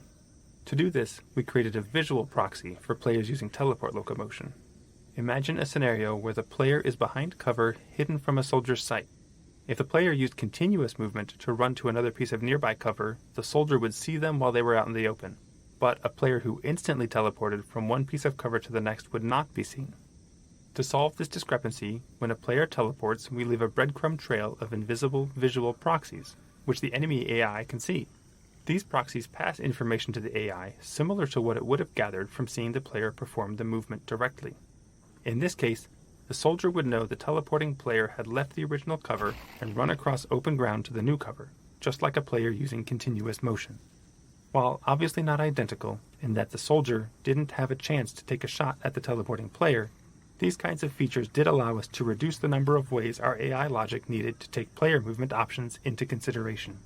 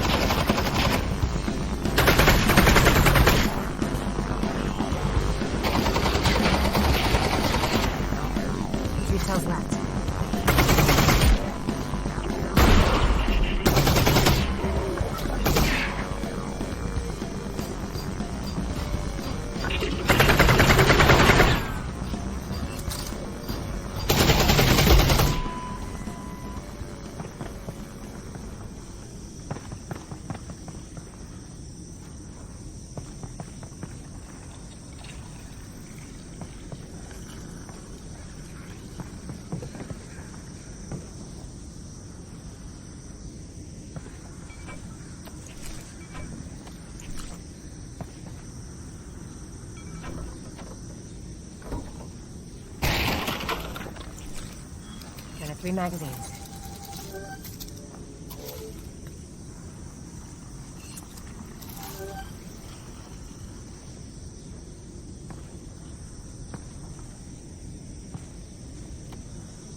For Half-Life Alyx, we wanted to expand the functionality of our soundscape system, which is used to play ambient sounds. In prior games, we could generally only play one soundscape at a time. The player would be hearing either soundscape A or soundscape B, with a brief crossfade from one to the other. In this game, the soundscapes are much more flexible and can be overlapped in ways that enable more realistic transitions. For example, the volume of different soundscapes can be controlled by the player's position and the open or closed state of particular doors in the world. We frequently use this functionality in areas like this transition between indoor and outdoor spaces. If you pause outside for a moment, you'll notice the crickets, birds, distant dog barks, and other environmental sounds that help paint the picture of the quarantine zone late in the day. As you move into the indoor area, you'll notice the outdoor soundscape diminish as you move away from the door. In fact, if you close the door, the volume of the outdoor soundscape is reduced even further. Okay. And as you progress into the building, you'll begin to notice the indoor soundscape consisting of the indistinct hum of machinery and buzz of electrical fixtures.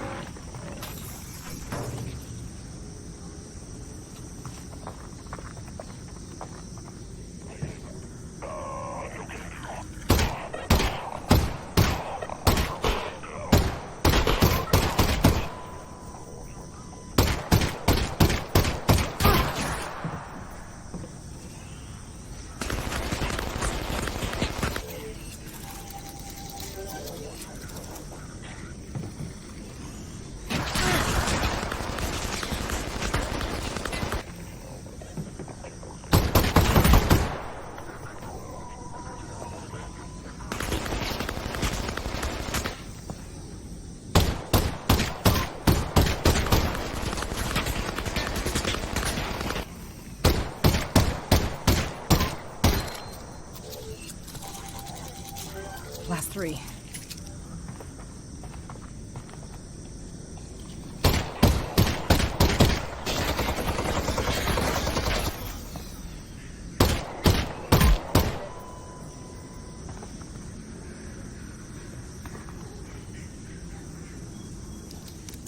We can take a shortcut through that building.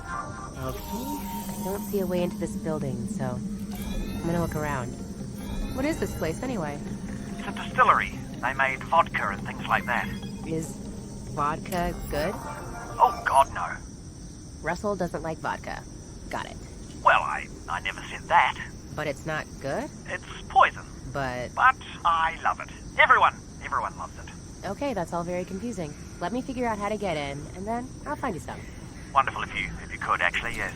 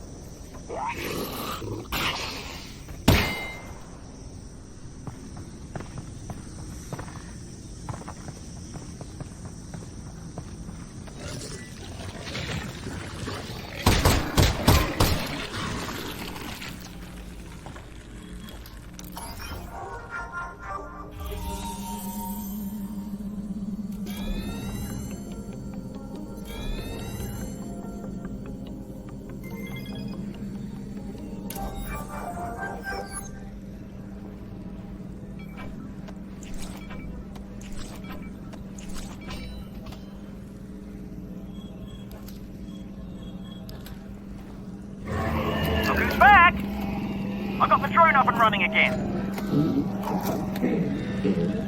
Ignore that. We'll meet you outside. It looks as if there are Combine barricades up ahead. They're stopping anyone from getting any closer to the vault. Okay. So, what do you think? Make your way into the distillery and see where it takes you. With my drone back online, we've finally got the... Oh, no, you're kidding me!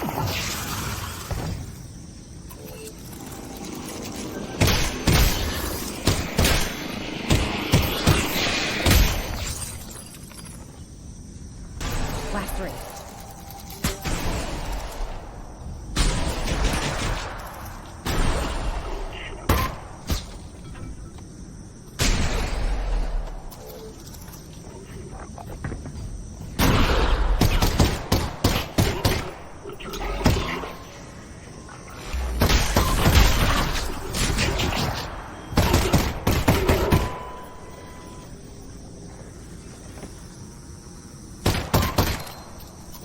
One left.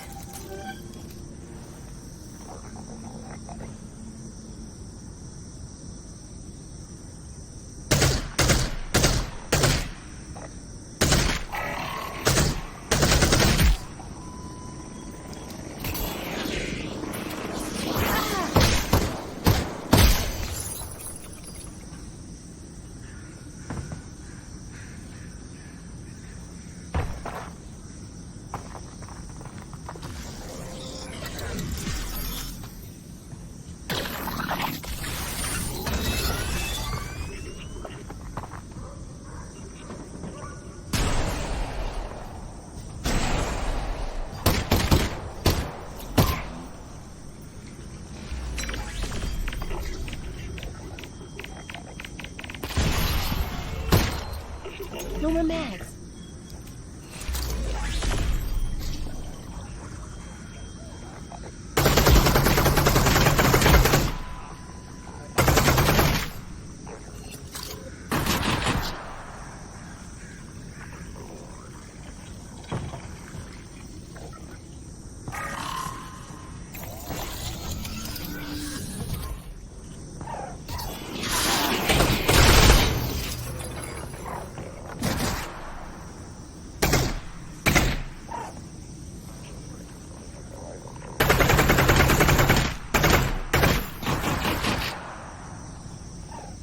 Cells left.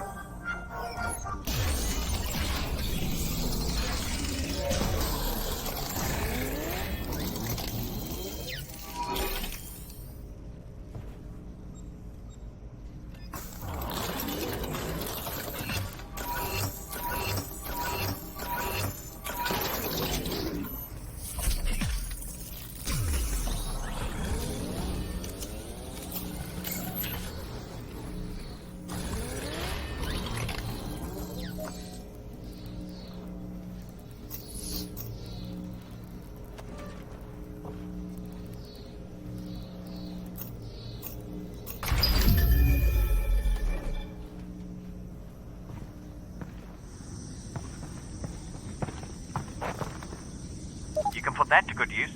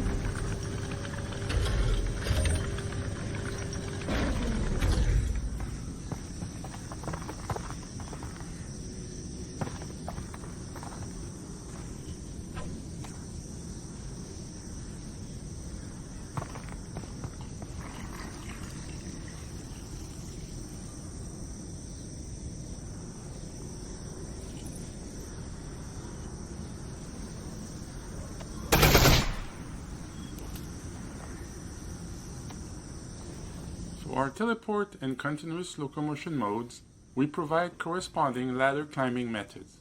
By default, player using teleport locomotion can target a ladder and after a short timer, get teleported to the top or the bottom, depending on where they started. The timer was necessary to ensure that players were intentionally using the ladder. We didn't want them to unintentionally target the ladder and become disoriented when they found themselves at the other end. Players using continuous locomotion can directly grab ladders to climb up or down. In this mode, they can grab a ladder rung and move their hand down to raise their body, or move their hand up to lower it. This allows players to move up or down the ladder rung by rung in a natural way. This mode turned out to be so popular that we added it as an option even for players using teleport locomotion. As it happens, most of the ladders in our game do not extend very far beyond the upper landing area. This made dismounting the top of a ladder challenging for players using continuous ladder climbing, since there's very little ladder to grab onto above the landing area. To solve this, we detect when the player stops holding the ladder with both hands and automatically teleport them to either the top or the bottom, based on the direction they were climbing. Unfortunately, we don't have a lot of explicit ladder training in the game, so some players are surprised by this teleport behavior if they accidentally let go with both hands while climbing. Nevertheless, this was a better alternative to leaving the players hanging or forcing them to fall down if they let go with both hands, especially since some of our ladders are rather long and it would be tedious to have to reclimb just because a player happened to let go shortly before reaching the top.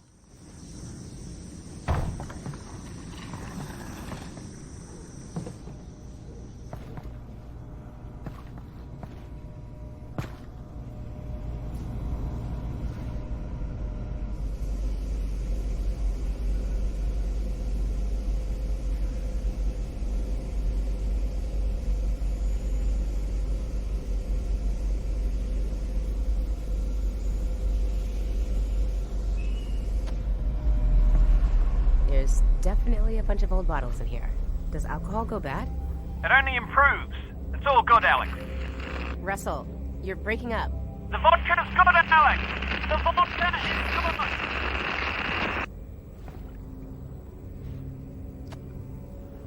good! Some of our earliest experiments on the project involved placing old Half-Life 2 models in a level and walking around them in VR. These included static models of enemies, like Combine soldiers or zombies. We found that players really enjoyed being able to inspect these models, because VR let them get much closer than they'd been able to in the past. Players reported getting a sense of the true size of the characters, and would often point out details that they had never noticed before, even though they had seen these models many times throughout Half-Life 2.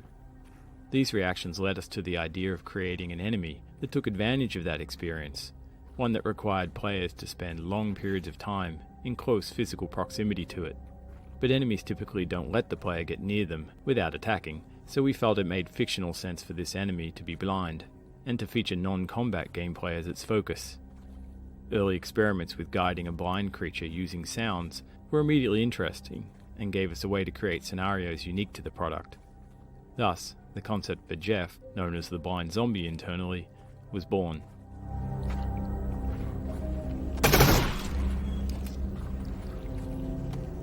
The Xen flora you see on the wall here, which we refer to as Xen ears for obvious reasons, animate in reaction to the same sounds as Jeff. Early in development, we would observe situations where playtesters would fail to notice Jeff becoming enraged by a sound. If the player died as a result, they felt frustrated and wronged. We worked to make Jeff's animations and sounds communicate his level of aggression to the player as clearly as possible. But if players weren't looking at Jeff, they could still be caught unaware. Adding these Xen ear growths to the environment was a way for us to help players be more aware of Jeff's reactions to sound. The Xen ears work as an extra layer of visual feedback for Jeff's behavioral state, one that lives in the environment instead of on Jeff himself.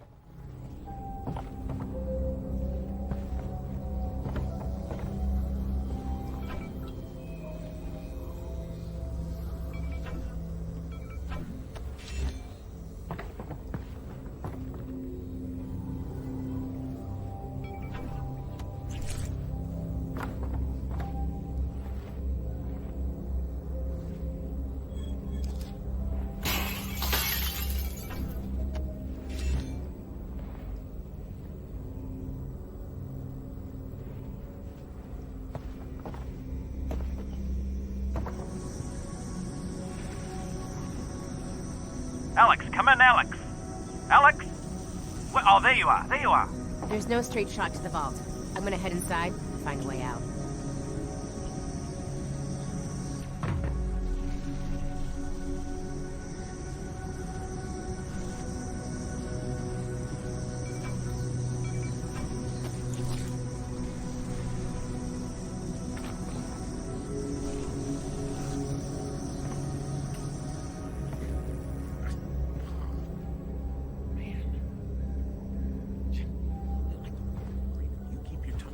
And I don't shoot you in it.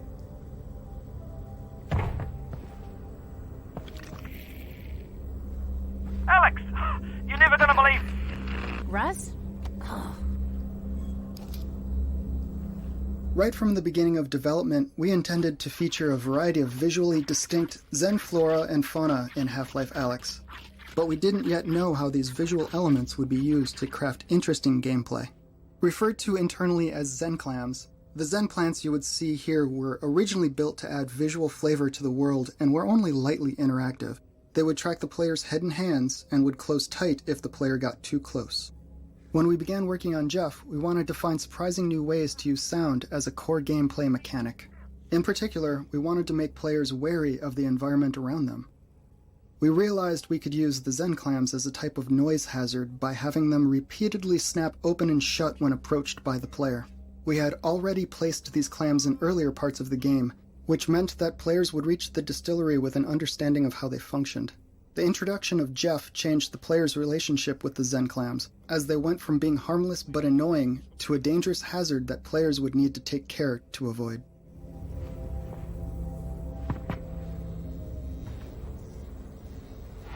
Oh, hey, you with the blood on you. You with the blood. Hey, got a little situation here? Yeah, you sure do. You don't happen to have a gun on you, do you? Oh, yeah, look at that. It's a nice one, too. It's nicer than mine, which is up inside this guy. Oh. Thanks. What the hell was that? Oh, that's Jeff. Jeff? Oh, don't worry. You can't see. Here's just fine, though. Got an ear like Mozart. Who? All right, now let me help you out. All right, see you on the other side, Greenhorn. And keep your voice down. Early versions of the distillery explored a variety of methods for subtlety, teaching players how Jeff works without any explicit exposition. Though some of the training techniques were quite successful, anything less than a complete understanding of Jeff's behavior resulted in players bungling their way through this section of the game and having a terrible time doing it. Eventually, we determined that explicit training was necessary, and that's where the character of Larry came in. Larry acts as a gate, delivering critical information about Jeff's behavior before allowing the player to proceed. It's a dense learning environment and a delicate balancing act, ensuring that we deliver the rules of Jeff while still making Larry an interesting character.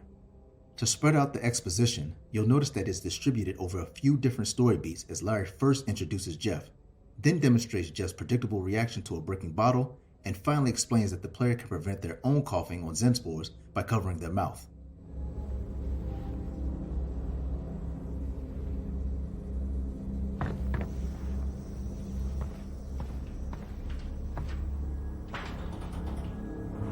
There he is. Jeff. Right, watch this.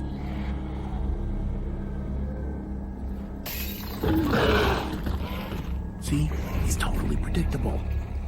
But he will rip your arms off if he finds you.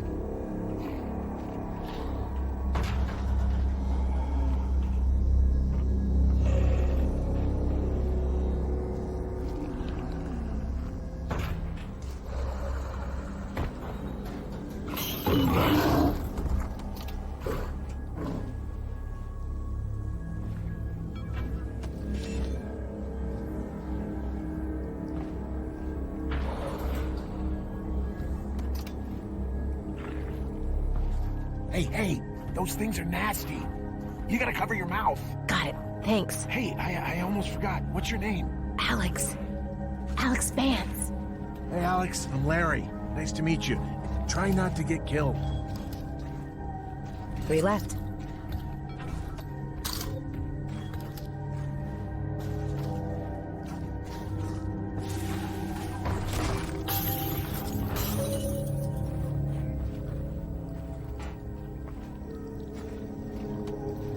A core element of both the environment and Jeff himself are the Xen plants seen here spewing toxic gas that makes the player cough.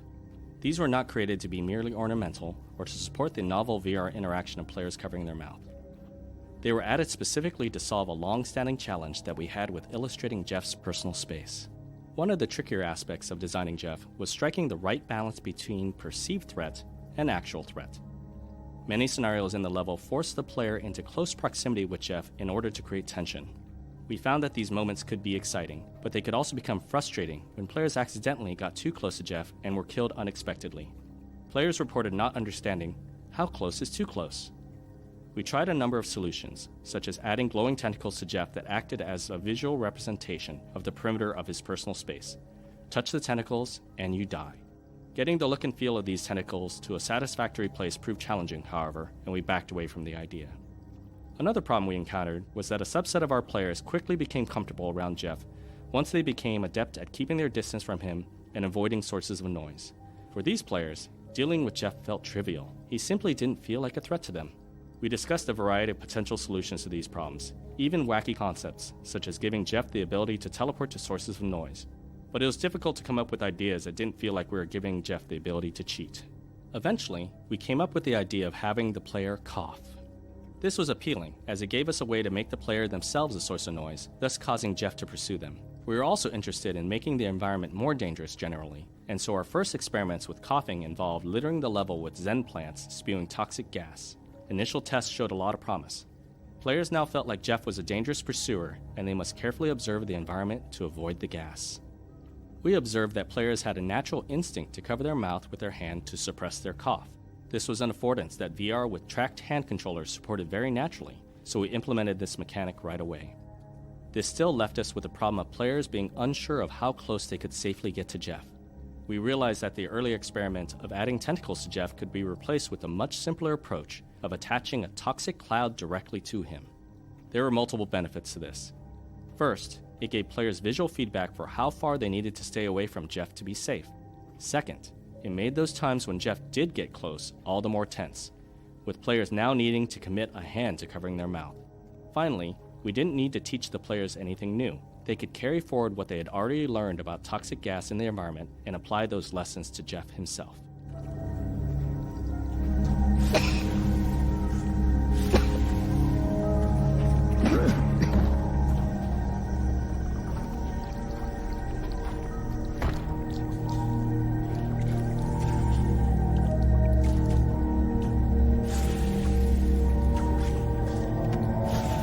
One of our major goals in the design of Half-Life Alyx was to reach the widest possible audience. This meant developing for all of the major VR hardware in the market, as well as accommodating different sized play spaces, traversal preferences, and so on.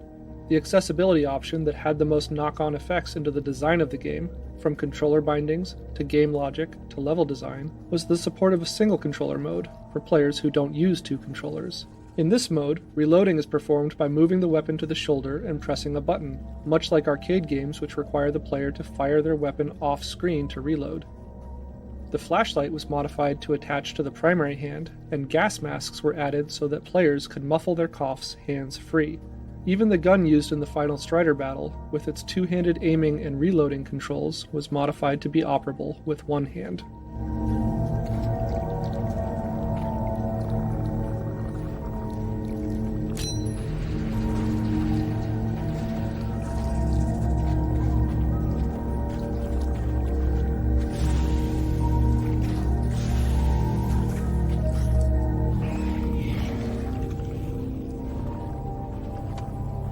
As we refined Jeff's behavior in visual design, we thought a lot about how we wanted players to feel about him.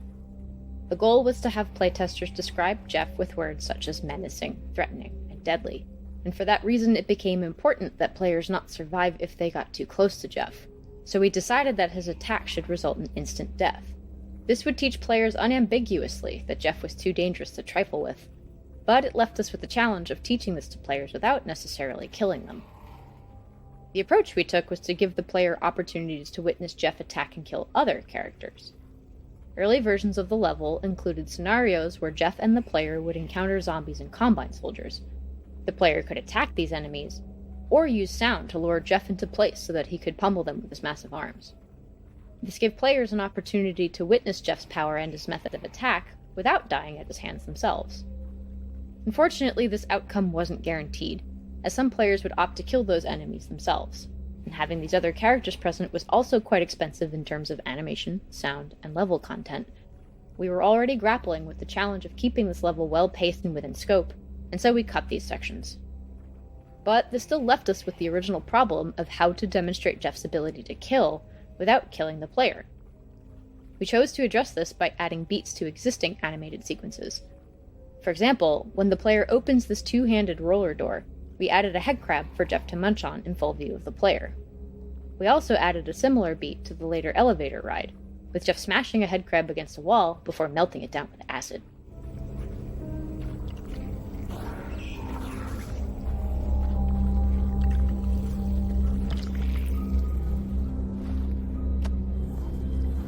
Even though Larry instructs the player on the basics of how Jeff works, we found that we needed to let players test those rules without having Jeff in their immediate personal space. If we made players first interact with Jeff face to face, they often fell to pieces and forgot the rules. They would die over and over again, and their fear of Jeff would quickly turn into frustration and annoyance. This area was created to serve as a training playground, where players can observe Jeff reacting to various sounds while remaining safe from his attacks.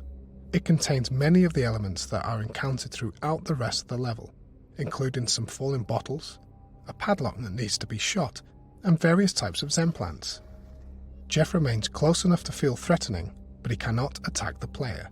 Players can spend as much time here as they need to, and move on when they feel like they've got a good grip on how Jeff works.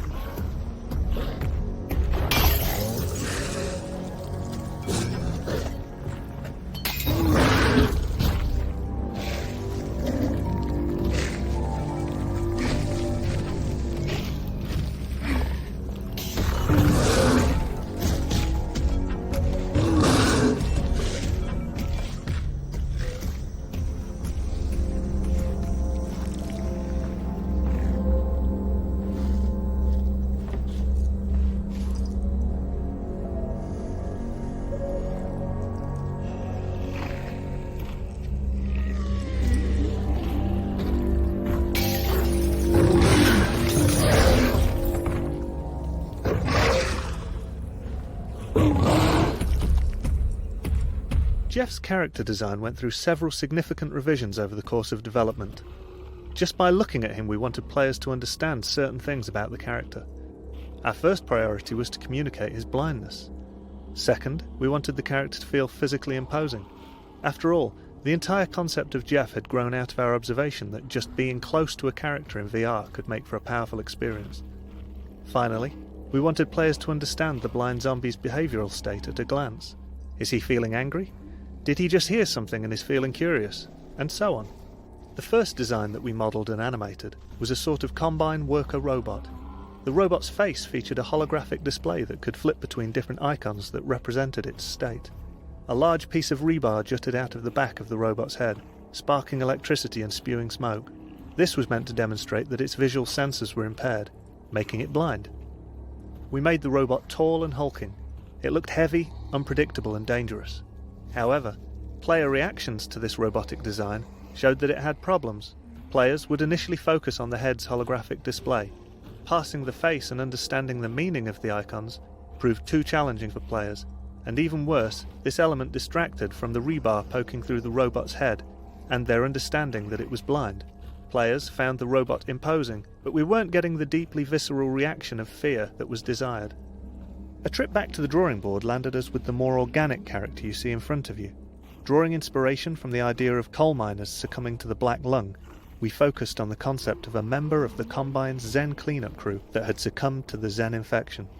This gave us the visceral reaction from players which we were looking for.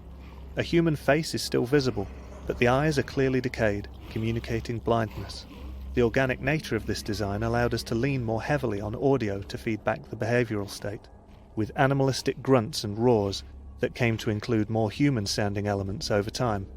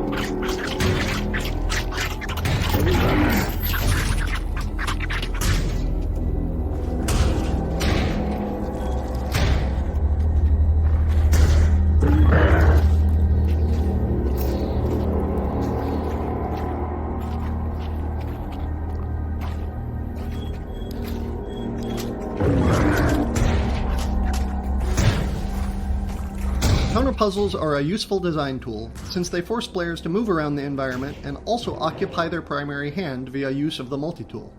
In this area, the player has to aim their flashlight to navigate, point their offhand to teleport, cover their mouth to prevent coughing, follow wires with the multi-tool, and potentially pull bottles with their gravity gloves. The player has to make trade-offs as they proceed, since their two hands are overcommitted by design. One-handed players are even more overwhelmed by these many tasks.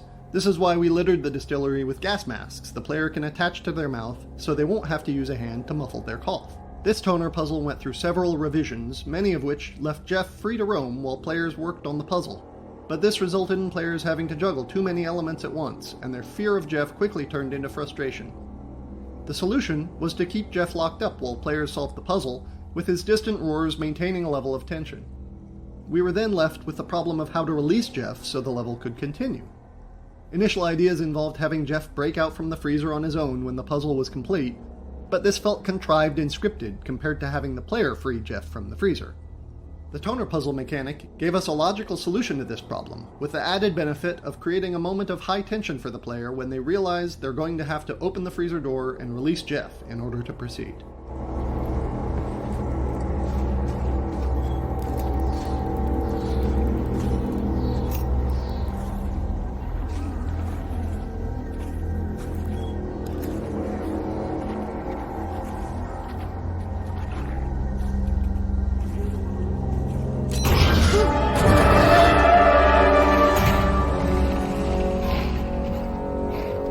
Toner puzzles are a useful design tool since they force players to move around the environment and also occupy their primary hand via use of the multi.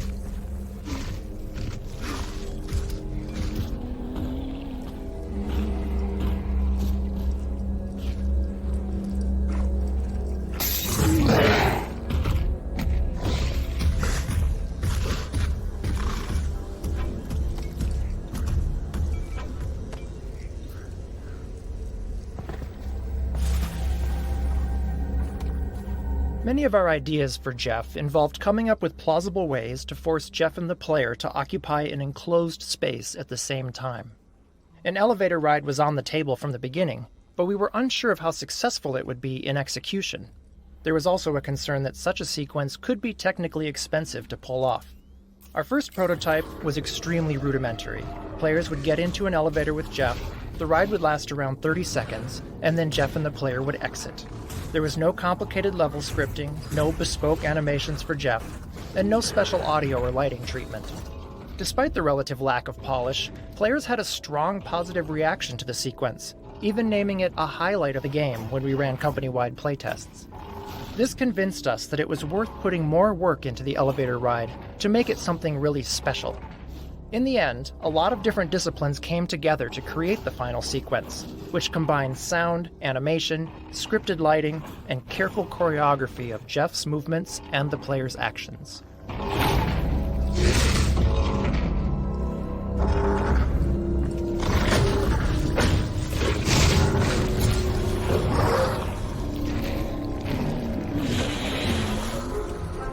Many of our ideas for Jeff involved coming up with plausible ways to force Jeff and the player to occupy an enclosed space at the same time.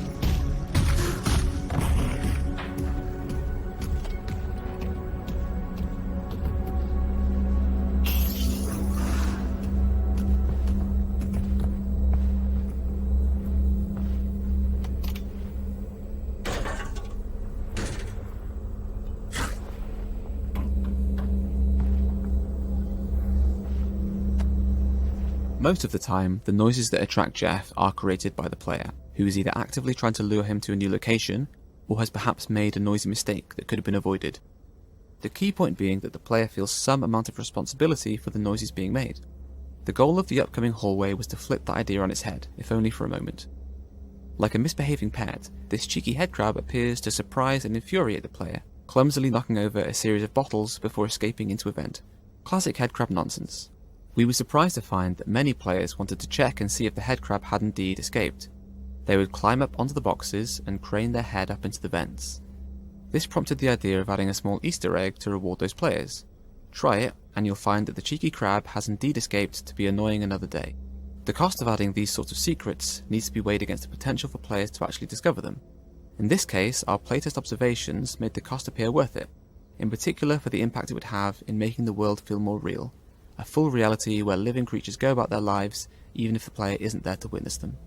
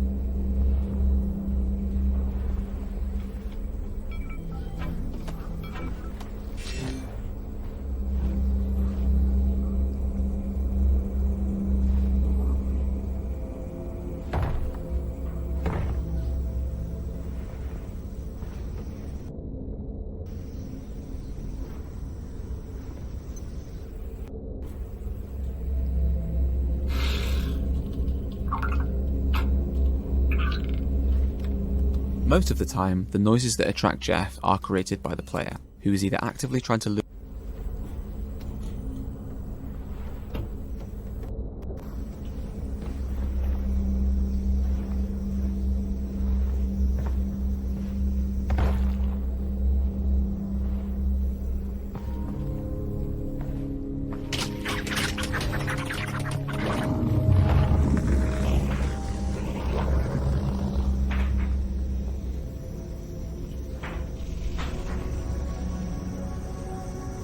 Alyx, coming in. Hey, Alyx. Oh, there you are. Can you hear me? More or less. You're breaking up. I think you're still in the distillery. I made a friend named Jeff. Well, that's great. We can take all the help we can get. Yeah, we're not really close. Listen, there should be a big tunnel-sized plug in the floor there somewhere. That's gonna be... The tunnel out of here? Correct. You get it open, I'll figure out where it leads.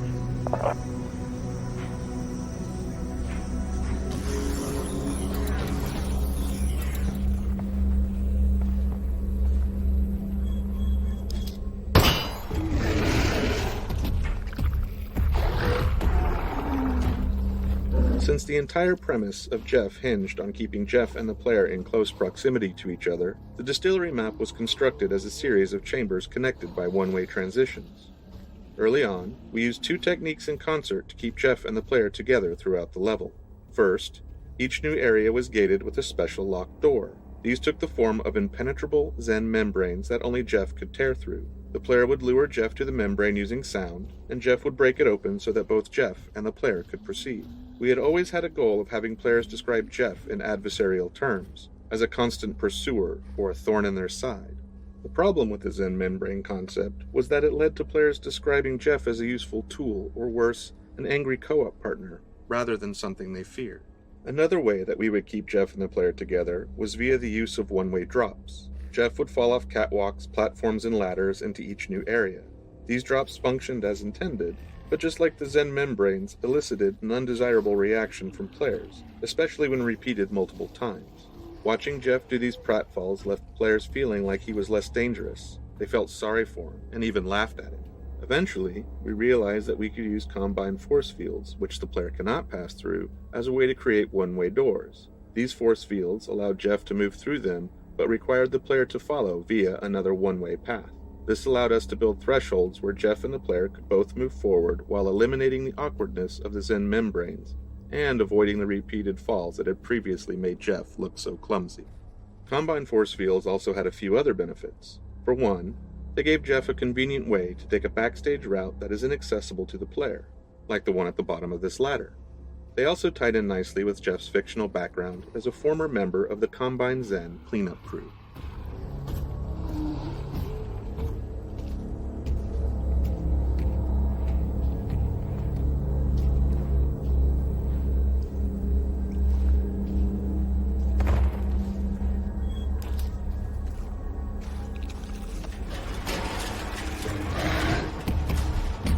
Since the entire premise of Jeff hinged on keeping Jeff and the player in close proximity to each other, the distillery map was constructed as a series of chambers connected by one-way transition.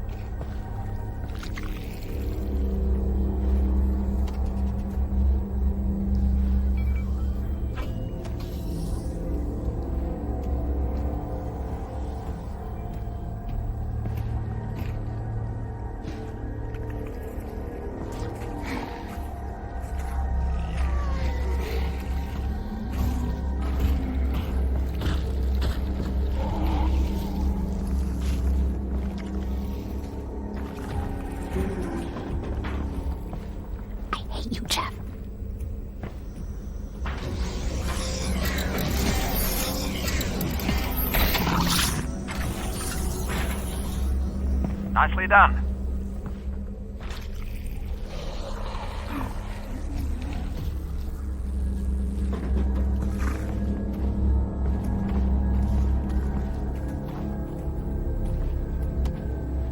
Creating an experience with such a heavy focus on audio presented some unique design problems. The primary challenge was determining which sounds Jeff should be able to hear and making sure that players understood the rules. Half-Life Alyx contains a vast array of physics objects. However, through playtesting we found it best to use only a small set of them in the distillery. We needed to pay close attention to each object that we did include, particularly to audio design for collisions between the object and the various surface types used in the distillery. It was important that what players heard matched their expectations for how Jeff would react. In early testing, we would find individual cases where players would say things like, "I don't know why Jeff got angry," or "I would have expected that noise to attract Jeff." Over time, we identified these cases of confusion and addressed them one by one. It was vital that players always be able to identify the cause and effect of a noise that might attract Jeff. Failing this meant players were left feeling like Jeff acted randomly and they'd grow frustrated. Some experiments failed in this area. At one point, parts of the level were littered with piles of broken glass that would make noise if the player walked or teleported over them.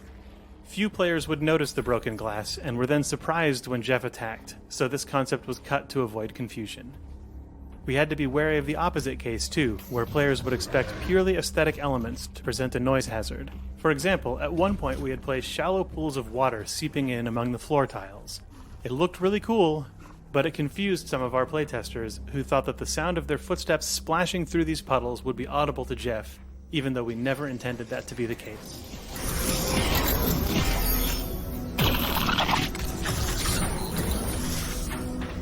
That's it.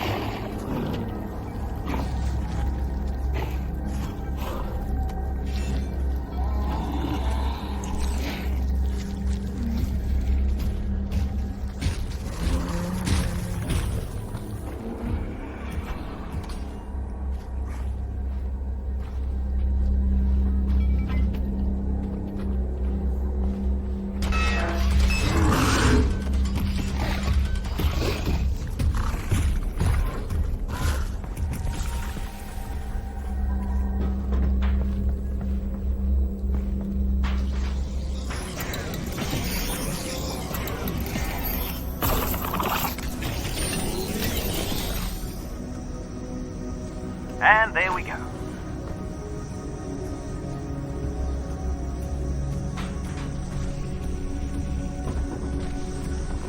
Security alert. Reminder, ground team. Mission failure will result in permanent relocation. Response code, breach. Maneuver, inoculate.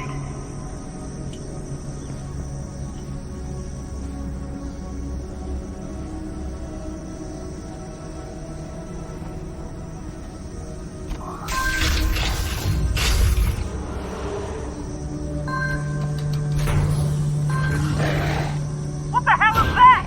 That's Jeff. Oh, that's Jeff. I do not like Jeff. Must acquire taste.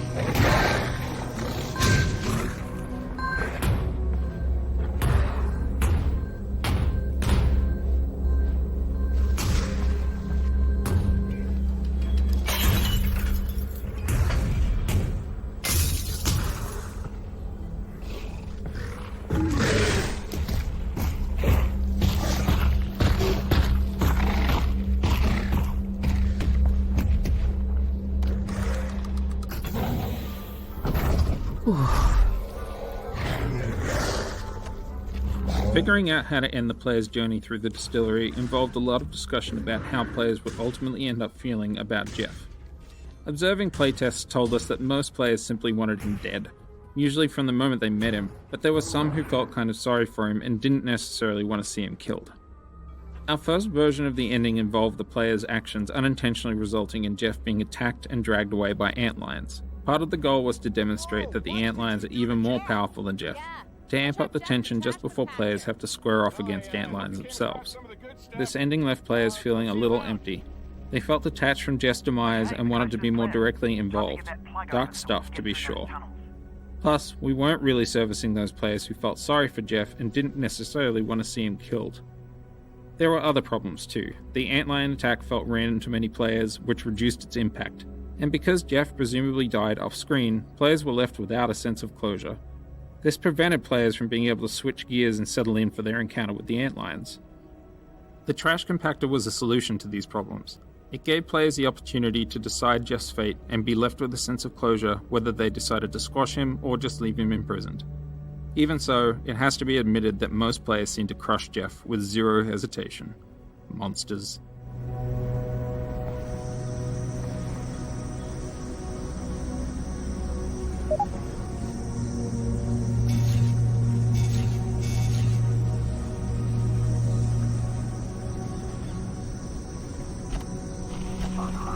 Try and find a console.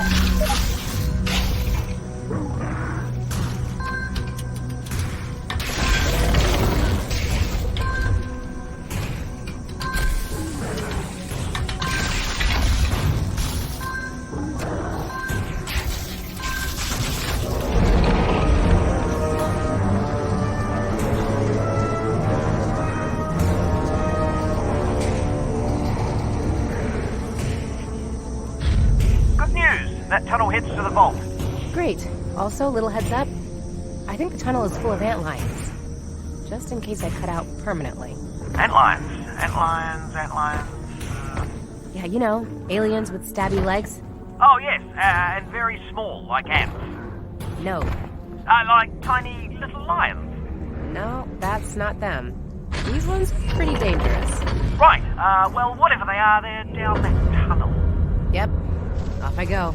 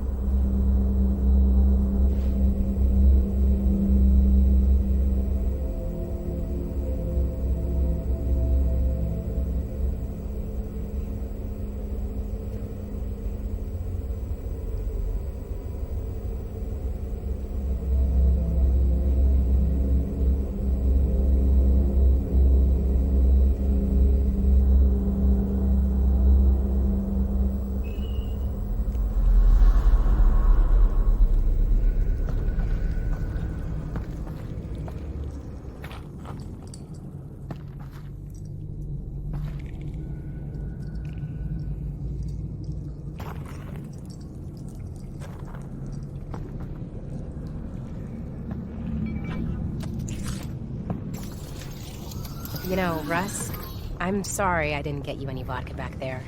That's okay. Well, you could pick up some on the way back.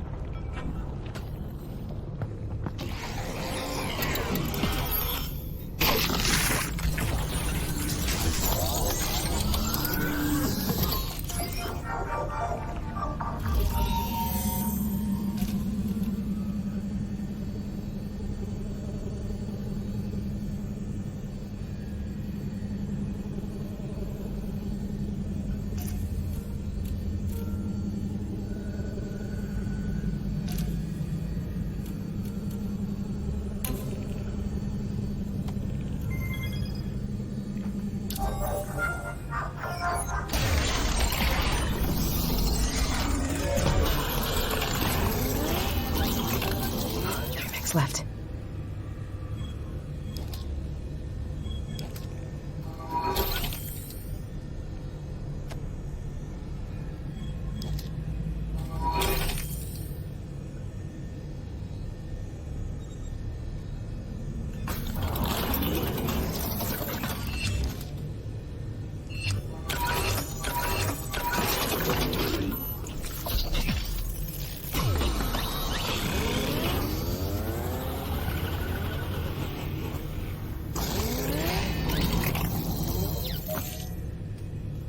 Wouldn't want to be on the wrong side of that.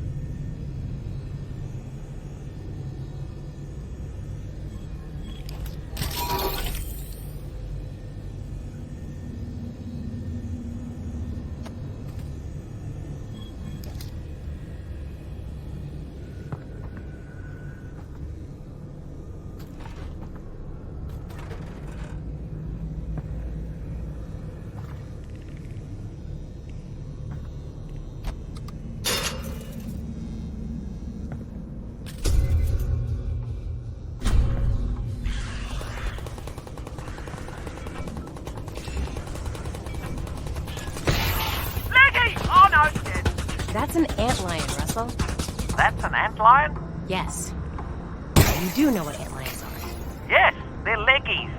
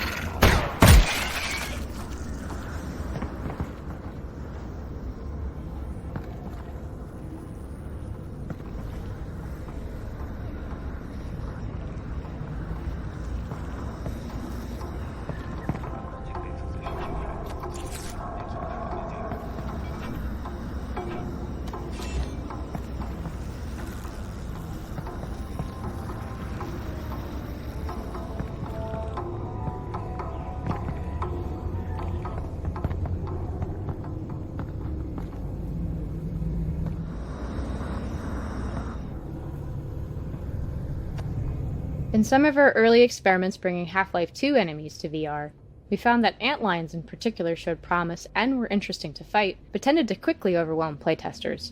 They were able to get into the player's physical space too quickly, and applied so much pressure that players just ended up endlessly teleporting around trying to get away. Around the same time, we were discovering that all players, even relative novices, have surprisingly good aim in VR. The variability of aiming ability amongst players is simply much lower in VR than it is in mouse and keyboard games.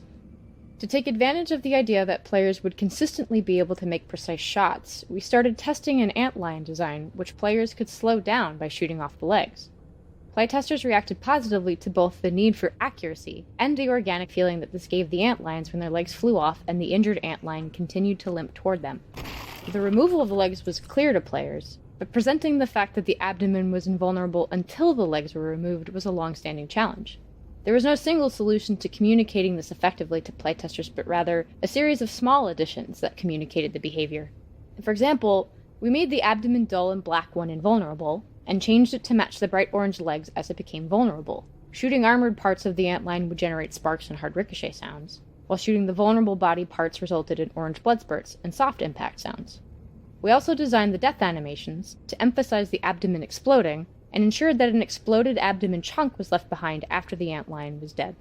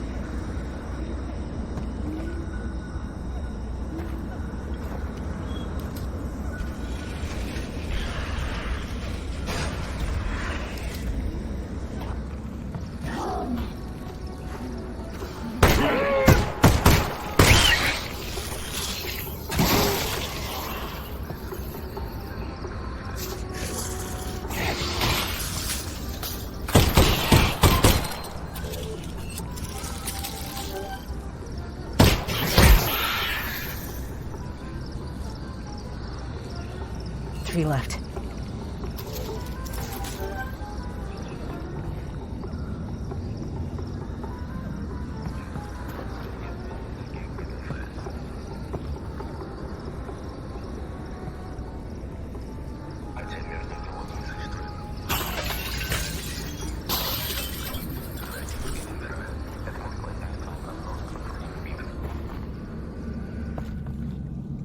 Hey, any news on the data pod? Your dad's head's down. He's working on it. He's got to be close. Great.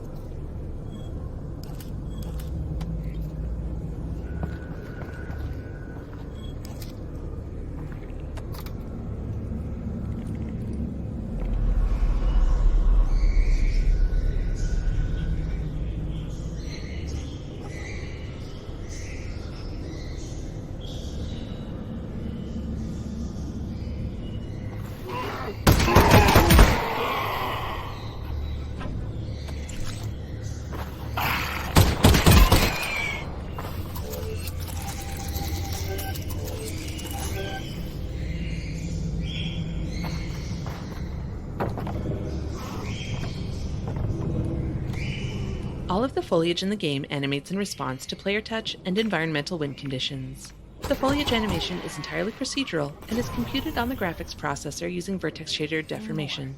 A voxel field that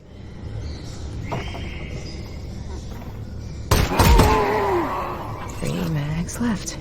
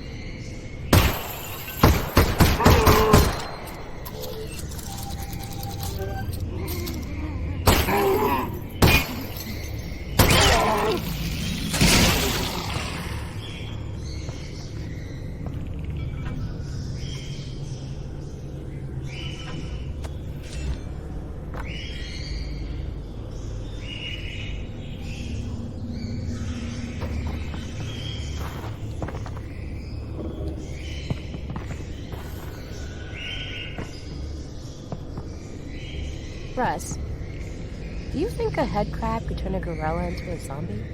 Honestly, if there's a gorilla on the loose, I'm not sure a head crab's gonna make it much worse.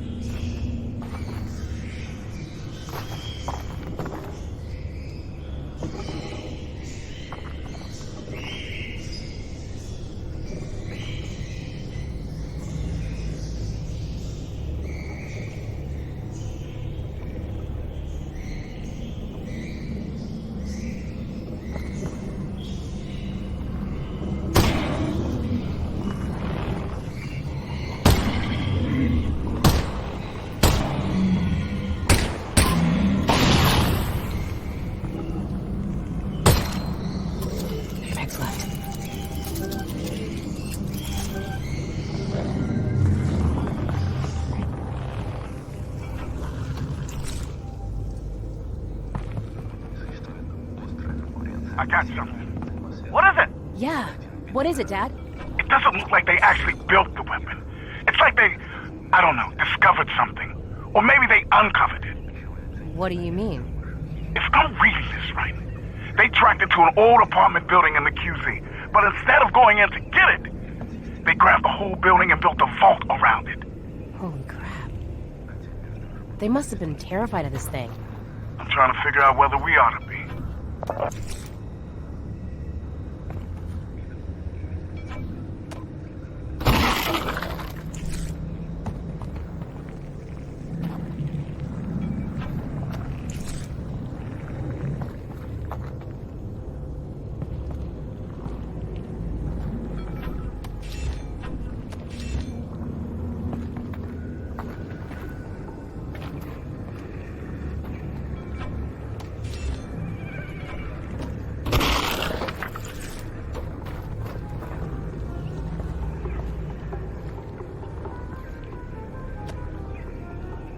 There were very few existing antlion sounds to work with coming into Half-Life Alyx, so unlike most of the familiar Half-Life creatures, which often had legacy sounds layered in, nearly all of the sounds for the antlions were completely new material. Starting with an almost blank canvas, we drew inspiration from the behavior of the antlions to inform their sound design.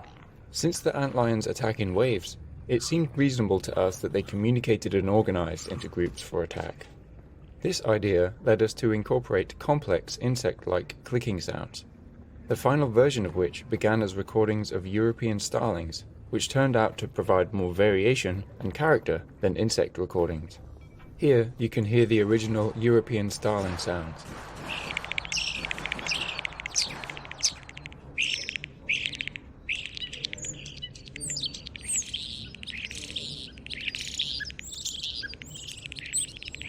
We took those recordings and layered them with designed elements to create the antline sounds used in the game.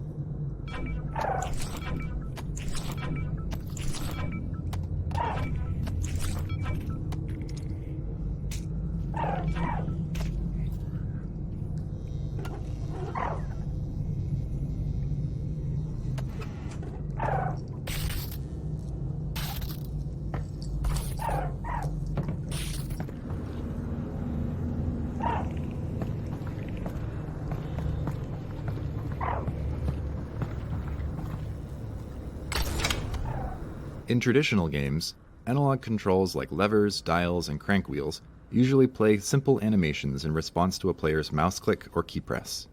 In VR, however, players with tracked hand controllers expect to be able to control analog interfaces by grabbing and moving them directly. To support this, we developed a new system that we call Anim-Interactables. The opening mechanism of this health station is a good example of an Anim-Interactable. To your left and right, you can see some more examples, such as a large railroad switch, the Vortigaunt's fire alarm doorbell, a crank wheel, a rolling cabinet door, and both the antenna and tuning dial on the radio. Anim-Interactables like these allow us to give the player control of analog interfaces while constraining their input to an authored range of motion. The system uses the position and orientation of the player's hand to drive the animation of a model which defines the analog interface. As the player moves their tracked controller, the Anim-Interactable continuously performs a search to determine if playing the animation forward or backward will place the interaction point closer to the tracked controller's position in space.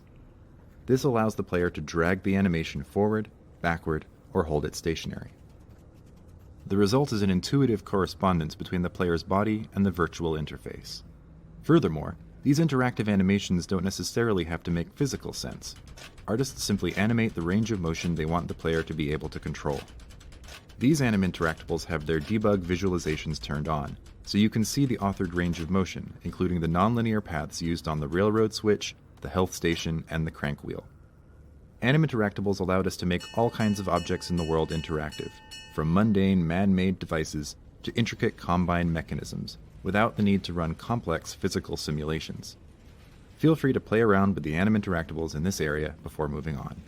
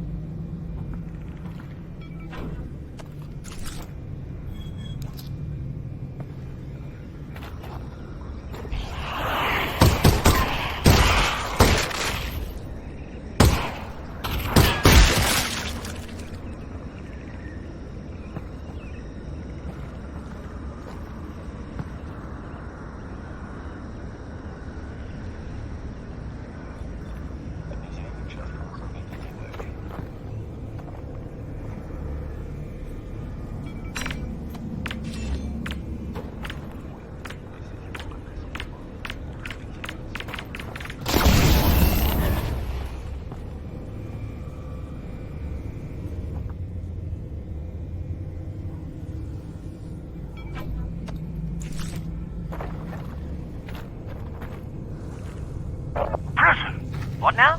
Wait, Dad, what? It's not a vault. It's a prison. They didn't build it to keep us out. They're trying to keep something in. Keep what in? I don't know. I'm not sure if this data part even knows. But they got something trapped in there. Whoa. Okay. So if it's not a weapon, are we still doing this? The way I see it, whatever's in there doesn't like the Combine very much. So we got that in common. True. So, are we still doing this? We've come this far. I say we keep going. And if you find out it's something we really shouldn't mess with, we'll call it off. That's my girl. I'll let you know what I find out.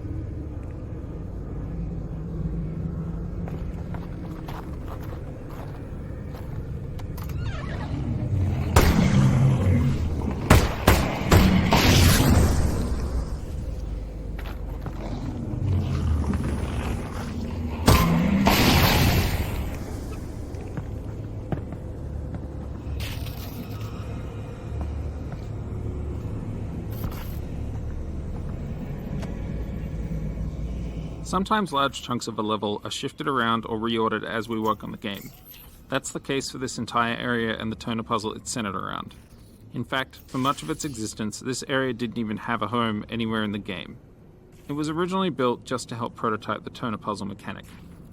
Over the course of a few months, the raw gameplay mechanics of Toner-Puzzles were developed and playtested in a series of small test levels. Each test level explored a single gameplay concept. Those were things like using the Toner-Puzzle to draw the player's eyes to something interesting, such as Xen flora and fauna, creating moments of surprise when an enemy head crab popped out of a vent, or requiring the player to thread their arm and hand in behind pipes or other tight spaces. Once we figured out which of these ideas were working well, we combined them into a single test level with the toner puzzle that strung all these concepts together in one single puzzle. Further playtesting in this level made us confident that toner puzzles should be included in the game, and we started adding them into other areas. But we didn't include the test level itself anywhere in the game. It wasn't until later that it became apparent that the zoo was in need of a pace break. We pay careful attention to player fatigue when we playtest, and look for cases where a puzzle or some exploration and resource gathering can be used to give the player a break from combat.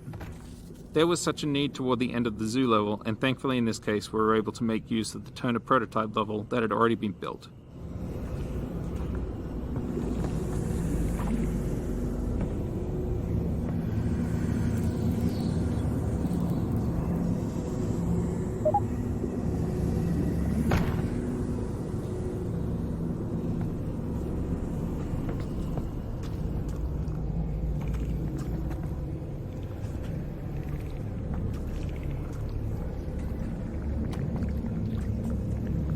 When we decided to resurrect our toner prototype level for use as a pacing break in the zoo, we had the opportunity to make some improvements and integrate elements that hadn't existed when we had first experimented with the toner mechanic. For example, the newly developed explosive Xen bloaters were added at various points along the puzzle to surprise players and remind them that they need to keep an eye out for these hazards. Also, in the intervening months, the toner mechanic itself had evolved from one where players merely push a ball of energy along a path to one which included branching paths and rotating junctions. This junction here in the breaker box is the linchpin of the whole puzzle, as the player must interact with it 3 times. Once to open the roller door to this back area, once to switch power away from the roller door to the last leg of the puzzle, and once to reopen the roller door in order to exit. Because this toner puzzle covers such a large physical area, including some zombie combat in the middle, players frequently lost track of the correspondence between the state of this junction and the roller door. This meant that they would trap themselves back here and not understand how to proceed. To address this, we made a lot of changes to the presentation of this junction over the course of development. The unique breaker box and tangle of conduit are designed to make the junction recognizable as the same junction from both sides of the wall. The shape of the hole in the wall and the orientation of the breaker box are designed to make sure that the player stands in the right location to have line of sight to the roller door and see that it closes when they route power away from it to the last leg of the puzzle. The door itself also makes a lot of noise and an unreasonable amount of sparks to draw attention to itself each time it moves. This particular puzzle twist was in danger of being cut for a long time, but with this series of refinements, enough playtesters understood its behavior that we were comfortable with shipping it in the final game.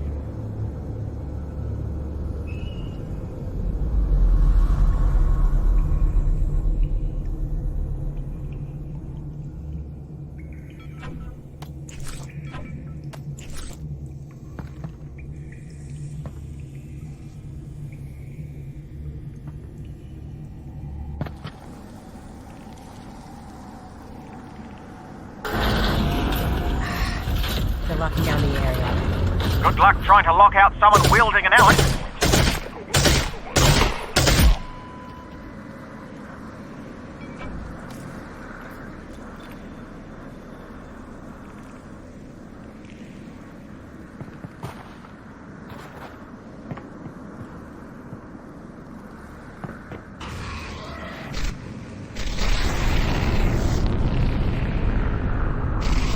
Whoa!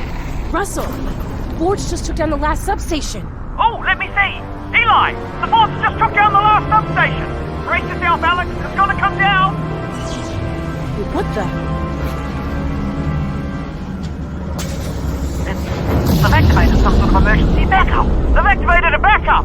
Tell Alyx there's no way that backup is stable. She can shut it down. Your dad says... I heard him. So head towards those beams, right? Right, that's gonna be the backup station. Critical breach. Stand by. I hope whoever's in there is worth it. What's that, Alyx? Nothing. I'm on my way.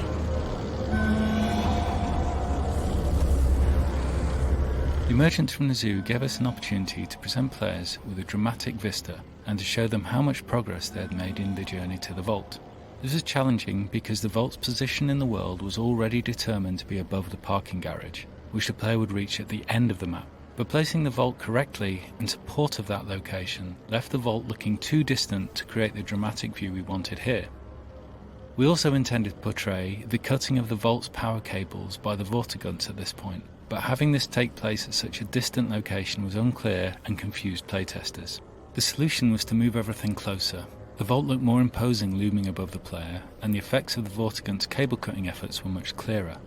All we needed then was a conceit to justify the two vault locations, the location here at the start of the map and the eventual location at the end of the map. Around this same phase of development, we were in the process of defining exactly how the player would bring down the vault, and our solution to that problem also helped justify the two vault locations. Tractor beams are a familiar cliché in science fiction and often share a common visual style of an enveloping force field emitted net-like from a single point.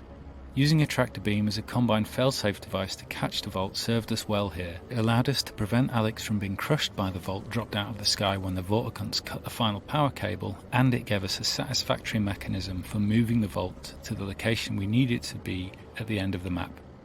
Throughout the map, the beam itself also serves as a beacon, ensuring that the players are always able to recognise their new goal, the tractor beam control station.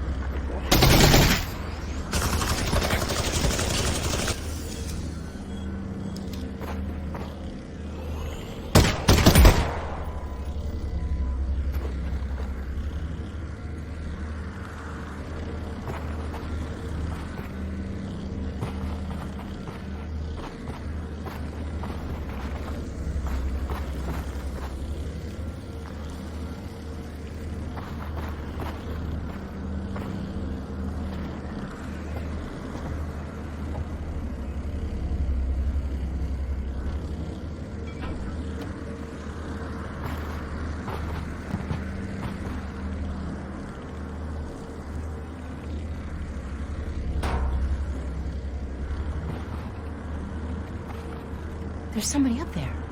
That's not Combine. Maybe a scavenger? Be careful.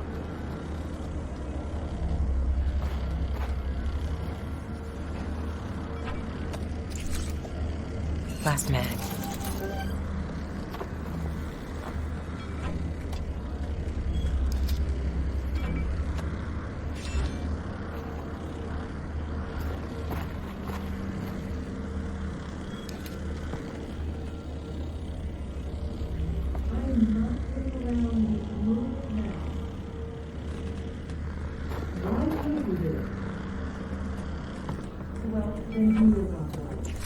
Eli, come here! What is it, Russell? Listen to this. Oh, shh. Okay, well, go get them. You took over the entire planet in 7 hours. How is this taking so long? Oh, no, fine. I can wait. That was sarcasm. Well, I'm thrilled you thought that. Yes, that was sarcasm as well. And just to remind you, the thing I need to talk to your boss about is how we're running out of time. Well, what if I went and got my supervisor? Would that move the needle on this thing? No, that's the point. I am my supervisor. You're killing me.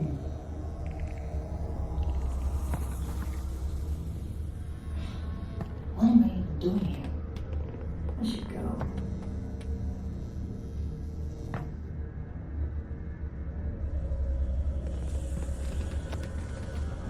The final twist of the game presented quite a few storytelling challenges for the writers. The game is long, much longer than a movie, and the surprise reveal of the G-Man at the end felt almost impossible to sustain over the entire experience. Everyone on the team assumed that through basic deduction, most players are going to figure it out along the way. So the solution, like in most good stories, was to just add more stuff, more details, more questions, and more nooks and crannies to the plot. The writers quickly realized that there was one big distracting name, Gordon Freeman, that would pull the players' attention away from any theories they may be cooking up on their own. We then realized that we could use the absence of the G-Man in the story and the eerie parallels between the G-Man and Gordon's experiences at Black Mesa to redirect player attention and propel the story towards the final act. If the player thought they had uncovered a new mission to save Gordon Freeman from stasis, then the twist at the end could be secure. To pull it off, the writers created a new, mysterious character, a scientist collaborating with the Combine. This addition came late in the project, so the writers relied on another tried-and-true tact. Base the character on an actor we're fond of, and then do our absolute best to cast and record with that person. The chosen actor had struck a particular tone with the writers. She has an easy, in-command confidence, and a smooth southern Missouri drawl. This not only sets her apart from the other characters in the Half-Life universe, but makes the character easy to hear on the page, which is incredibly important when time is short at the end of the project. And once she was in the studio, her pitch-perfect performance assured us that we'd made the correct decision.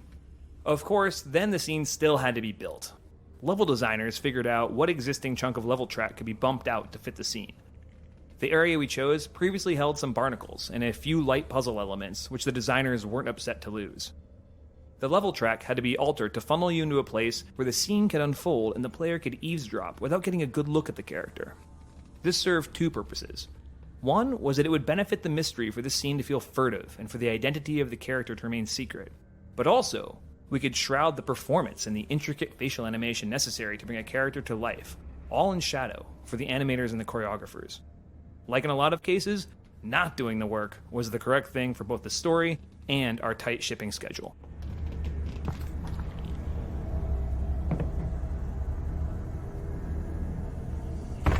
Hi. Okay, great. Finally. Hi. We need to move the box or this thing is going to be Black Mesa all over again. Well, now I'm telling you it is, Fred. Look, if it's still here when she gets there, he's gone. What in the history of today makes you think you're going to stop her? Look, this guy we've got in there survived Black Mesa. He raised holy hell and then just disappeared. We finally caught him and you're just going to let him go again? Move the box! Survived Black Mesa, then disappeared. Eli, they do have a super weapon. God damn it, Russ, they got Gordon Freeman. Oh, wow. That's good, right? This is very, Very good. This is a miracle. All right. So, let's go save Gordon Freeman. Oh, incoming. Hey, give me a second.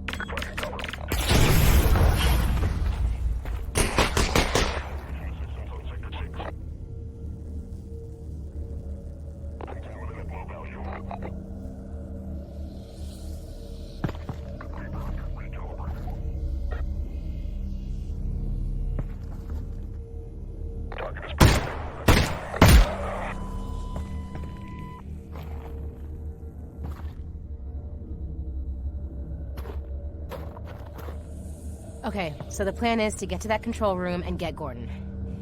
I'll be honest, people talk about him a lot, but I always just assumed he was dead. Me too. Hey, Dad? Are you there? Yeah, what's up, Alyx?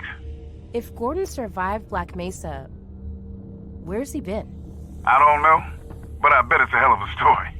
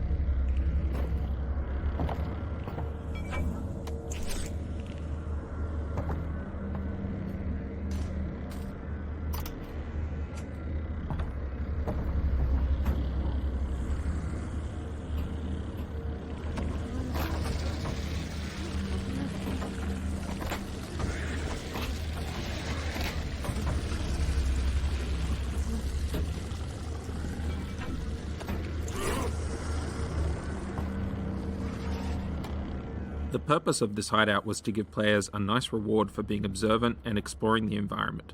We wanted to highlight the story of scavengers living behind the quarantine wall, what their lives might look like, and why they might choose to live there. The person who lived here was referred to internally as the Combine Killer, imagined as a person with a grudge against the Combine who has chosen to eke out a living in the quarantine zone, spending their time exacting revenge on unsuspecting Combine patrols, perhaps eventually joining the organized resistance movement portrayed in Half-Life 2.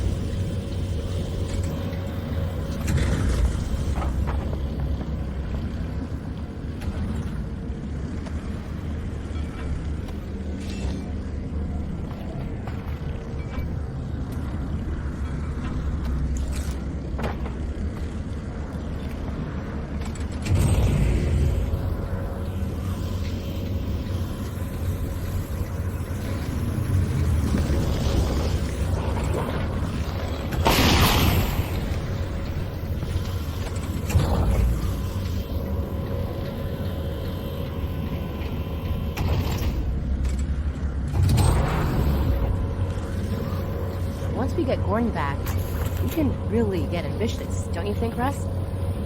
Maybe we could take down the Citadelle. Well, he saved humanity once. I'm willing to bet he can do it again. And this time he won't have to do it alone.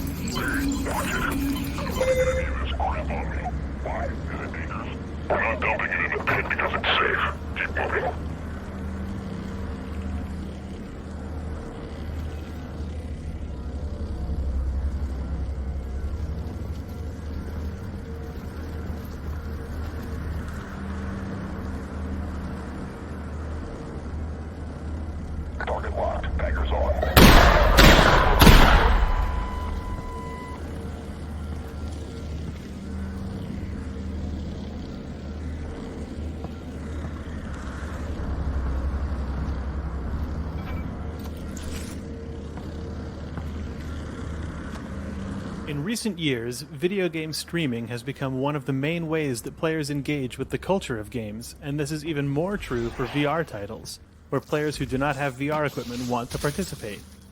To address this audience, we created a spectator HUD, which displays the VR player's health, ammunition, resin, and the contents of their wrist pockets. This information is overlaid on the 3D scene in the desktop window, and lets viewers track the state of the player's resources, without having to rely on the player to look at their wrist or open up a menu.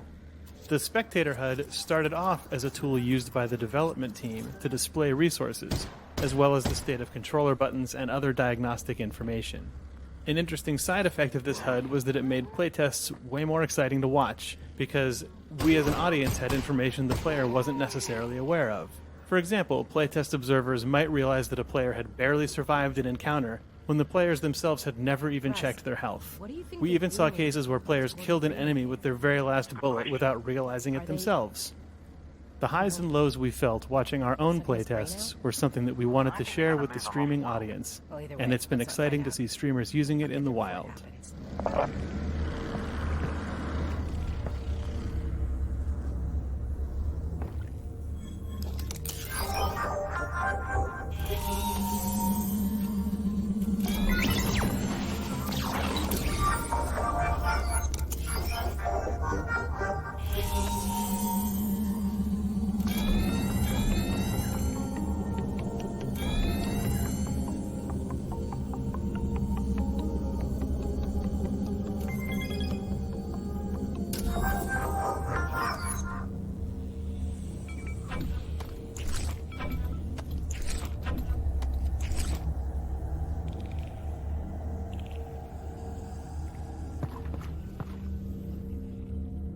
What do you think they're doing in here? Looks like they're milking the leggies.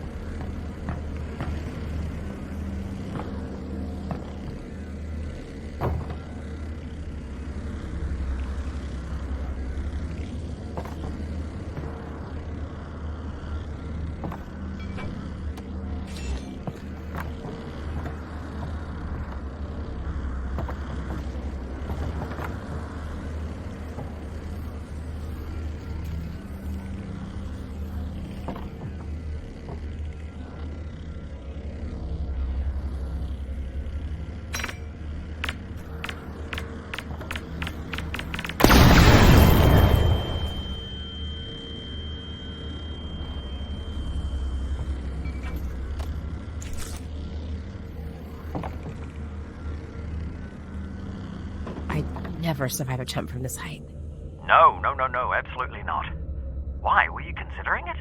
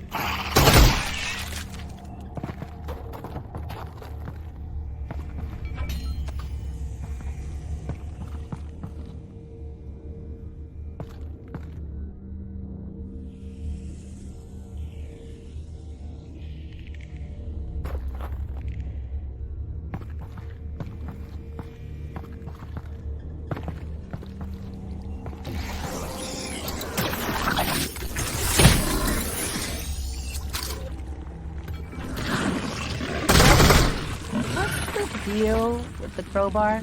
Oh, you mean Gordon Freeman's crowbar? Yeah. Oh, Alyx! He fought his way out of Black Mesa with nothing but that crowbar. No way. It's true. Well, it's true that that's what you say. You know, nobody knows for sure. Well, when I get him out, let's give him a go. Yes, not mine. I'm out of the gun lending business. Okay?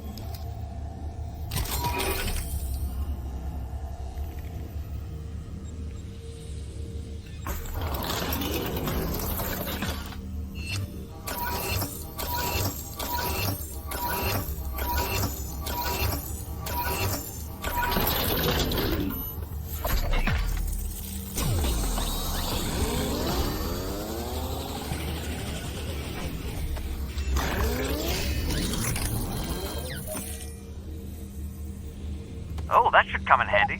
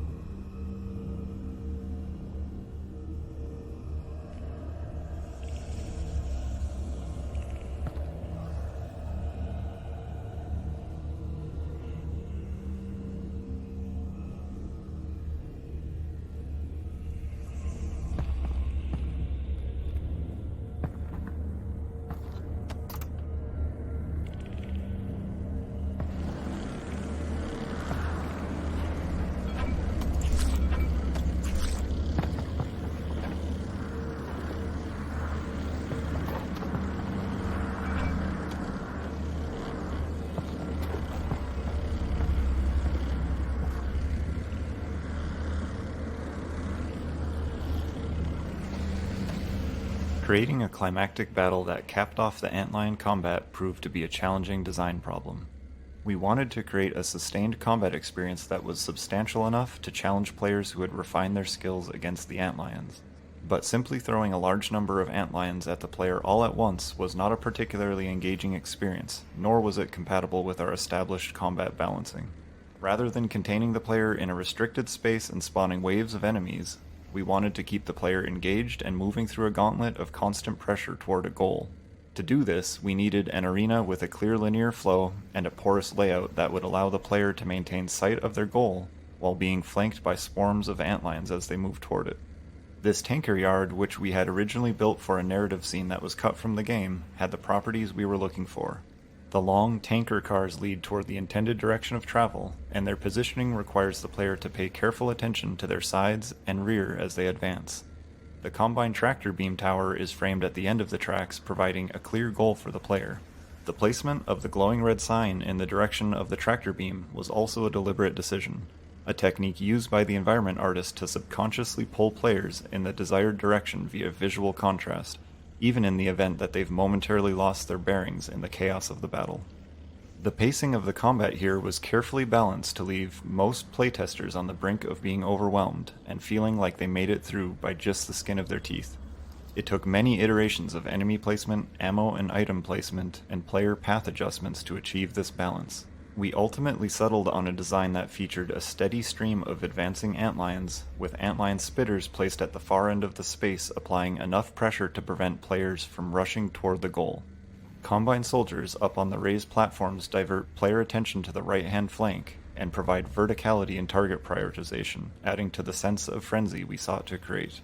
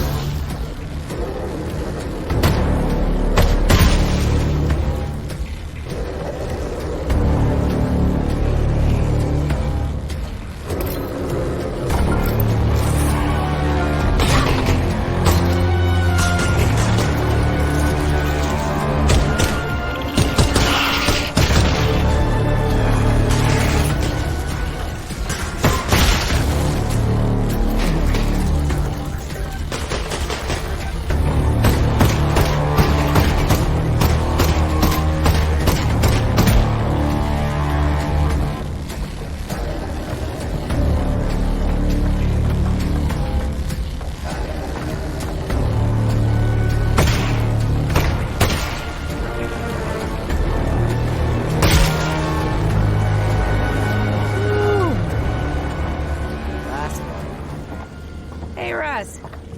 You want to swap in here? No, I would probably die instantly.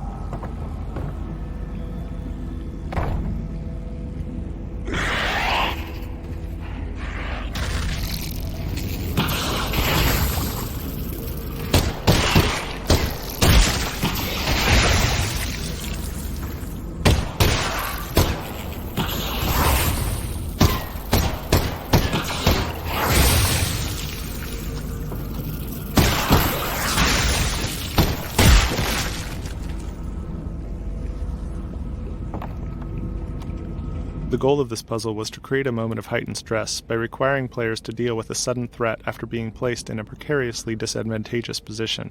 In the original design of the puzzle, players would stand on a platform which was suspended from a cable and pull themselves across the chasm. Halfway across, antlion spitters would emerge and start attacking.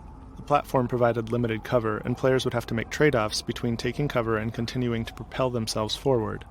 This succeeded in creating the desired spike in intensity, but unfortunately, the lateral movement of the platform caused considerable motion sickness for most playtesters. Even players who were comfortable with the vertical movement of elevators elsewhere in the game were adversely affected here. The puzzle that we shipped retains the same sense of tension due to being stranded in the middle of a chasm under attack, but does not rely on physically moving the player. The upper portion of the wooden platform is deliberately devoid of any substantial cover, which encourages players to jump onto the platforms below. On the lower platforms, we provide enough cover to protect players from antlions, but also leave them feeling vulnerable out in the middle of the chasm. The cover here is porous and breakable, increasing the sense of urgency and requiring players to engage the antlions from their compromised position.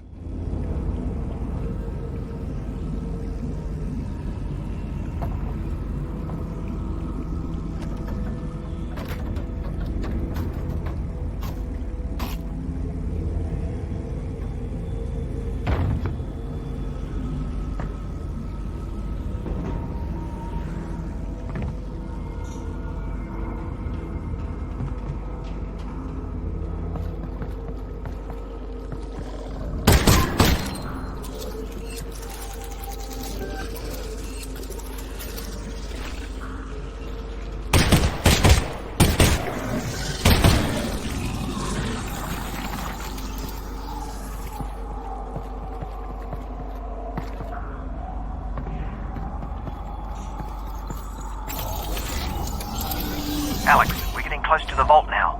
You're not going to have many more chances to use your resin. Good point. I'll see if there are any upgrades I can use.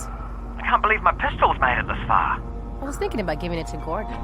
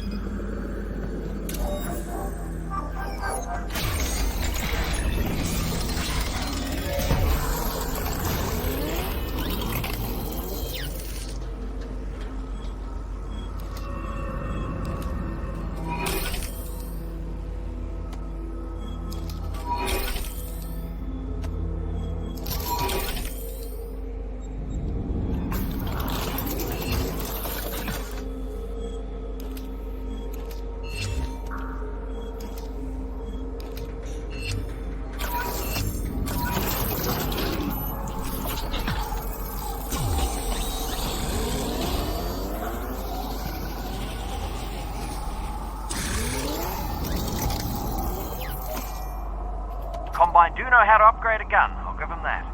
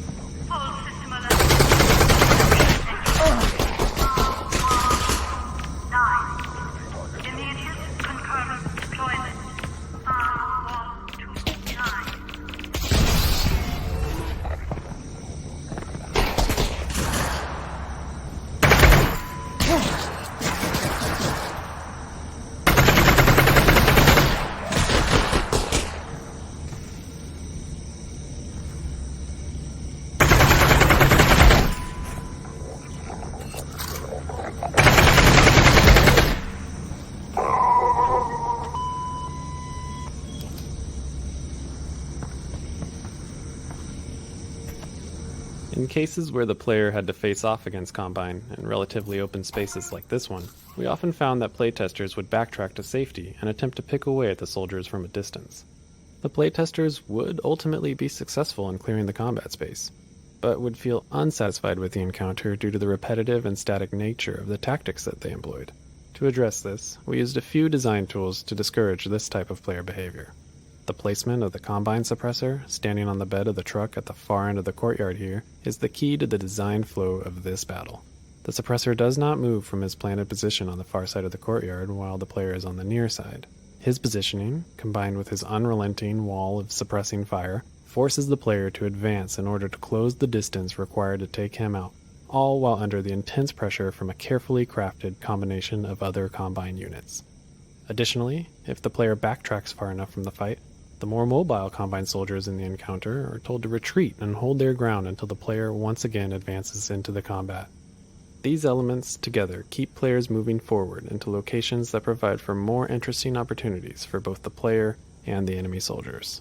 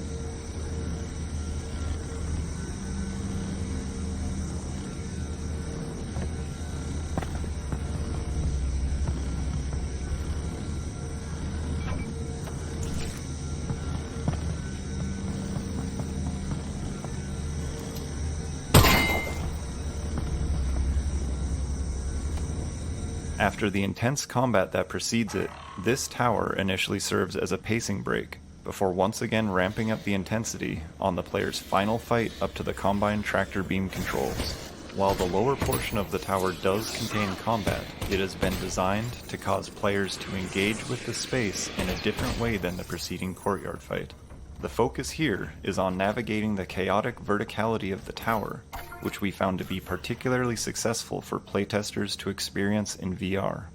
The manhacks that initially engage the player from above fly a path that deliberately has them crashing around the pipes and boards overhead, causing sparks and splinters to rain down on the player. Combined with the disorienting nature of the space, the Combine suppressor that emerges at the top of the stairwell is used to reintroduce an appropriate level of intensity and to create a sense of a struggle as the player continues to scramble closer to their goal.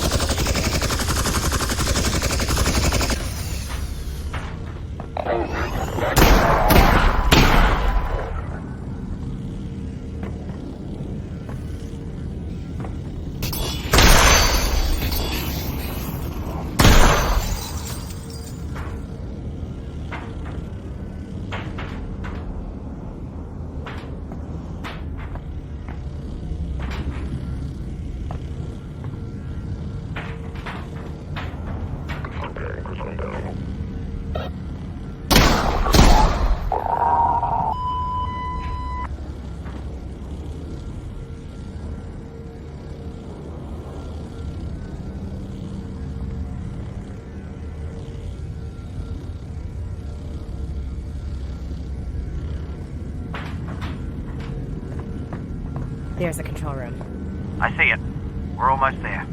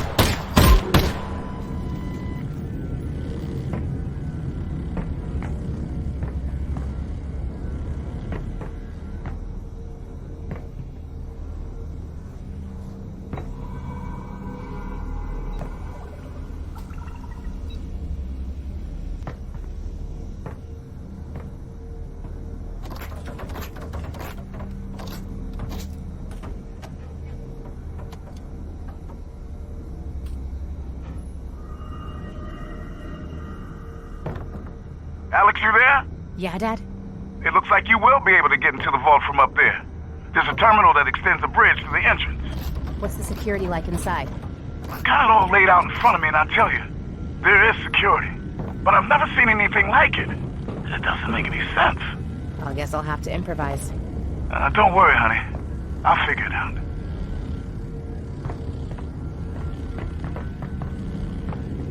Alyx, dead ahead. Those controls dock the vault to the station.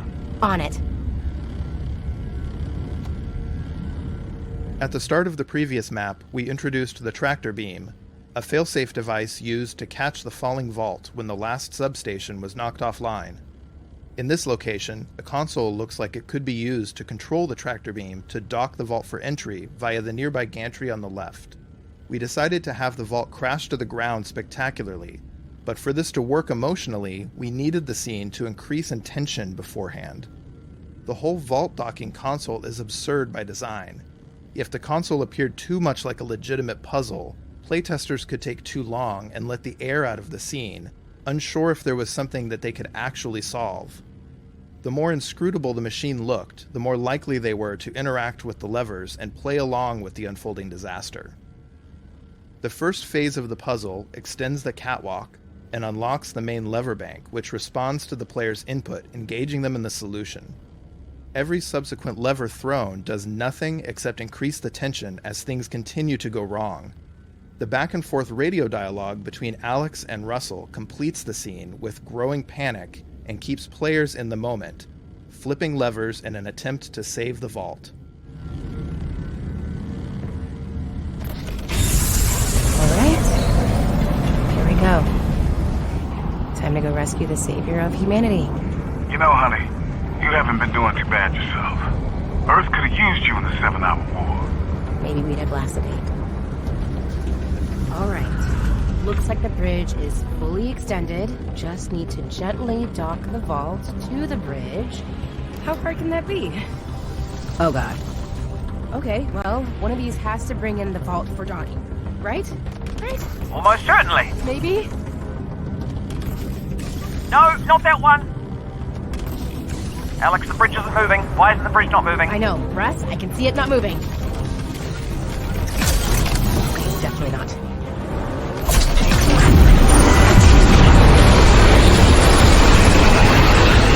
Oh god! Alyx! Alyx! Alyx!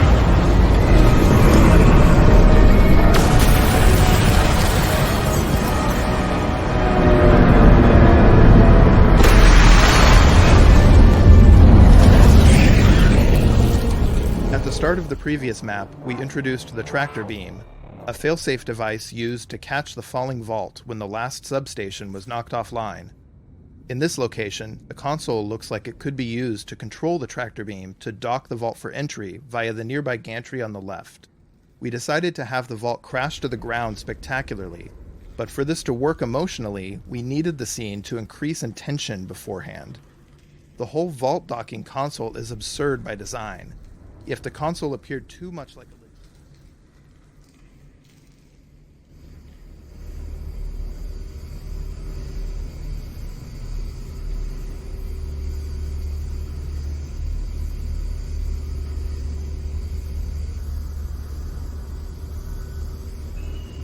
looks like it could be used to control the tractor beam to dock the vault for entry via the nearby gantry on the left. We decided to have the vault crash to the ground spectacularly, but for this to work emotionally... There, just go in and get him! Well, what's left of him? I'm on my way. Response team. Overload protocol. Angle. Quarter-line. Flash. Angle. Quarter-line. Flash.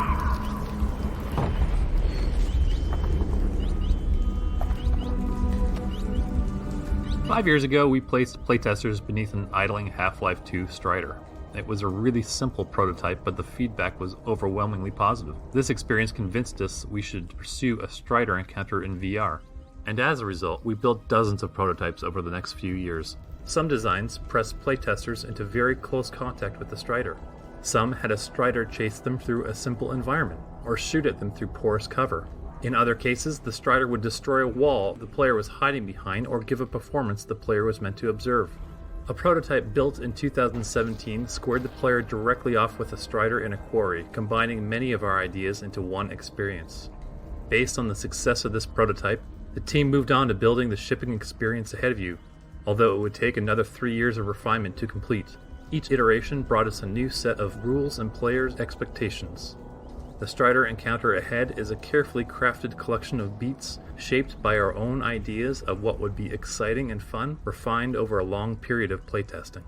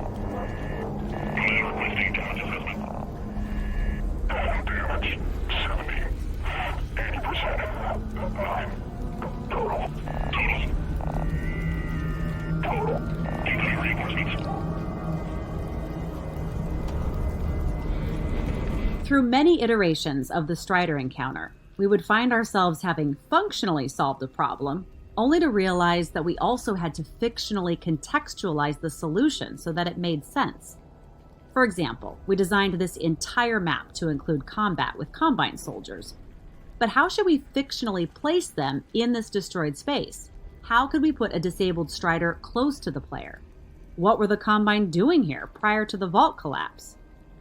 This soldier was placed here to communicate to the player that some Combine were in the area investigating an antlion infestation before the vault fell on them. In fact, you can see some dead antlions nearby. If you listen closely, you'll hear the soldier trying to contact the rest of his squad, letting the player know that they are not alone and that there is likely to be more combat ahead.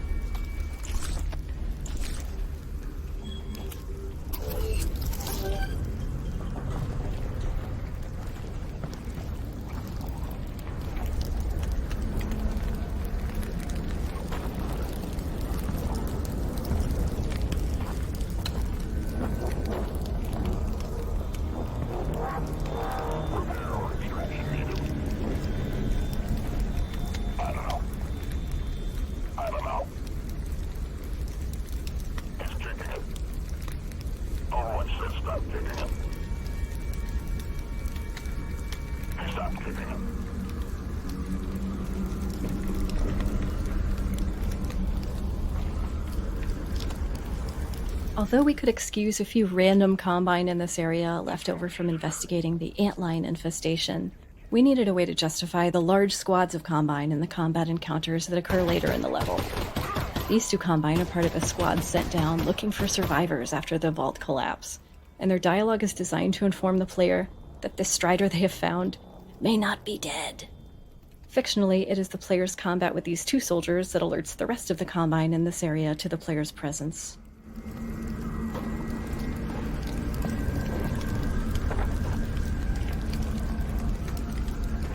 A Strider! Deactivated though.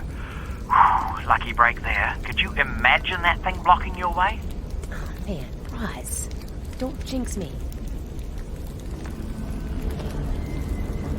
many players, Striders are the most feared and powerful enemies in the Half-Life franchise, and we thought it would be interesting to flip player expectations on their head and experience what it would feel like to team up and cooperate with a Strider.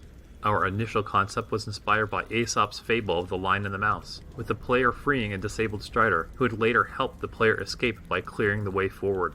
Initially, the parking garage was a Combine silo, and it was much easier fictionally to have some type of Combine device which could constrain a Strider without injury. When the location changed to a collapsed parking garage, we constrained the Strider by trapping it in the elevator shaft, held down by the elevator car. After being freed, the injured Strider would lash out at anything nearby, Combine and player alike, as it tried to escape. This was a strong story when told aloud, but expressing it in a way that was understood by players turned out to be difficult. Keeping the Strider around throughout the level, alternating between injured and angry states as the player slowly picked their way through the garage, was confusing to playtesters, and we had a very hard time trying to find the right balance. Playtesting feedback was really consistent around this. So although we loved the idea, we let it go in favor of a more straightforward and achievable dynamic of hunter and prey that eventually shipped. The year we spent pursuing the lion and mouse idea wasn't wasted, however, as we created and refined many of the different story beats that shipped. We also crafted some performances and technology that led to the success of the final experience.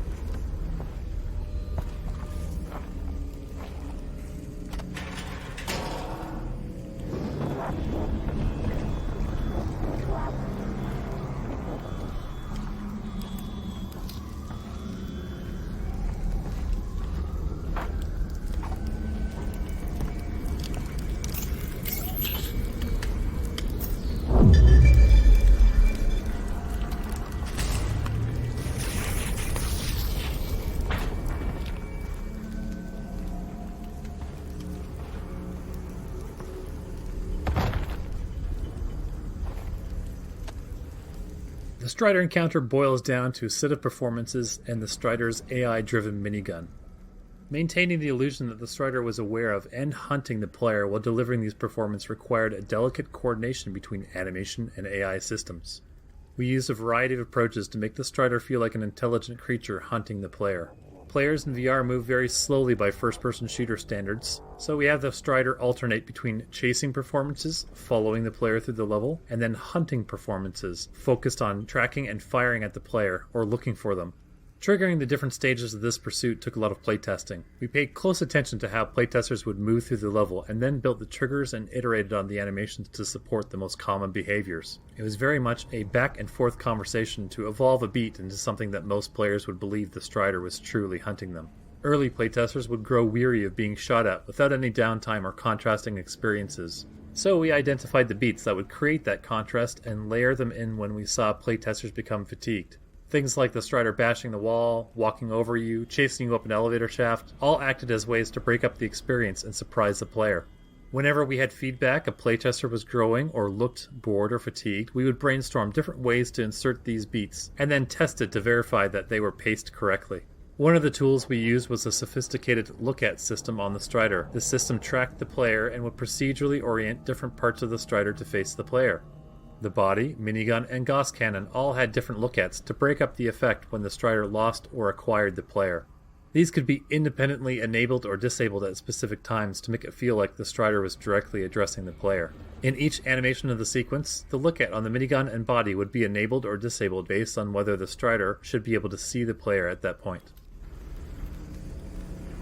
Down to 3 magazines.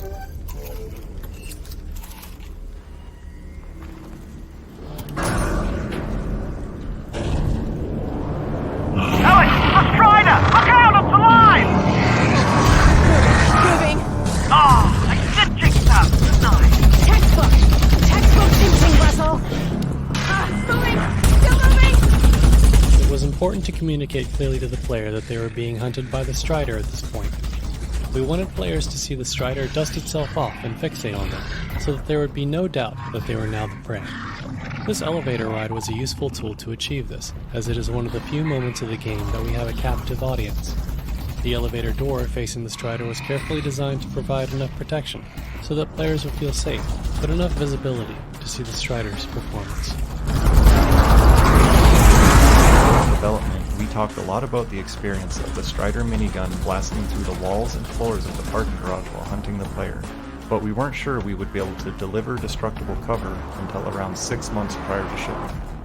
To address this, we designed the destructible cover to visually communicate that it was being broken down prior to actually fracturing and breaking. Initially, the cover would look like an unremarkable piece of concrete or other building material, but when it took sufficient damage, it would start to visibly crack and throw off dust particles. When the same piece of cover took further damage, it would then fracture into pre-cut physics objects and generate more dust and debris particles. Through playtesting, we determined how much damage the cover should be able to take before breaking down and forcing the player to move. In the end, the destructible cover system allowed us to deliver on our goal of giving players the impression that the Strider was capable of tearing through the parking garage with its minigun as it pursued them. In this area of the map, we began hearing from some playtesters that they found the minigun firing monotonous. Originally, the gun would fire at a set rate, regardless of the player's behavior. To address the monotony, we made several improvements to the Strider AI running just the minigun. The minigun will fire if it sees the player, but take a moment to acquire them. Play an acquired sound to warn them they have locked on, and then stitch the bullets towards the player in its first volley. The minigun volleys themselves were broken up to become more staccato, with random intervals in between volleys. If the player ducks behind cover, the Strider will keep firing where it last saw the player for a short period. These changes to the minigun behavior eliminated the monotony and gave players the impression that they were fleeing a living creature.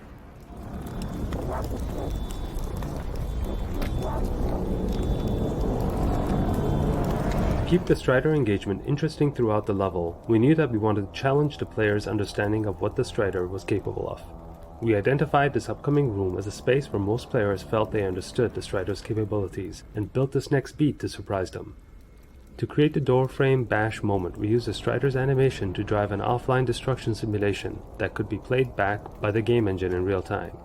We coupled this with particle effects and physics impulses on interactive physics objects in the room to make the player feel unsafe. To fully sell the idea that the Strider has been searching for and has found the player, we gave the Strider a moment to pause after tearing away the wall to look at the player before it started to fire again.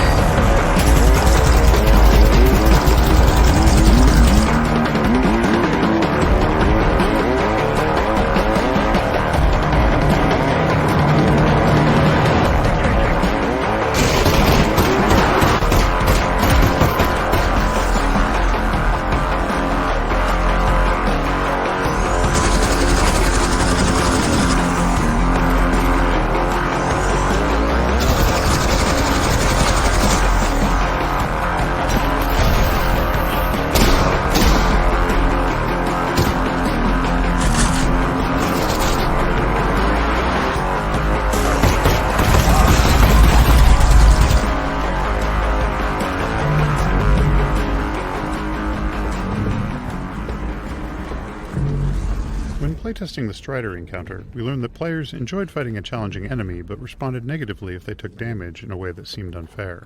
To address this, we used audio to communicate the state of the Strider. For example, when the Strider did not have line of sight to the player, it would emit a periodic hunting sound.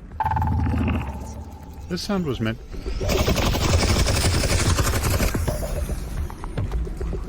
to communicate to the player that they were currently safe, but that the Strider was still there. Once the Strider had seen the player, it would switch to its chasing state and make corresponding chasing sounds.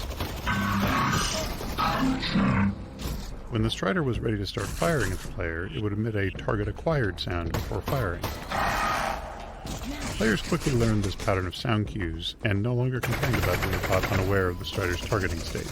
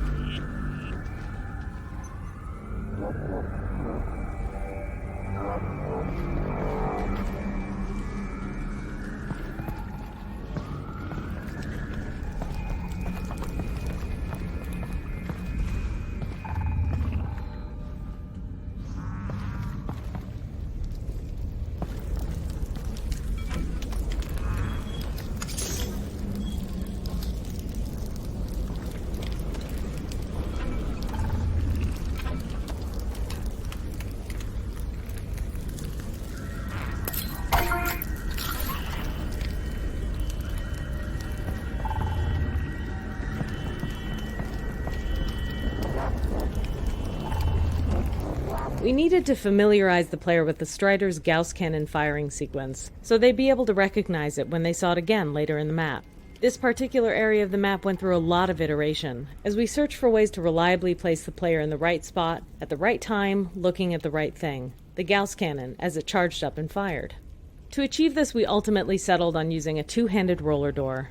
It requires the player to stand in a specific position and orientation, and occupies their hands so we know they aren't teleporting or interacting with anything else. We even know the precise moment that the door clears their eye line, so we can be assured that they're going to see what we want them to see.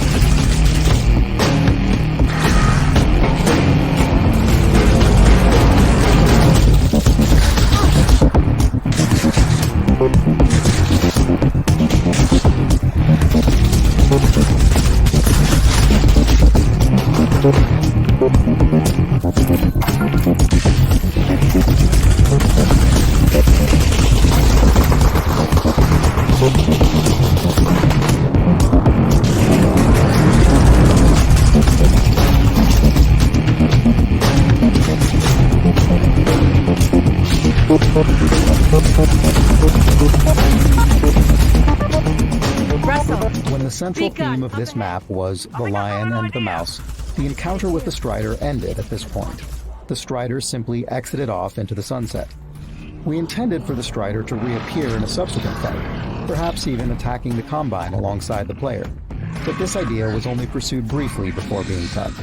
The problem was that playtesters felt cheated that they didn't get to destroy the Strider after being hunted and harassed by it for so long.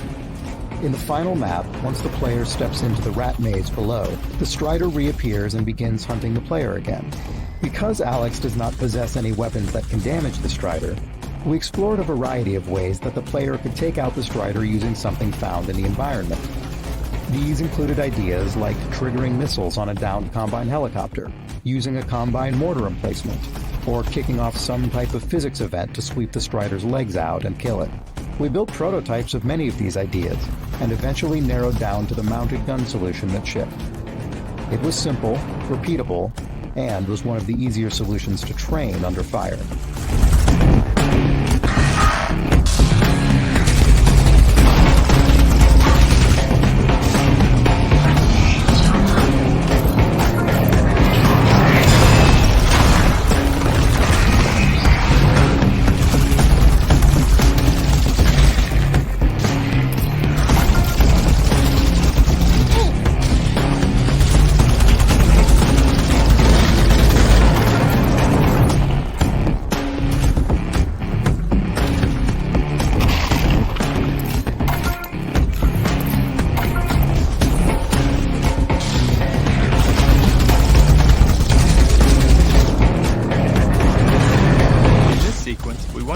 To end the encounter by killing the Strider in a dramatic boss fight using a weapon found in the environment. This meant that we had to introduce a new weapon which was more powerful than the player's equipped weapons, and which had to remain in the environment after the fight. A mounted gun on an abandoned Combine vehicle made the most sense, and after some initial tests with the downed Combine helicopter repurposed from Half-Life 2, we settled on the armored personnel carrier, since one had already been built for use in another section of the game. Since the gun mechanism itself would be seen for the first time while under pressure from the Strider, it had to have an aiming and firing mechanism that the player would understand immediately. We prototyped a variety of designs, from a machine gun that auto-fired as soon as the player grabbed the handle, to a gun that fired a sticky bomb that had to be detonated by the player after it had hit its target. The auto-firing machine gun was too simple to use and lacked dramatic effect, and the extra interaction required to detonate the sticky bomb was too much to teach the player while under duress. We settled on a design that requires one hand to aim and another to both reload and fire. Requiring the player to push the firing mechanism all the way forward to reload was necessary to prevent the player from firing too rapidly. The gun's shell reloading animation is directly driven by the player's motion and communicates to the player that they must move their hand all the way forward to reload before being able to pull it back and fire.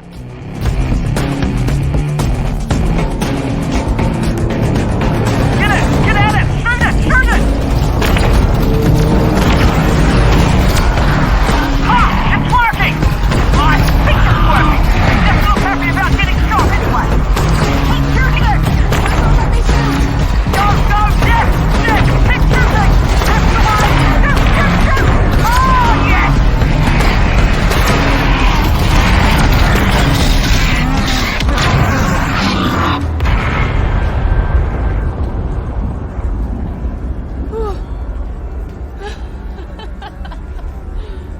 We did it, Russ. Yeah, we did.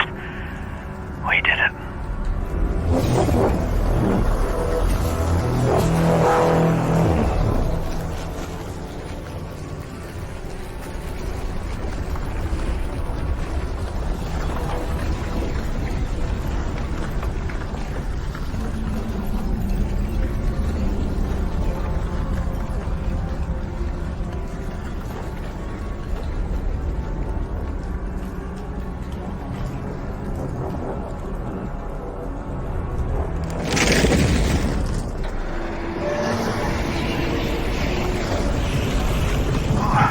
All right, Alyx. Well, that tractor beam over there looks like it'll get you up to the vault. Got it.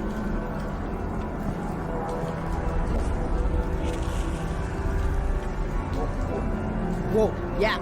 Okay. I'm going up. Throwing off a lot of interference. I might not be able to talk to you in there.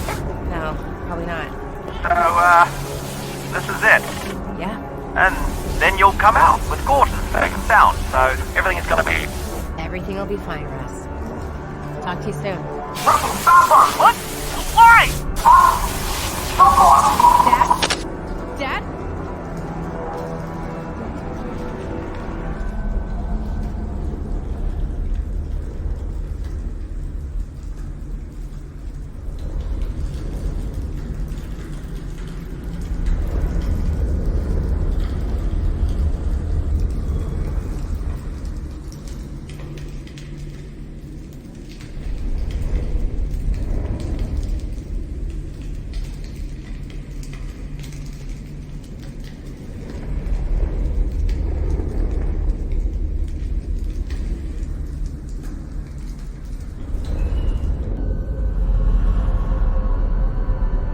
This is weird. But, I don't know, it doesn't look too dangerous.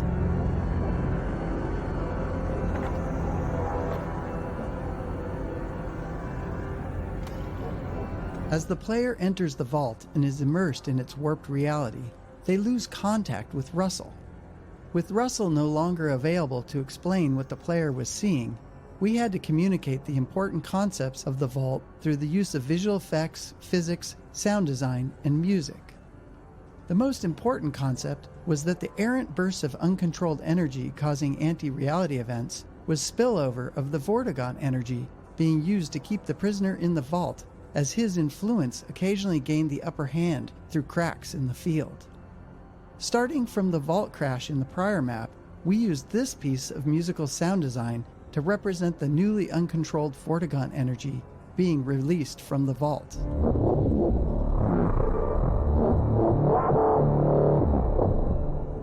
And this piece to accompany the reality-bending bursts caused and swayed by the G-Man's increasing reach. Within the vault, we repeat these motifs to reinforce the Vortigaunt energy mechanic that the player is ultimately able to use as a weapon against the Combine, short circuit to release the prisoner, save Eli, and complete the game.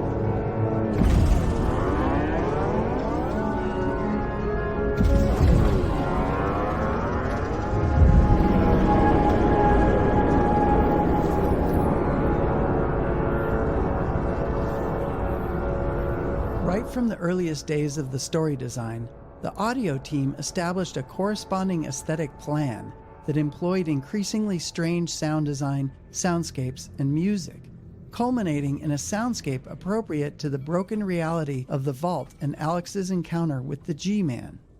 While the vault level was being designed, it became apparent that the accompanying music would be crucial to selling the surreal nature of the vault. Most music in the vault is based on the musical palindrome you hear in the Sideways room.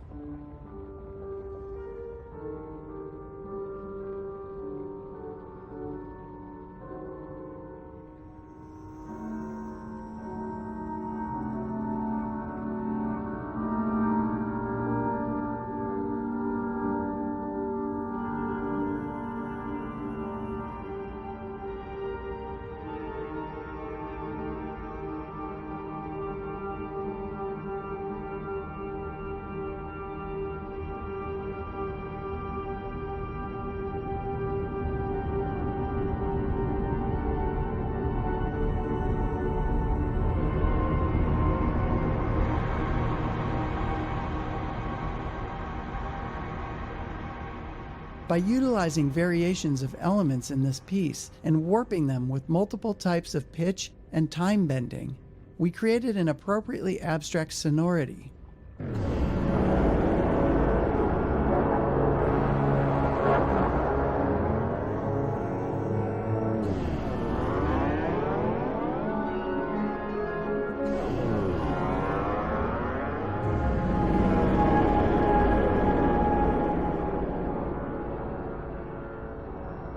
While strange and dislocating, it was still consistent unto itself, as well as conceptually relevant to the multidimensional nature of the G-Man and the Vortigaunt energy imprisoning him.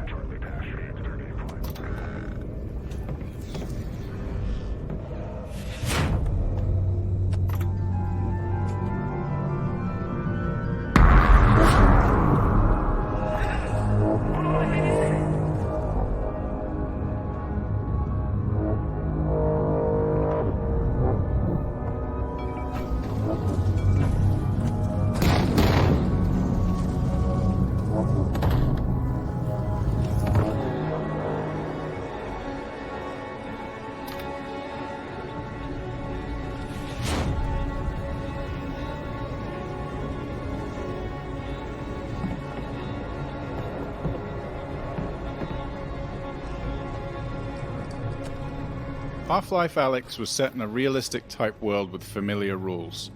The G-Man's presence in the vault gave us fictional justification to experiment with different distortions of reality and embrace surrealism in these spaces. Early experiments with gravity anomalies and distorting spatial expectations were promising as the immersiveness of VR worked to exaggerate their impact. The surreal environments proved to be fertile for puzzle solving as well, but they tended to stall the pacing at the point in the game we needed it to be ramping up, so they weren't included in the final release. The most notable of these was in the mirrored apartment. Players originally had to spot and correct differences between the top and bottom apartment spaces in order to escape that area. Instead of surreal interactive puzzles, the first half of the vault became a journey through an increasingly bizarre set of spaces that were once the apartment building the G-Man was captured in.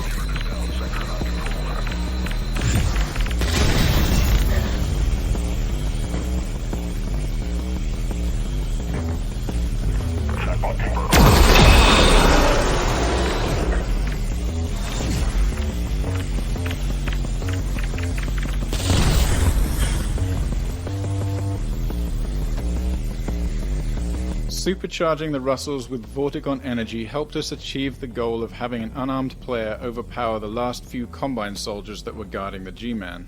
Initially, grenades and a zero-gravity hallway was how we achieved this. Separately, we'd been experimenting with using the Russells to pull and throw energy bolts from Vorticon energy nodes. This was a natural fit for the Vault combat section since it evokes the concept of supercharging the gravity gun at the end of Half-Life 2 and works with the player's well-mastered Russells for throwing. This new mechanic was introduced at a point where pacing was critical, so it had to be intuitive to pick up and quick to master. Giving the player the Vorticon energy attack not only helped to tie together that this was Vorticon energy containing the G-Man, but helped to further solidify the deep Vorticon connection to Alyx. It also gave the player a chance to briefly feel like they had superpowers and be able to use that ability in a visceral, deeply physical way that's impossible in real life.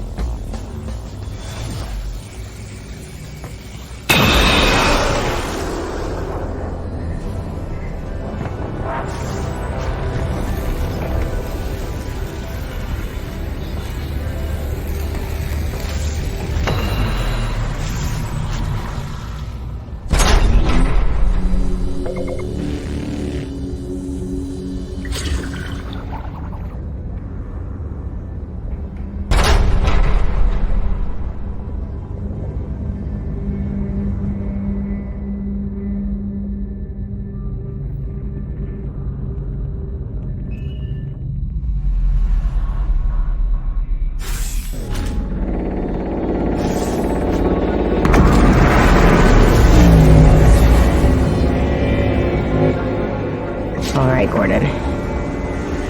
Let's get you out of this thing.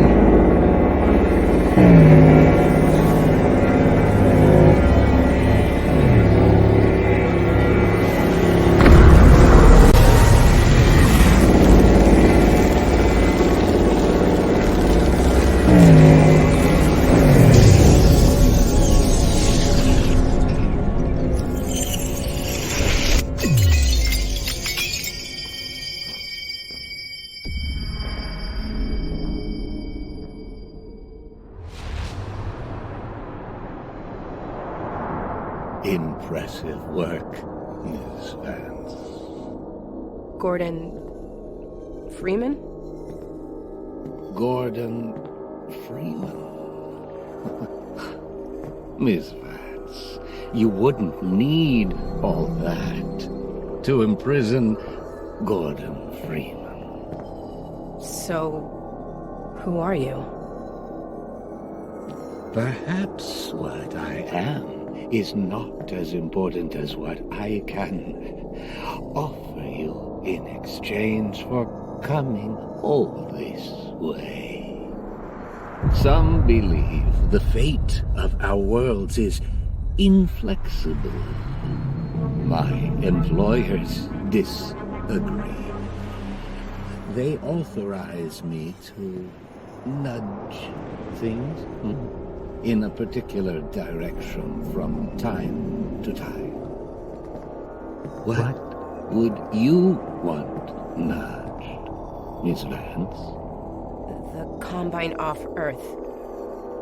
I want the Combine off Earth. That would be a considerably large nudge. Too large, given the interests of my employers. Well, you asked. What if I could offer you something you don't know you want?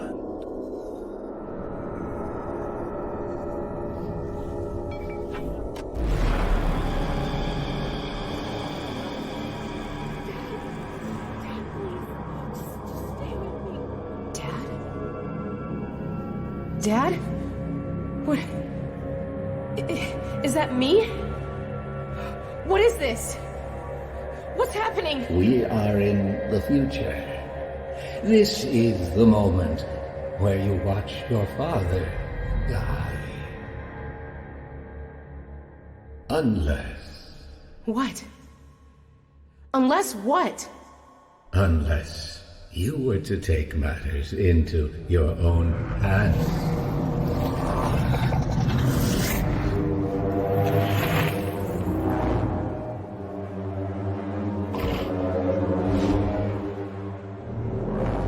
Release your father, Miss Vance.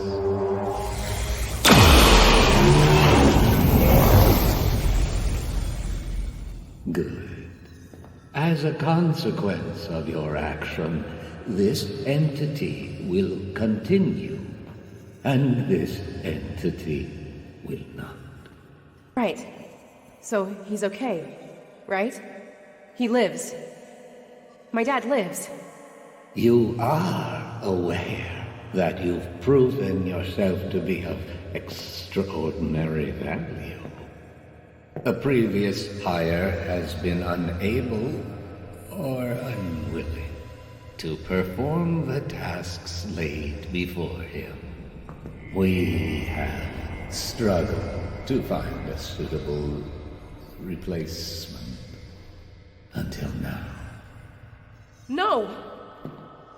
I just want to go home. Send me home! I'm afraid you misunderstand the situation, Miss Vance. Wait! Hey, wait! Wait! Wait!